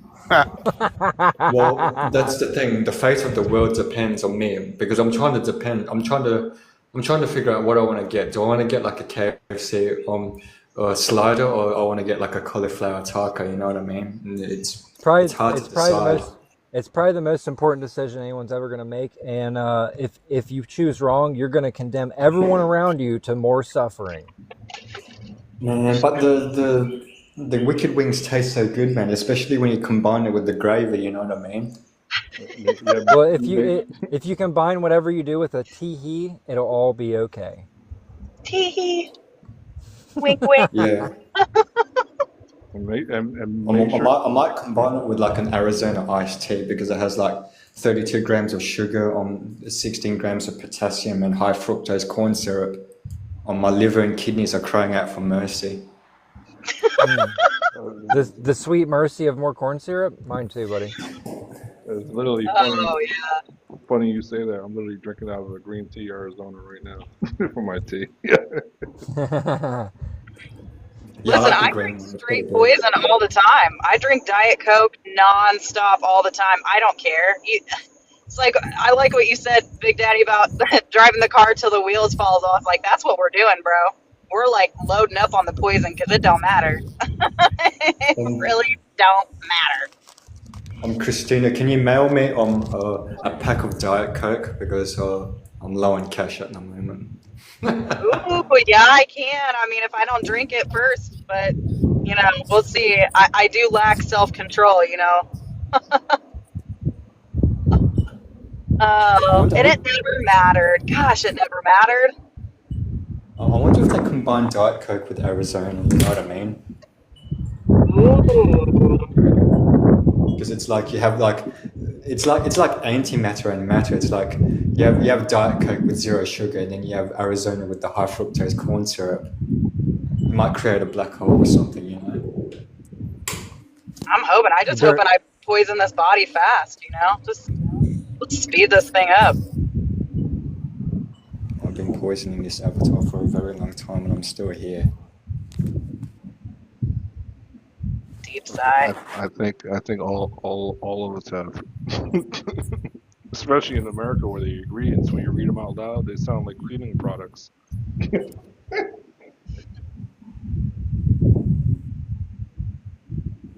I wonder if KFC will come out with like vegan chicken burgers. Tofu KFC.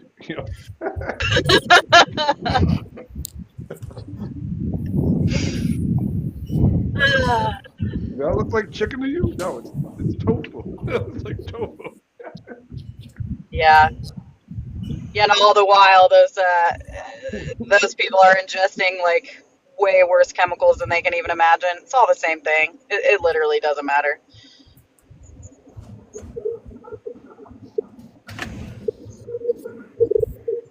Yep. Poison on poison on poison on poison.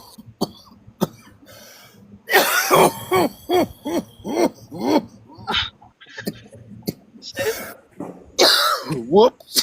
The surf and turf choke, yeah. Yeah, something like that. What was that really popular? I had my greens with it. Oh. Who was saying what? Who? What's that popular song back from like, I can't remember if it was like the early 2000s, where it's like, in the end, it doesn't even matter. Oh, Linkin Park. Yeah. Linkin Park. It got Linkin Park, yeah. Damn, that kind of smacks now if you listen back to it. Yeah, for sure. Damn, because in the end, it doesn't even fucking matter. Wow, smacking. And he ended up unaliving himself, is what they say. That hyper theory kind of proved he had something. He was working out there, so. Yeah, he was like evidently going after trafficking heavily. Yeah, him. Yeah, I was about to bring it up. It's very interesting. Yeah, right.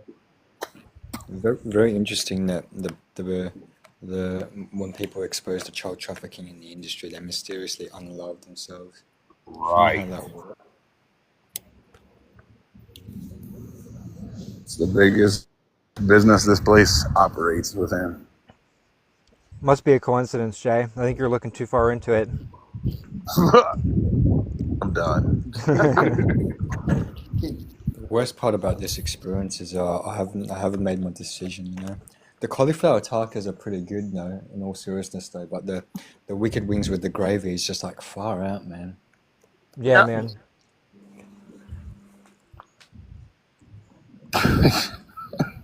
The wicked wings with the fucking gravy, yo. Really? Guys, I'm on the last cookie. And I feel like I'm almost ready to go and debate my family about politics. That's where I'm at with the integration with this matrix. You Oh, see, I'm damn. almost Got you that almost fast. there. you see, where you're going wrong with the cookies is that you're not sharing with me. You know what I mean? What kind of cookies are they? Chips Ahoy Oreo. Jay, by the time I sent you these cookies, man, they'd already be stale. Yeah, but they have heavy metals in them, and it's so toxic that not even the mold and the bacteria want to eat it. So it'll be fine. Actually, you know what? Someone gave me these cookies, and they have no preservatives, no artificial flavors or colors, and they're vegan. Someone gave these cookies to me. You're vegan. I wonder if there's any nanotech in it. I hope so. I literally was just about to say, you took the I thought was from about to bring it up. Yeah, it's probably got morgues in there. The morgue, the better, my friend. Yeah, but the morgues live in the nervous system. Yeah, so do all the parasites, but guess what? When I drop this body, I don't have a nervous system anymore, and that makes those motherfuckers nervous. Is that why they imprisoned us in their nervous system? Yeah. It's just, I know I've said this before, but I did an artwork in my dream journal, and it's a brain connected to a nervous system, and it's just like, far out to think that's what's controlling eternal beings. This antenna, this thing, you know. I'm looking at it right now. It's just like it's literally a TV antenna. You know. It's the spaghetti monster, dude. Literally. my tree in my backyard looks like a nervous system upside down. It's pretty trippy. It must be a sign from the good Lord above. Obviously, for me to take care of this tree. It's probably a part of my higher self, honestly. I appreciate the gifts. I'm not even looking at my phone like that. Woohoo! Gifts. Oh man, this ice cream with hot fudge is slapping, bro. Real big fuck you to that program. Damn, you must have earned at least another reincarnation, right? You think so? You think so? I got extra hot fudge on it, bro. Oh, that's 2 more reincarnations. Holy shit. I think it's 3 more reincarnations because Christina didn't share with me. Oh my gosh, that's got to be 4 at least. Not sharing with Jay. You just hurt his feelings, man. You're gonna have to look at that one in a life review and think about what you I'll done. send you a scrimp. 1 scrimp.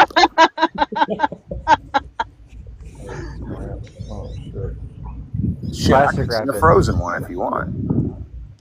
You think it'll be frozen by the time he gets it? Probably not. Probably not. It definitely won't make it there. Sure as shit'll cost me $50 just to send it. 1 scrimp. 1 scrimp. And just send it through the portal. Shit. All right, catch. You just seen one of those Stargate looking things throwing shrimp through. Holy shit, they've unlocked portal travel and they're just throwing fucking shrimp through it.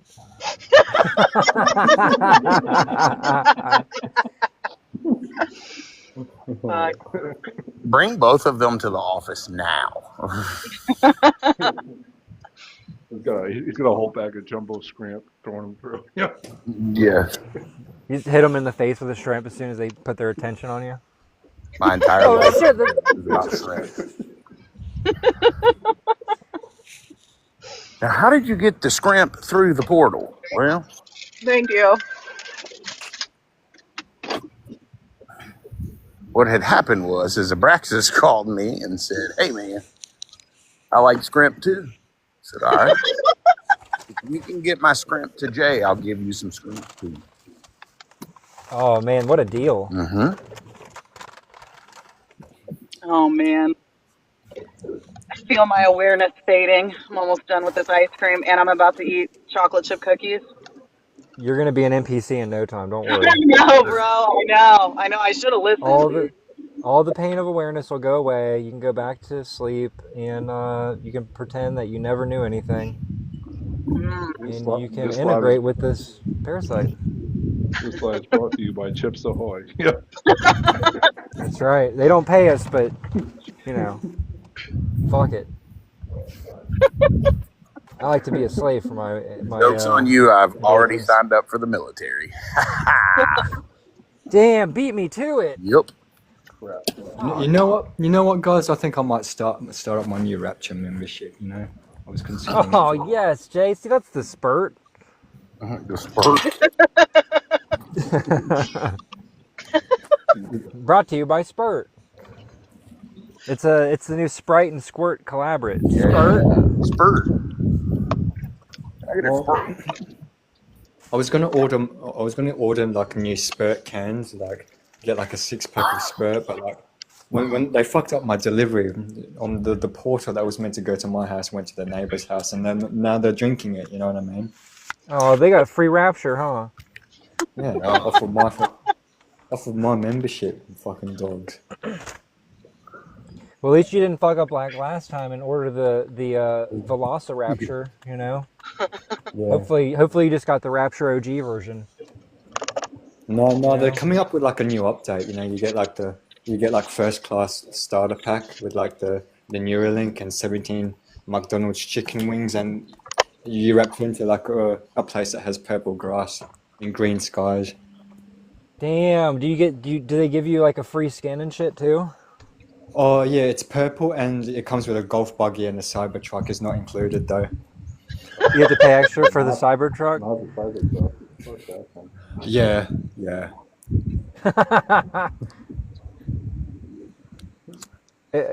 I heard that they were talking about doing a collaboration with AirPods. That's a good idea, right? No. Yeah, but the EMF levels is off the charts though. That's good for you. They came out with a study that says it doesn't matter.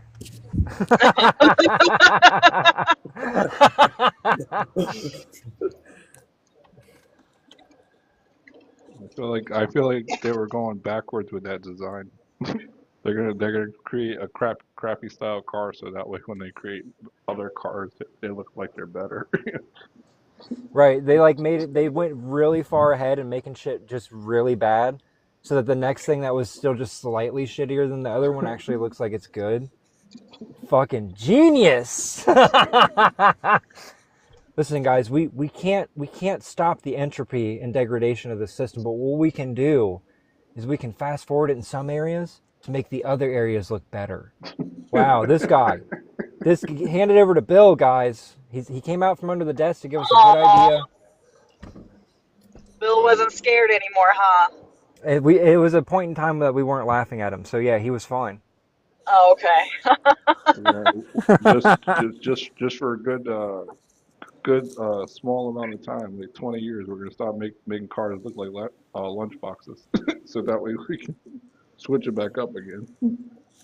I really can I take a moment to appreciate that the only people in this live are the ones talking. Thank you guys for We did it. not being NPCs. The unsub special is complete. Nice. The Cybertruck is the pinnacle of human invention. You guys just have bad taste. Come on now. That is awful looking vehicle. What do you mean? I'm gonna go vote tomorrow, guys. I know what you're talking about. The Cybertruck is great. Elon Skydaddy for Prez. The mystery machine. It's my new whip. Elon Cloud Mine. Nice. Okay. I just came up with another stolen idea. Imagine if they came up with like a mystery machine Cybertruck. Oh man. Oh yeah, that would look better. Like even my puke would look like a better paint job for the Cybertruck. Man, I'll go into so much debt slavery for that. That'd be awesome. I literally saw one painted bright neon green, a Cybertruck, as if it couldn't get any worse. Can't unsee it. You don't even have to go into debt slavery. You can just like get the Cybertruck for free.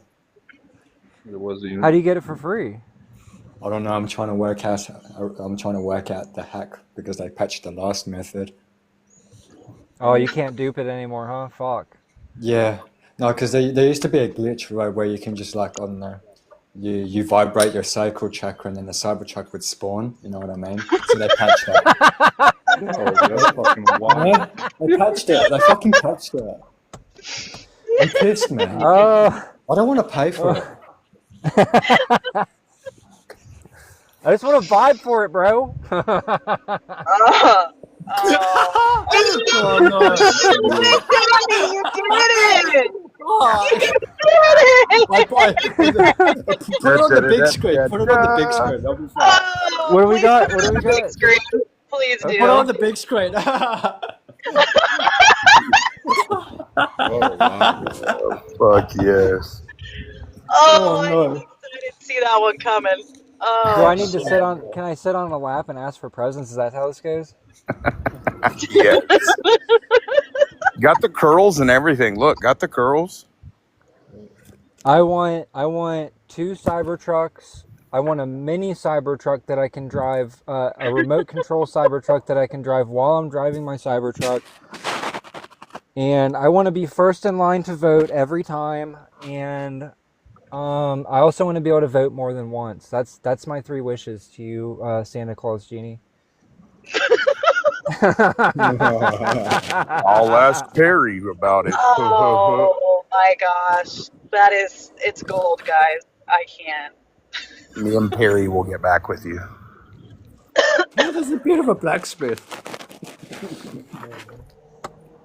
Wow. Mocking the I like how- mockery. I'm kind of proud of where we're at, to be honest.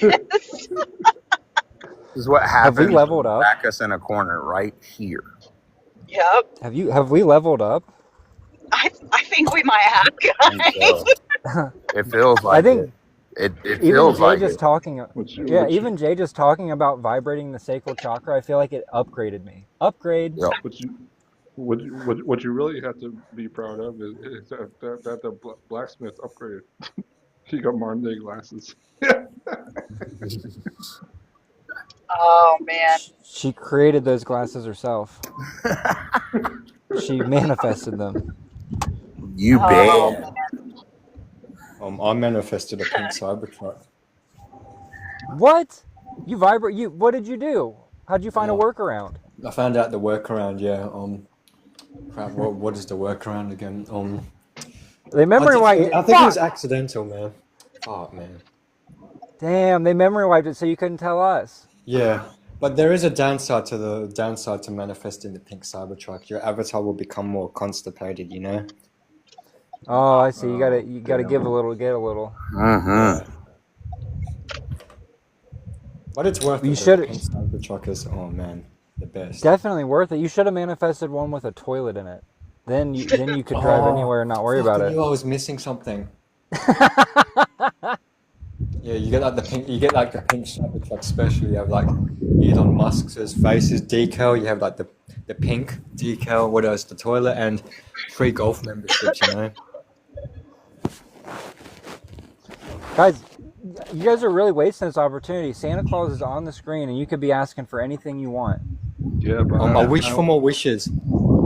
I wish for more. Oh man, look at them crazy eyes. Big Pickens, Eye, I what's know your what you wish? mean. Kind of does feel like we leveled up. I was gonna say I'm not gonna be able to hear her because the microphone is on her chest. I'll say this week, even though I've been known to be called a copier or a copy paste type individual, I'll say the 2 things that really have broke some chains free for me this week was like hanging on to kind of walking a tightrope about certain aspects of this place.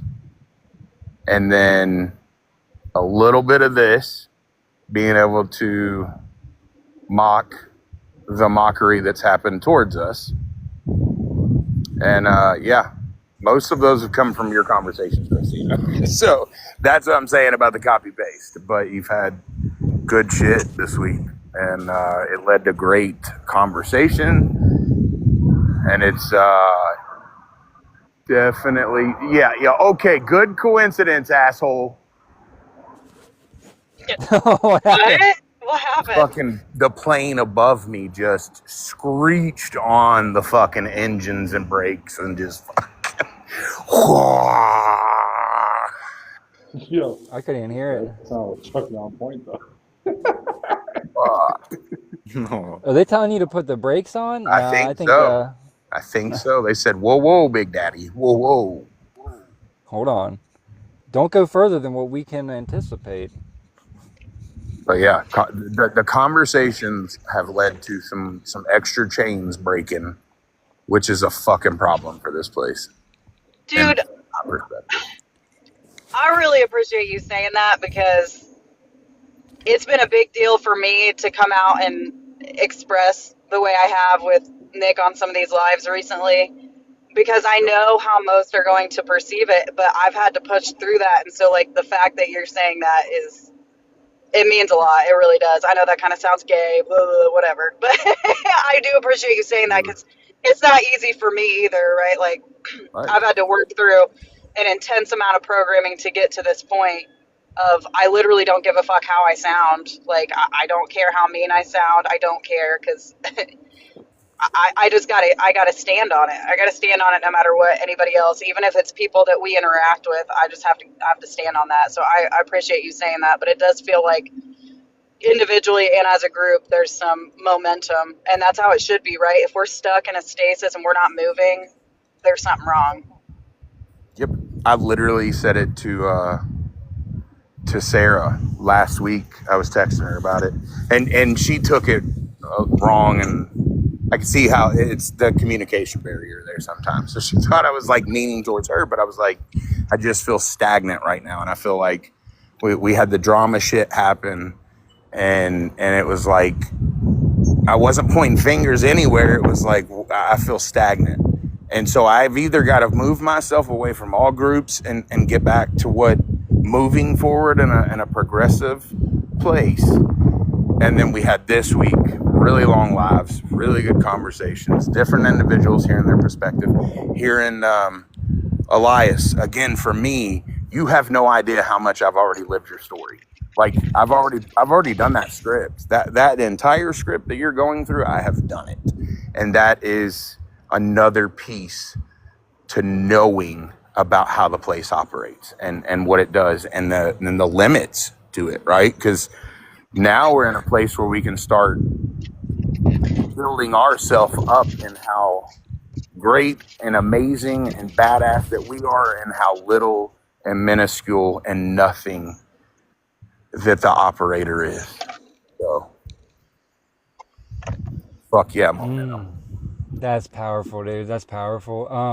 I would love for you and Elias to actually be able to communicate outside of the live, so you can kind of, you know, compare notes and share how you made it through a lot of what he's going through right now, because there is a making it through it, you know, for sure.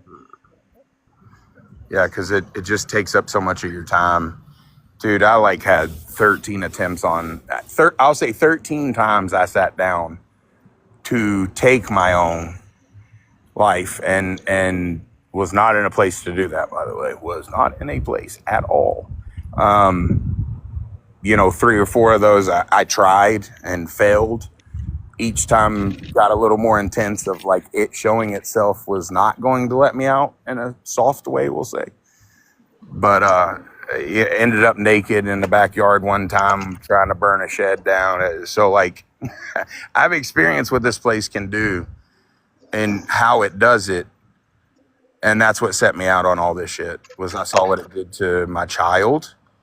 I saw what it did to me, and I saw what it did to my wife and how it picked on us individually as a group. And it was kind of through me because I was allowing it to be through me with engaging with everything, you know, until I started really fighting back and was like, okay, you want to go toe to toe. Well, I'm the wrong one because now I'm mad. And then it went through, like, I know what it's like to walk around fearless. I don't have a fucking drop of fear at all. There ain't a damn thing that anything could do to ever draw some fear out of me because of kind of what it showed me. It's like, okay, well, I'm gonna go through everything and do it the wrong way so that I know what I'm up against. I'm gonna know my fucking enemy, damn it.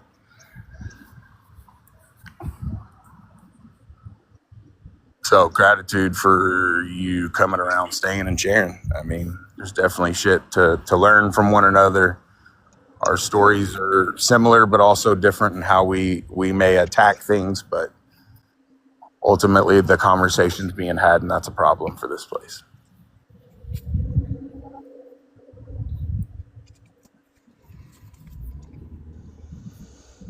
Yeah, you know. It's always going to be Go a ahead. problem because it's speaking the truth. Yep. So that's the thing. It squeezes you until you fucking fly and soar. Right.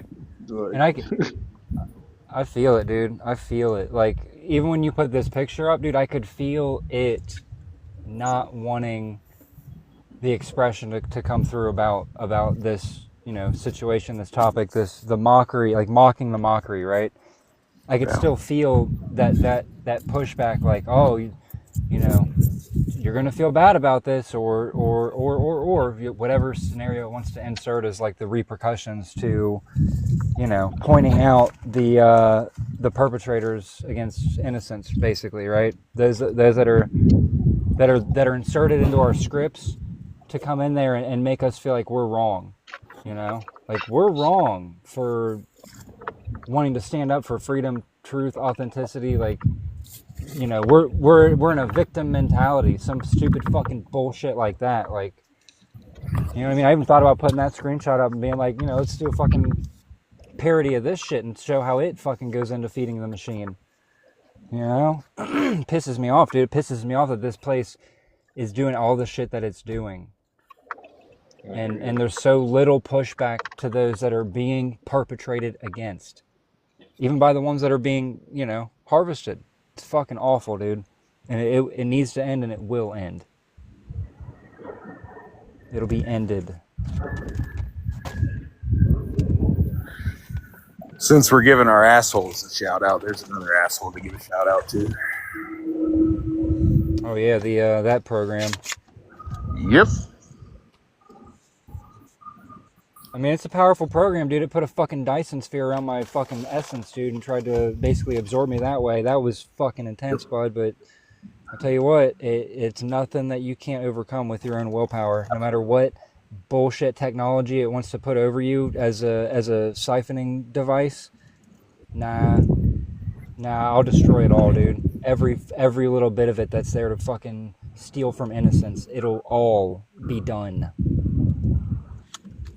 Count on it. We stood toe to toe with this shit in some visceral ways, and even on its turf, it ain't shit. who is that? Who is what? Pan. You guys talking about Pan? Oh yeah. Peter Pan program, dude. That is one of the most devious programs in this construct. When I first found out about it, it's crazy because I thought the Holy Spirit would be the most powerful program because, you know, the religious programs, you know what I mean?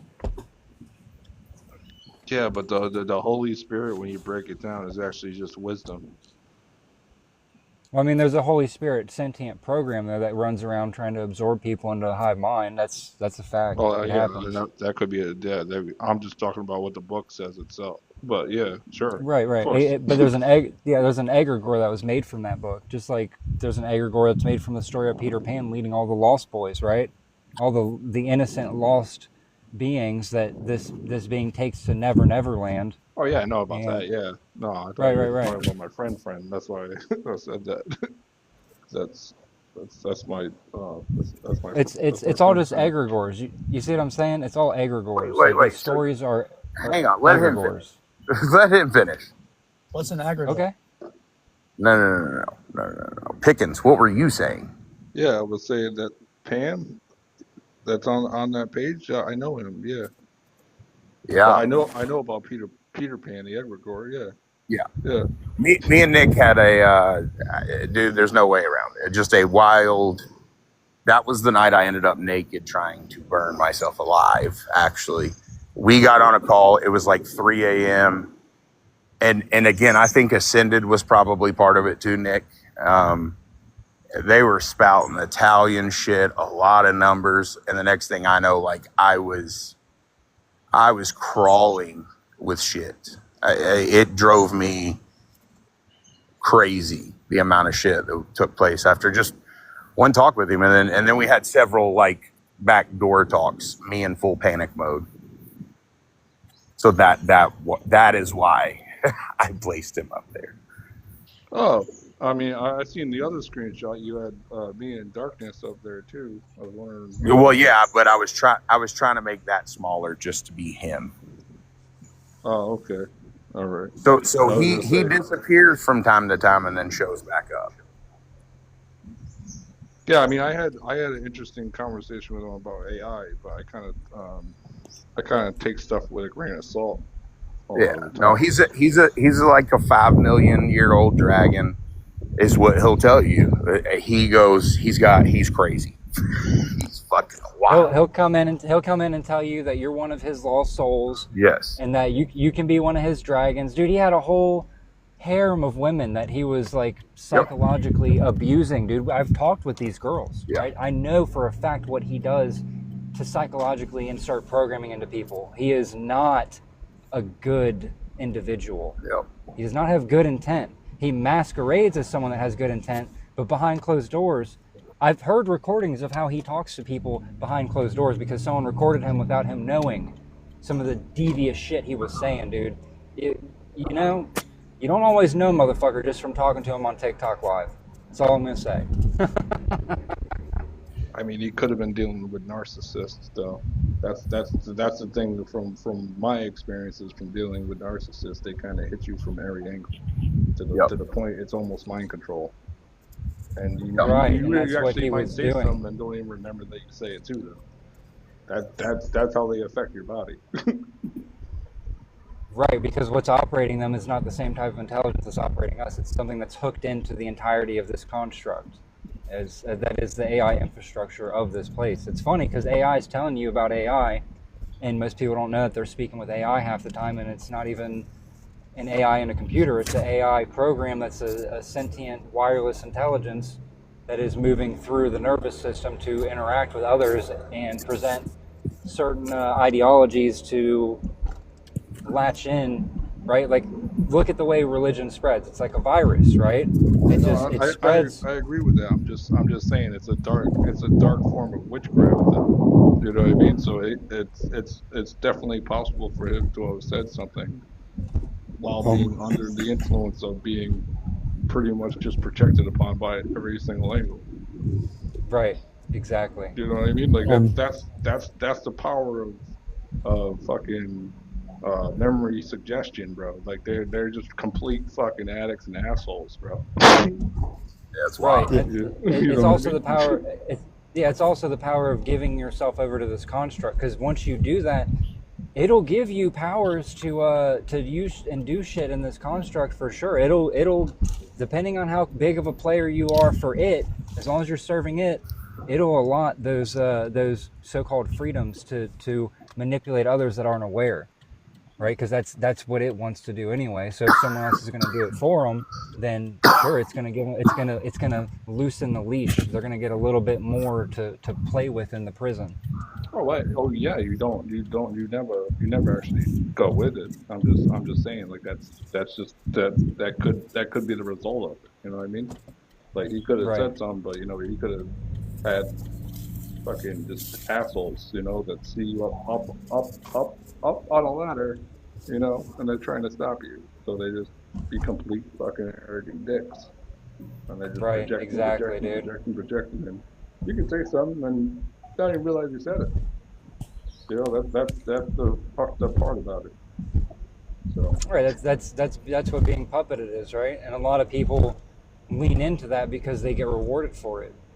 That's the thing. Like there's no reward for standing in Oh yeah, authenticity and truth here. you don't go for money for it. No, of course not. No, definitely not. No.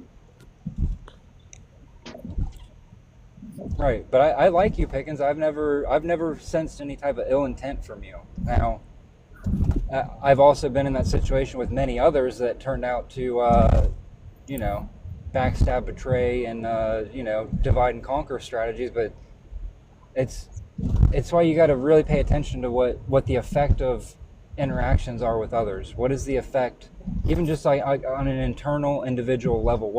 How did I feel drained from that conversation? Did I feel enlivened? Was it reciprocal energy, or was there someone trying to tell me something that, you know, may serve a pattern down the line? Like it's gonna create a pattern down the line where I'm going to see something, and then now it's again giving my external authority out to this pattern that someone else was already a part of, that was just kind of cranking the engine on it to get us in that loop. Right. Well, I'm just saying, I've dealt with that for years, so I know exactly what I'm talking about. I'm basically living that experience right now, being fucking a pincushion for fucking memory suggestion. Damn, dude, yeah, that's rough. That's a rough place to be in. Fuck yeah, it is. It's an awful place to be. But you're handling it. Sounds like you're handling it. Yeah, I'm doing my best, like I'm supposed to. So. How does memory suggestion work? Like what exactly? It's just projecting shit on you from every single angle, and it also there's other levels to it too. There's fucking gaslighting. There's just everything to just get you to flip out on them. You know what I mean? Okay. I've never heard completely memory that. suggestion, but yeah, that's dealing with that. I mean, yeah, whole bunch of people say, trying to play God, pretty much, you know.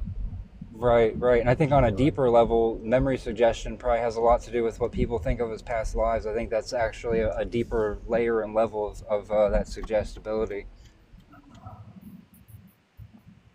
But it'll definitely have you going down some rabbit holes. You know what I mean? It'll get you to start studying fucking shit, though. You know what I mean? Because you wanna understand them before you. Even though I already know what the fuck the habit, the routine, the the way I'm going about is basically a different route. I'm seeing who's actually the thinkers and who's actually the people that don't even fucking use their brain at all. You know, so.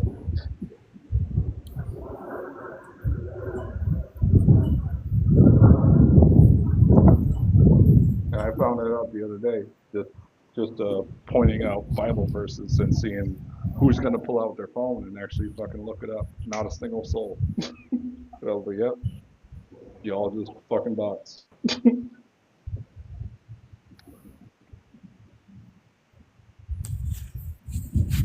I've been thinking. Go ahead, please go last. I'm just kind of was gonna talk about something different, as in, or just how, like, you know, in my situation, how just like powerless a lot of these people, entities are right now without all their tech, you know? Like, I got a lot of like what they claim to be like higher ups. They clearly got a bunch of money, but you know, like they just are trying to play God in people's lives, but without this tech, without their money, it's just like a bunch of bullshit. So it's like, yeah, like it's, you've been saying this like it's the end of it. Like the only thing I can notice is like this has to come to an end, or just like, right. It's just, from what I can tell, it's going down.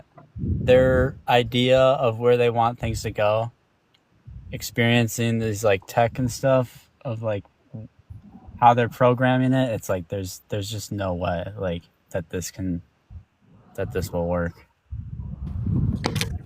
So yeah, it is the end of it. I think it knows that too, and yeah.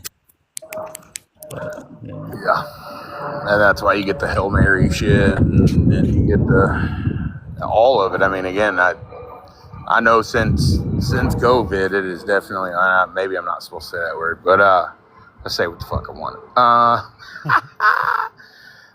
It's changed, and again, that felt very on purpose, and it's been a rapid change of environment, rapid change of a lot.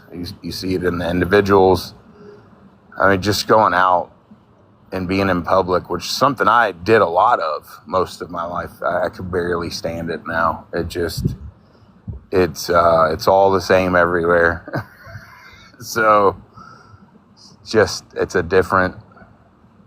everything feels a lot different than it did 5-10 years ago.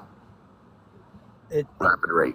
It feels like a completely different world. It feels like everyone's gone and replaced. For sure. And I have been in that thought process before too. The night all the shit went crazy, it like showed me that I was the only one here, and I was like, oh shit. It already happened. Yeah, exactly. It's like it's already happened. It already happened.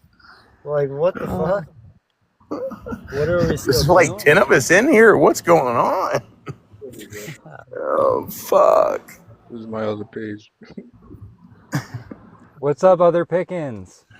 Other Pickens. It's the same one. I accidentally moved to another phone. What's up, Other Pickens? Other What's up, Pickens. Sovereign Star? I think Sovereign Star, is this your first time on the show? Welcome. Hey everyone. No, I've been here before.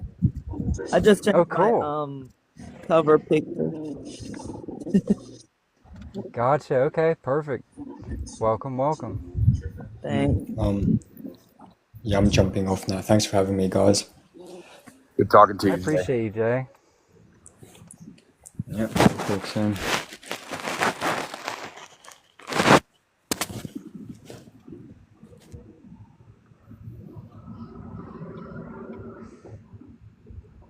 Yeah, I'm probably not far behind him. Yes. We've had a long, we went from call to live. A couple calls. Jeez, what time was that? That was a while ago, wasn't it? Long time ago. I was on the road. I was in Cincinnati. So yeah, it's a long time, but we've had a lot of these longer ones and netted okay. Does feel way different over here than it does the other platform. Just totally different. It is, man. But I feel like Rumble is somewhere that, number one, it wasn't nearly as infiltrated, so it was a lot easier to claim that space. And then I feel like over here we're kind of slowly doing the same thing, like claiming this space is like, I know this is your little platform, but I'm gonna make my own little groove in it, and fuck what you heard.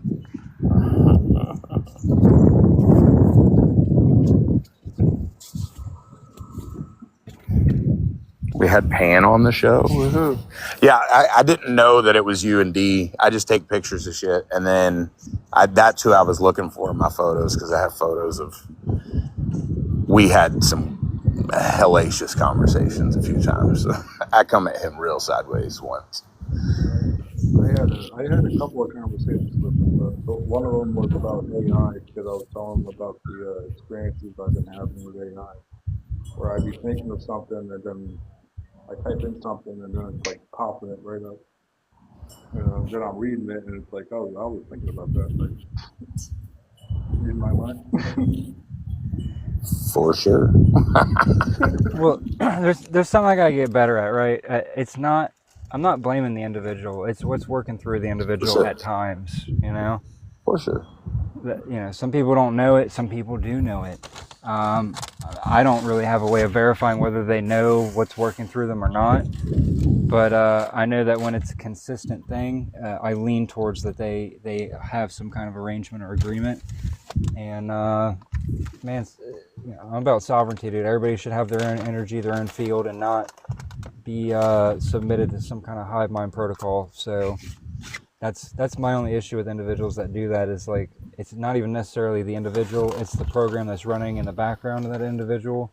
And may or may not be their fault. I don't know, and I don't really give a shit. I'm very wary about recognizing when I'm around those types of individuals, like I don't let my guard down.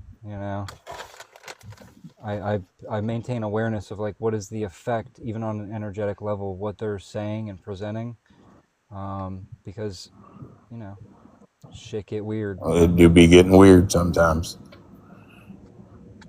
I don't think I've met a legit individual for about a year now. Like I haven't I swear, like in person. Yeah, dude. And if I've met someone, the next time I meet them, they're infiltrated, they got approached, and they're on board with the program, or which seems like the same. Dude. It's like everything. It happens that quick, bam. Now all of a sudden, that ain't the same individual you've been speaking with.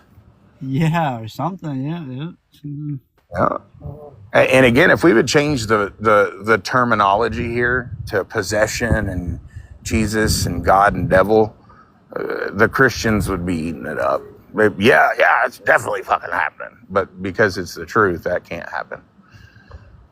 But it's like people getting paid, like everyone getting paid to fucking screw me over. Like rewards aren't always money, though. Keep that in mind. Reward is not always money. Yeah, they just feel like they got to do it, or Yeah, or they're told something. I don't know, or little whispers in their ear. Yeah. Yep.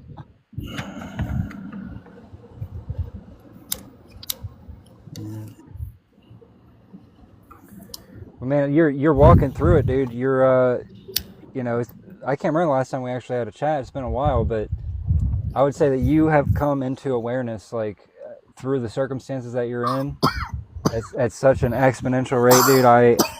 I'm not your fucking dad or anything, but like, man, I'm fucking proud of you. Well, thanks, man. I'm not gonna lie. Like sometimes, I mean, I see it says the end of it. Like a lot of times, it feels like the way to end it is to just like get out, just to. Unplug. I mean, pull the energy out. That's what a lot of people are going to do, for sure. I mean, I think if that's what you feel like you should do, that's what you should do. Don't ever listen to anybody outside of yourself on what to do. Like, you can listen to people to find what resonates, but ultimately it is your choice what you do.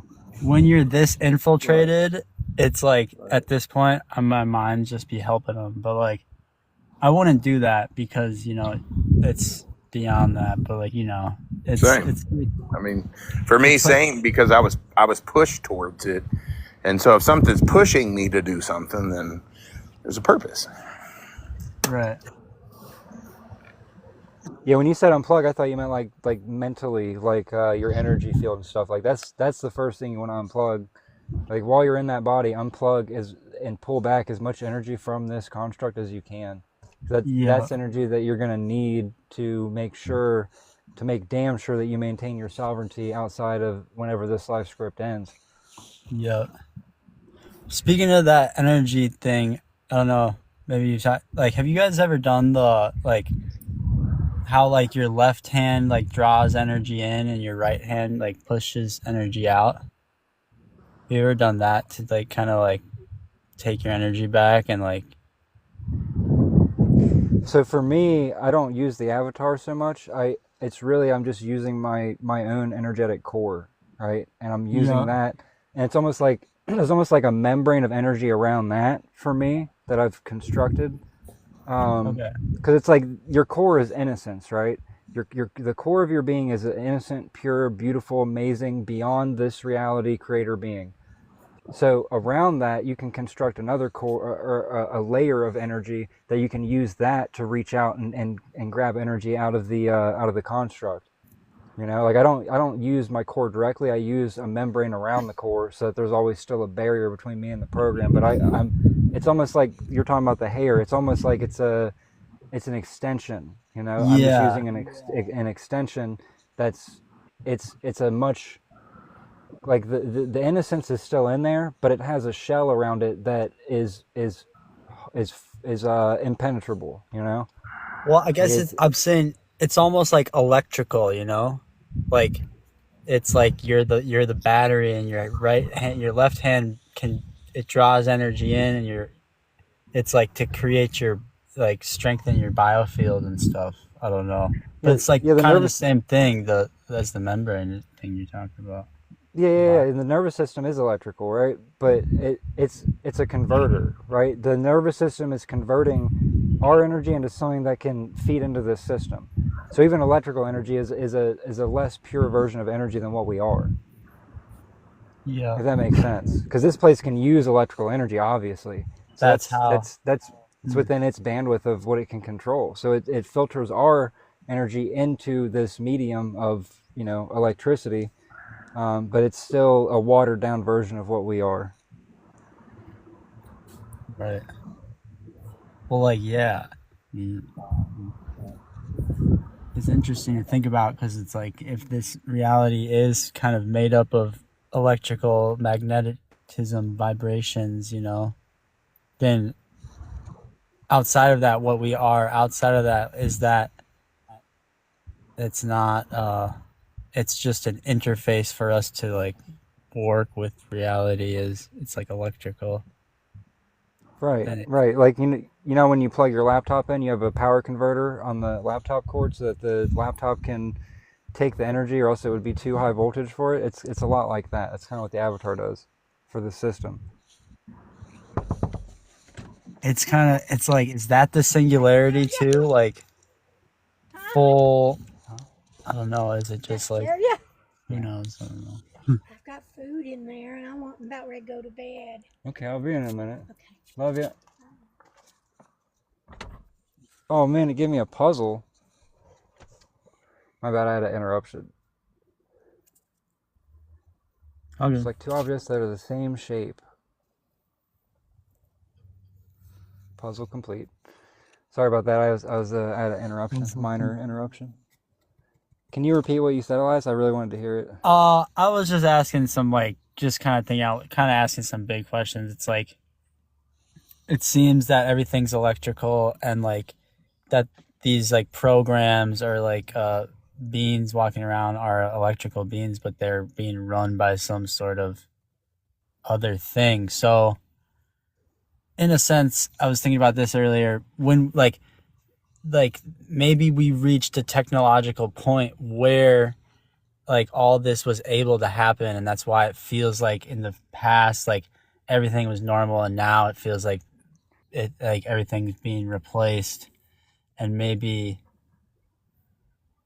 you're like, I don't know, like maybe it's like some, who knows, but electrical. Well, I wonder if it's more along the lines of like reverse engineering, right? Because the construct itself is holographic, meaning that you could call the entire reality itself a type of technology. Like it's not. This is not Right. the original reality, right? It could be a copy of a copy of a copy. We don't know how many copies it's done of itself, but it's definitely not a true to what it's presented as solid form reality. It is highly advanced. You could call it technology, but if you're a creative being and you're going to create a realm, you're going to have to create a structure and some sort of pattern and coding in order to actually go and create an entire reality to experience in. So I kind of see it that way, where the realm was created. It's already a quote unquote technology, maybe not how we think of technology, but it's the intelligence that governs it is basically copying what it already is, which is the technology that it was created as, being a reality or a construct to have an experience in.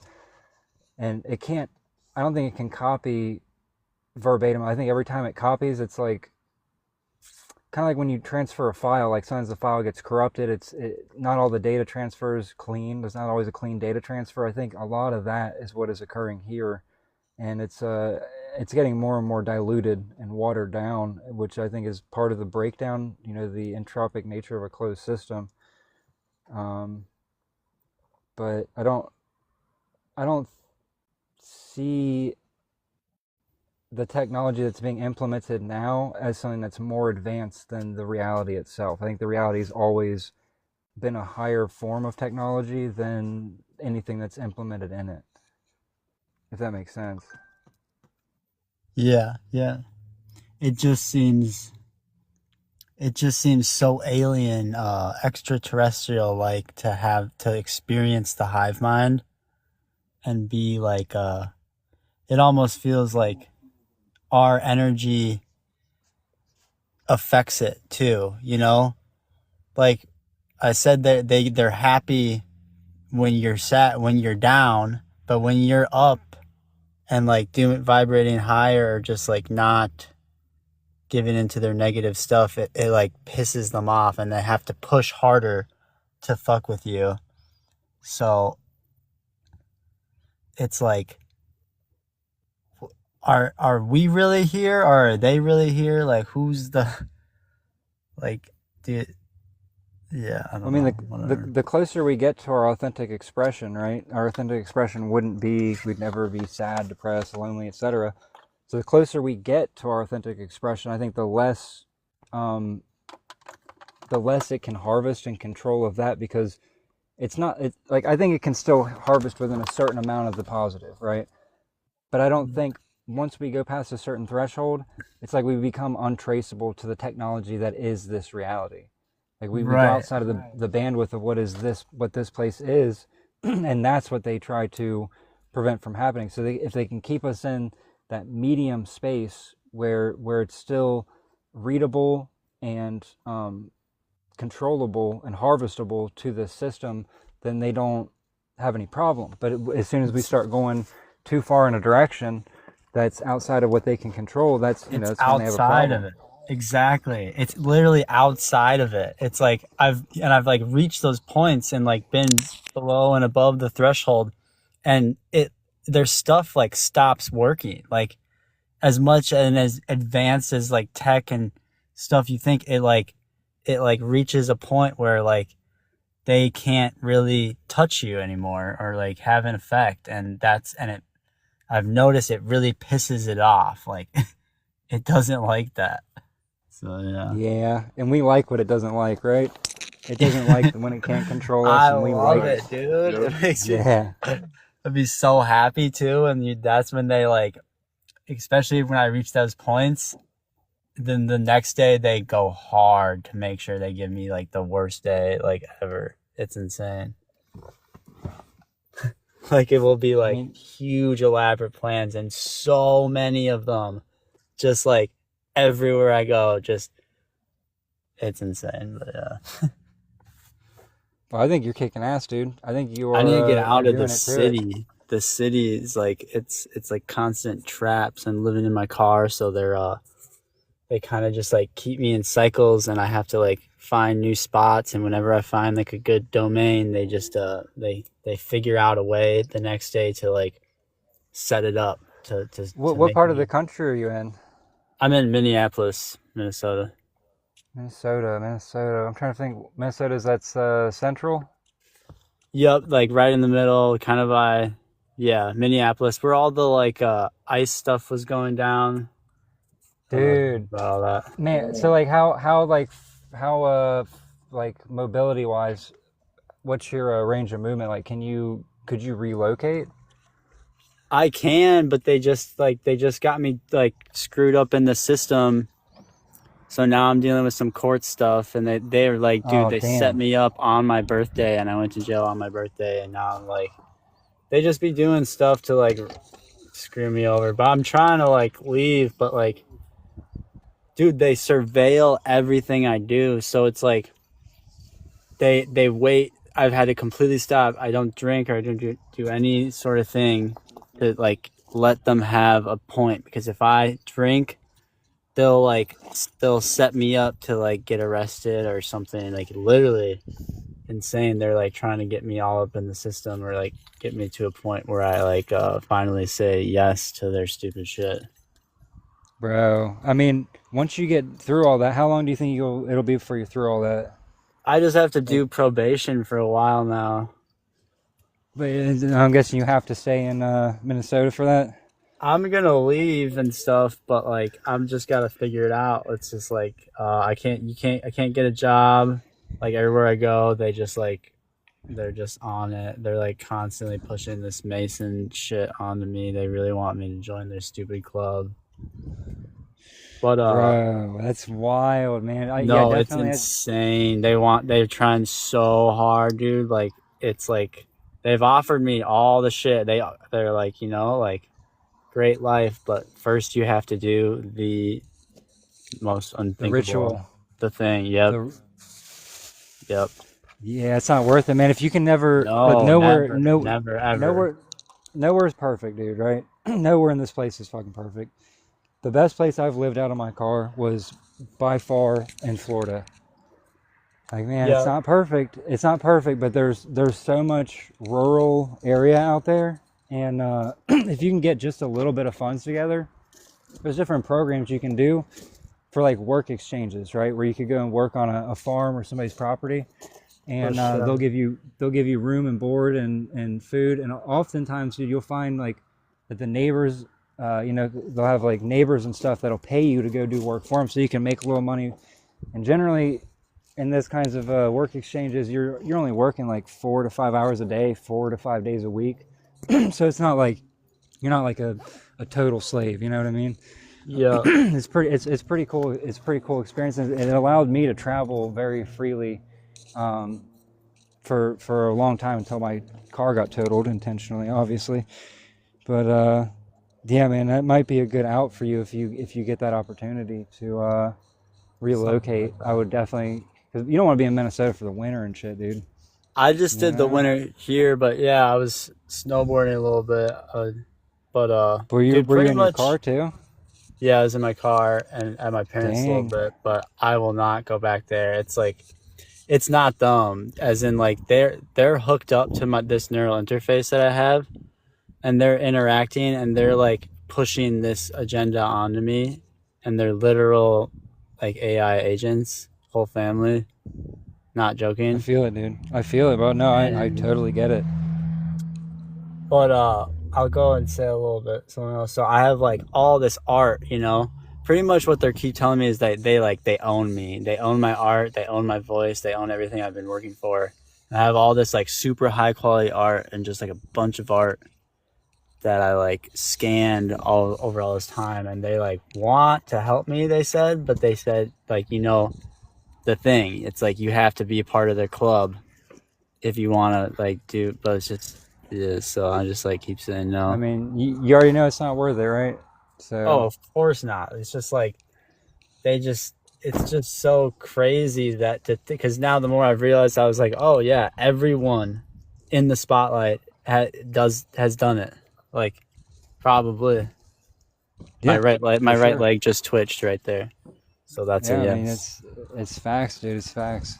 You see how it operates. It's crazy to like think that that's like all the people you grew up like watching, you know, on the TV and shit is like, yeah, you know, they're all part of it. Yeah, they're all part of it. It's like that they don't do another way. It seems like they they make you do that. So that's where I'm at. Yeah, I mean, it's running around like a freaking. It sucks that you're going. It sucks that you're going through that. That shit fucking sucks. It's crazy, man. It's not a great experience. And they don't want to take no for an answer. Like they won't leave me alone. They're just like, we want what you say or what you like built, and they want to like steal everything and like take like my passion and like everything, or just like, you know. So that's what they do, you know. They come in and they find people who are like motivated and passionate and building something, and they take it and they steal it and they insert their crap and get you to join this stupid thing. But you know, we chilling, we refusing and running around. And they just look dumb.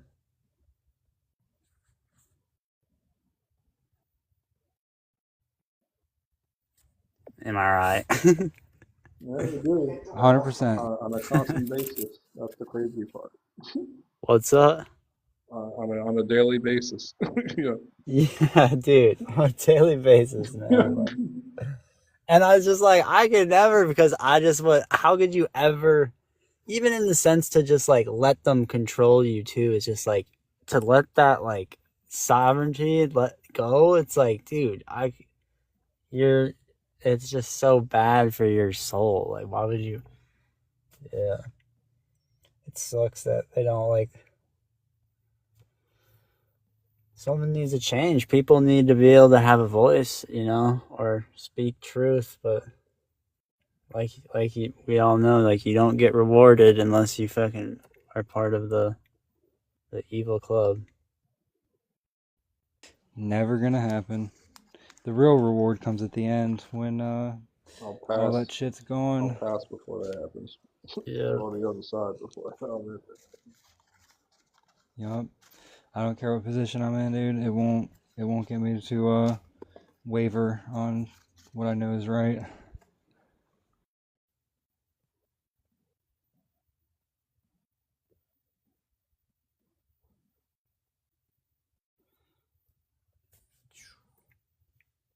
It's a realization, you know.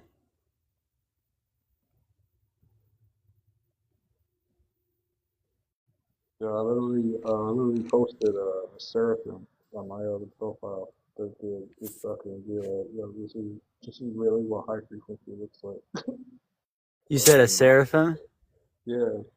Dude, you should. The biblical description is like wings with eyes all around it. Like you should go look at some of my art. You should go look at some of my art. It looks like a bunch of seraphim. It's on my Instagram and stuff. Nice. Have you seen them before? Me? Yeah, have you seen them? No, but they showed up in my art. Like, I think they saw like what was going on with my art before I did. So I was just like scanning a bunch of like nature and stuff and a bunch of random things. And then I started scanning like milkweed pods, you know, and they would like kind of burst open and let out all the seeds. And as I started putting them together, I was like, these look like literal angel wings and stuff. And I've actually been like putting them together recently, and like they're pissed about my art. Like, they're mad. They want to own everything. And they're like, yeah, you're not going to be able to make any money off of it or anything until you. And they're just like, they pretty much just keep telling me they own all my art and all my work and shit. So I've just been like dropping a bunch of it.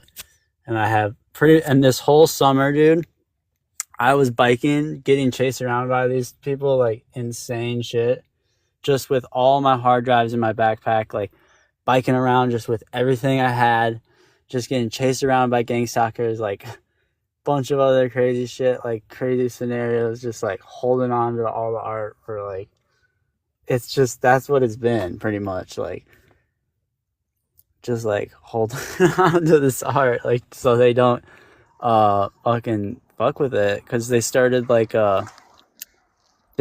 messing with it and like downgrading the quality on all of it, I think, so like it was of less value and I couldn't like make money off of it or some shit. But does everything it can to keep you down.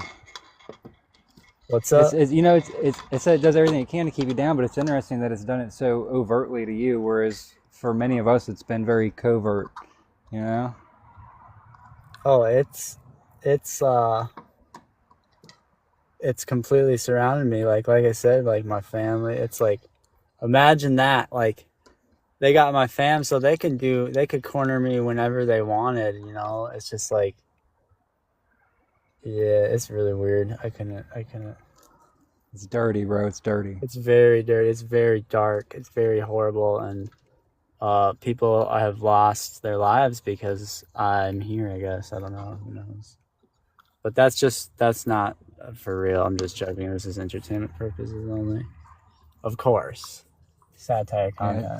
But everything is satire here. It's all about a made up I gotta story. Be very careful because, like, yeah, they Yeah, it's all. I mean, the whole show is about a made up, fake, fictitious world that has a dumbass AI hive mind trying to integrate everybody into it so that some parasitic entities can extend their miserable existence. You know, it's all made up. we're writing a sci-fi movie. Yeah. Like, nothing but.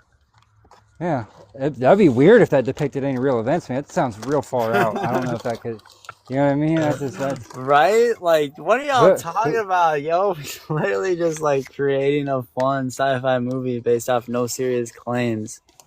Entertainment. Right, exactly. Because that would be insane. That would be that would be crazy, dude.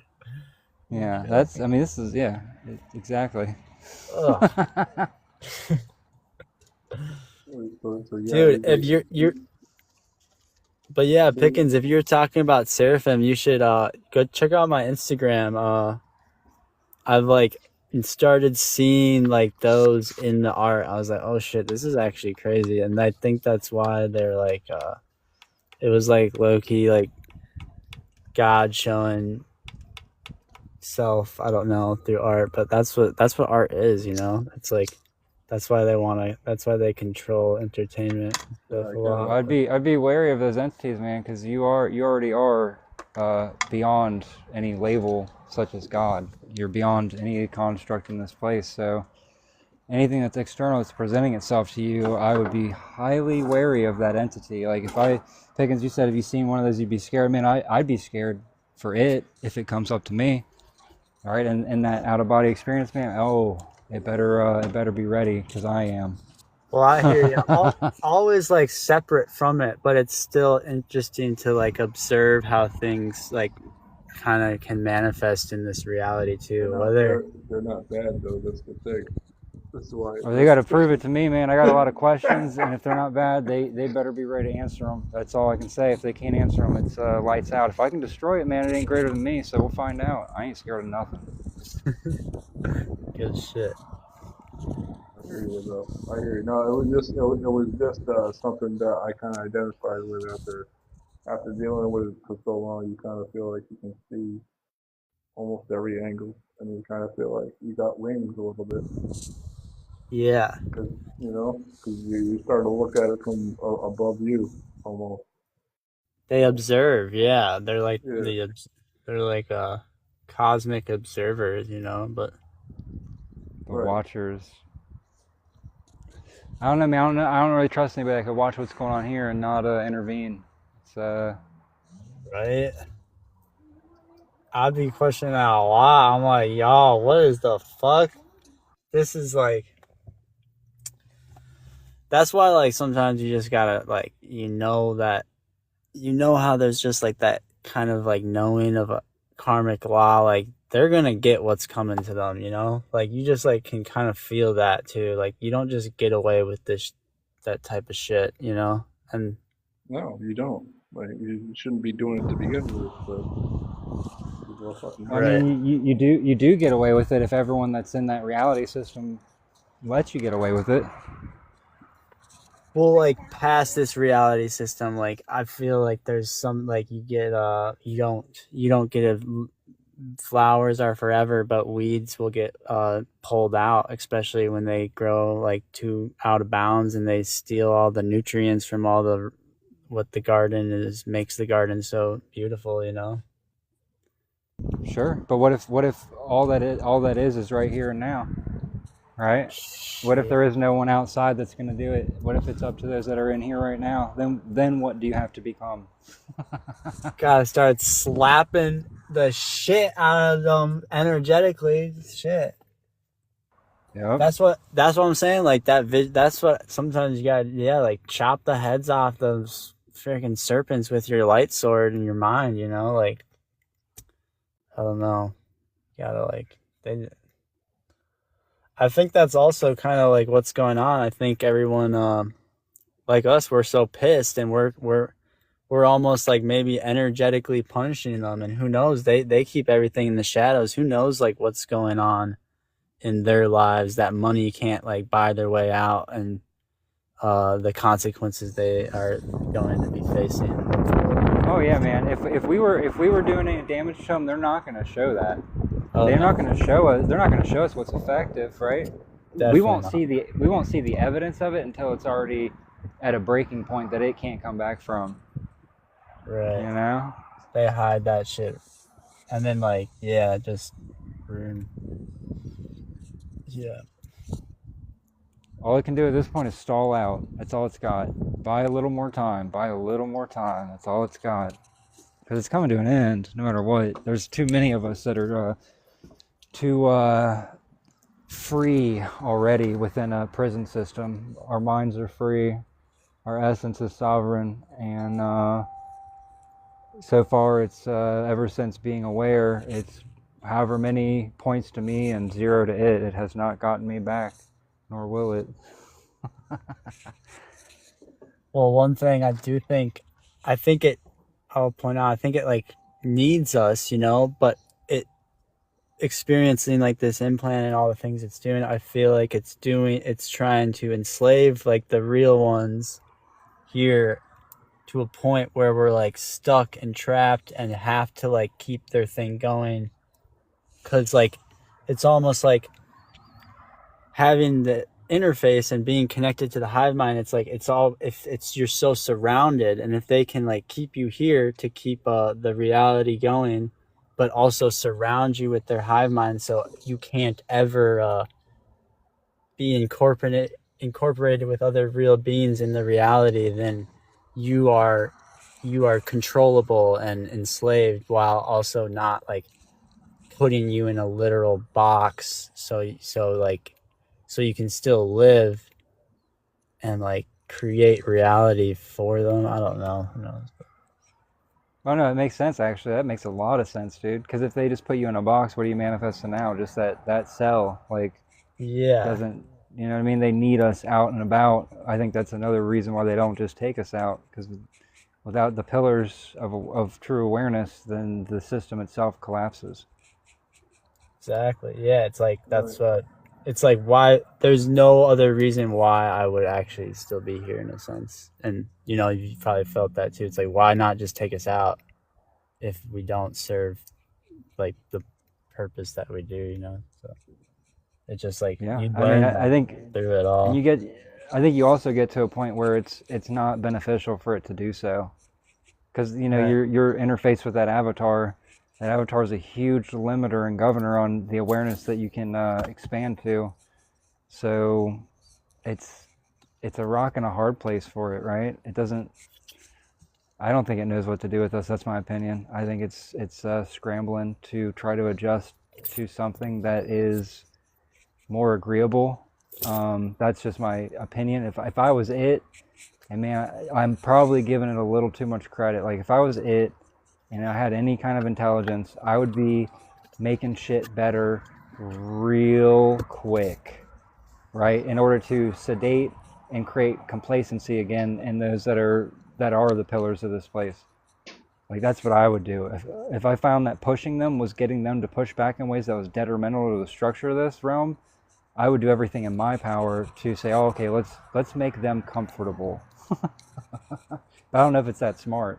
You know, there's that whole narcissistic ego behind it that it's like, no, you're going to do what I say or else. Like, okay, what about when the or else doesn't work? Well, then there's just another or else. It can't ever truly adjust intelligently, is what it seems like. Because if it could, why would it not have by now?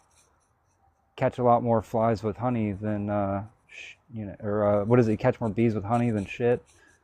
Right. Yep. Yeah, it just needs to inflate itself to make you as much as possible. Yeah, that's what I've experienced. It's like it's just trying to make itself seem so big, which it is, but like you pointed out earlier, like, you know, it wouldn't need to do that if it was true. Right, if it was truly powerful, it could just take from us without having to trick us into giving it up. Yeah. You know?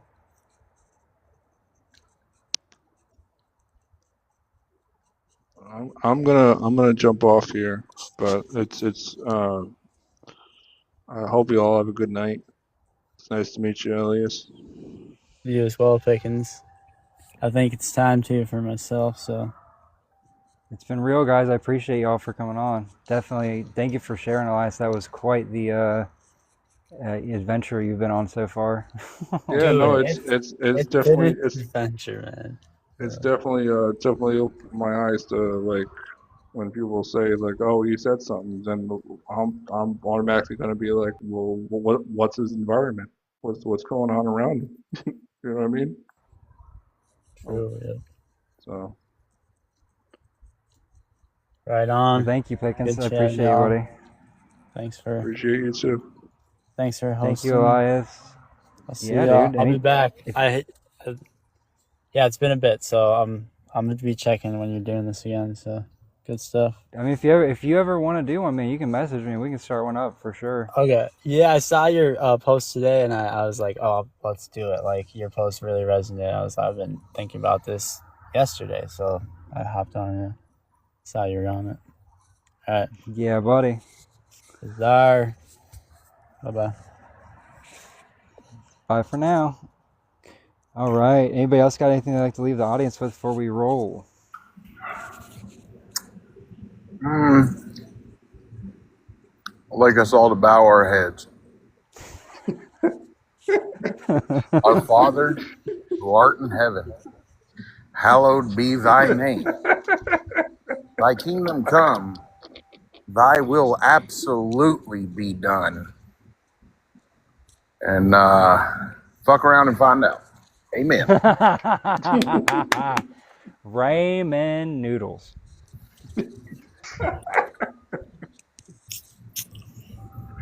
And that's all I got to say about that. That was great, man. I was looking straight up while you were saying it, and I was flicking off the ground and the sky. So Good. Message sent.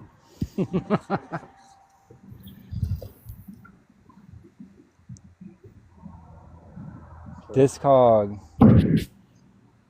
Thanks for coming up. Thanks for being here.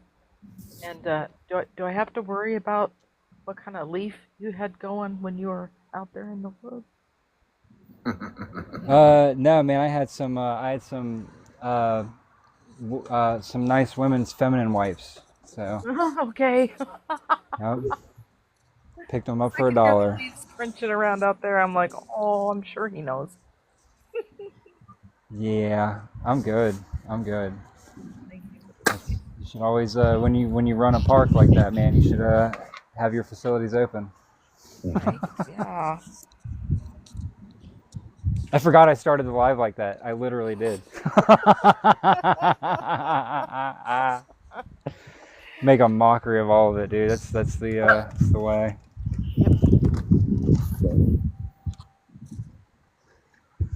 Christina, would you like to leave any parting words of wisdom or rage with the audience? I think I said a lot today. I think I said a lot, you know. Yeah, you did. It's okay. We liked it.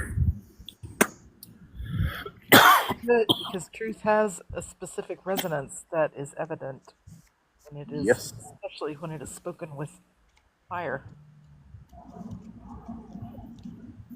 Well, I'm glad a very rare few could recognize that. No, it's good. I'm glad that we hopped from that call onto alive.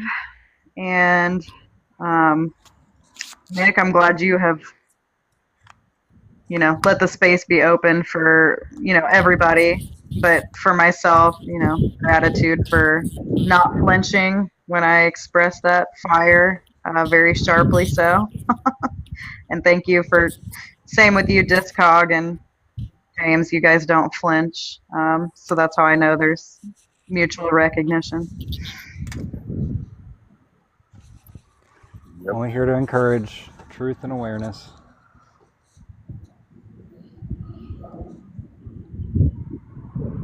Burn through the scripts. That's it. Burn everything that isn't real. What is true and eternal will remain. Don't be scared. Yep. What you're afraid of is more afraid of you than you can imagine. Shaking in its boots. Good. Very good. All right, everybody. Well, I love you. We can chat soon or immediately. Doesn't matter. Let me know either way. You know, I think I will. I think you will know. Well, I'm gonna probably call the group and see where everybody's at, and we'll go from there. Good night, TikTok. You bastard. Good night. Good night. Shit.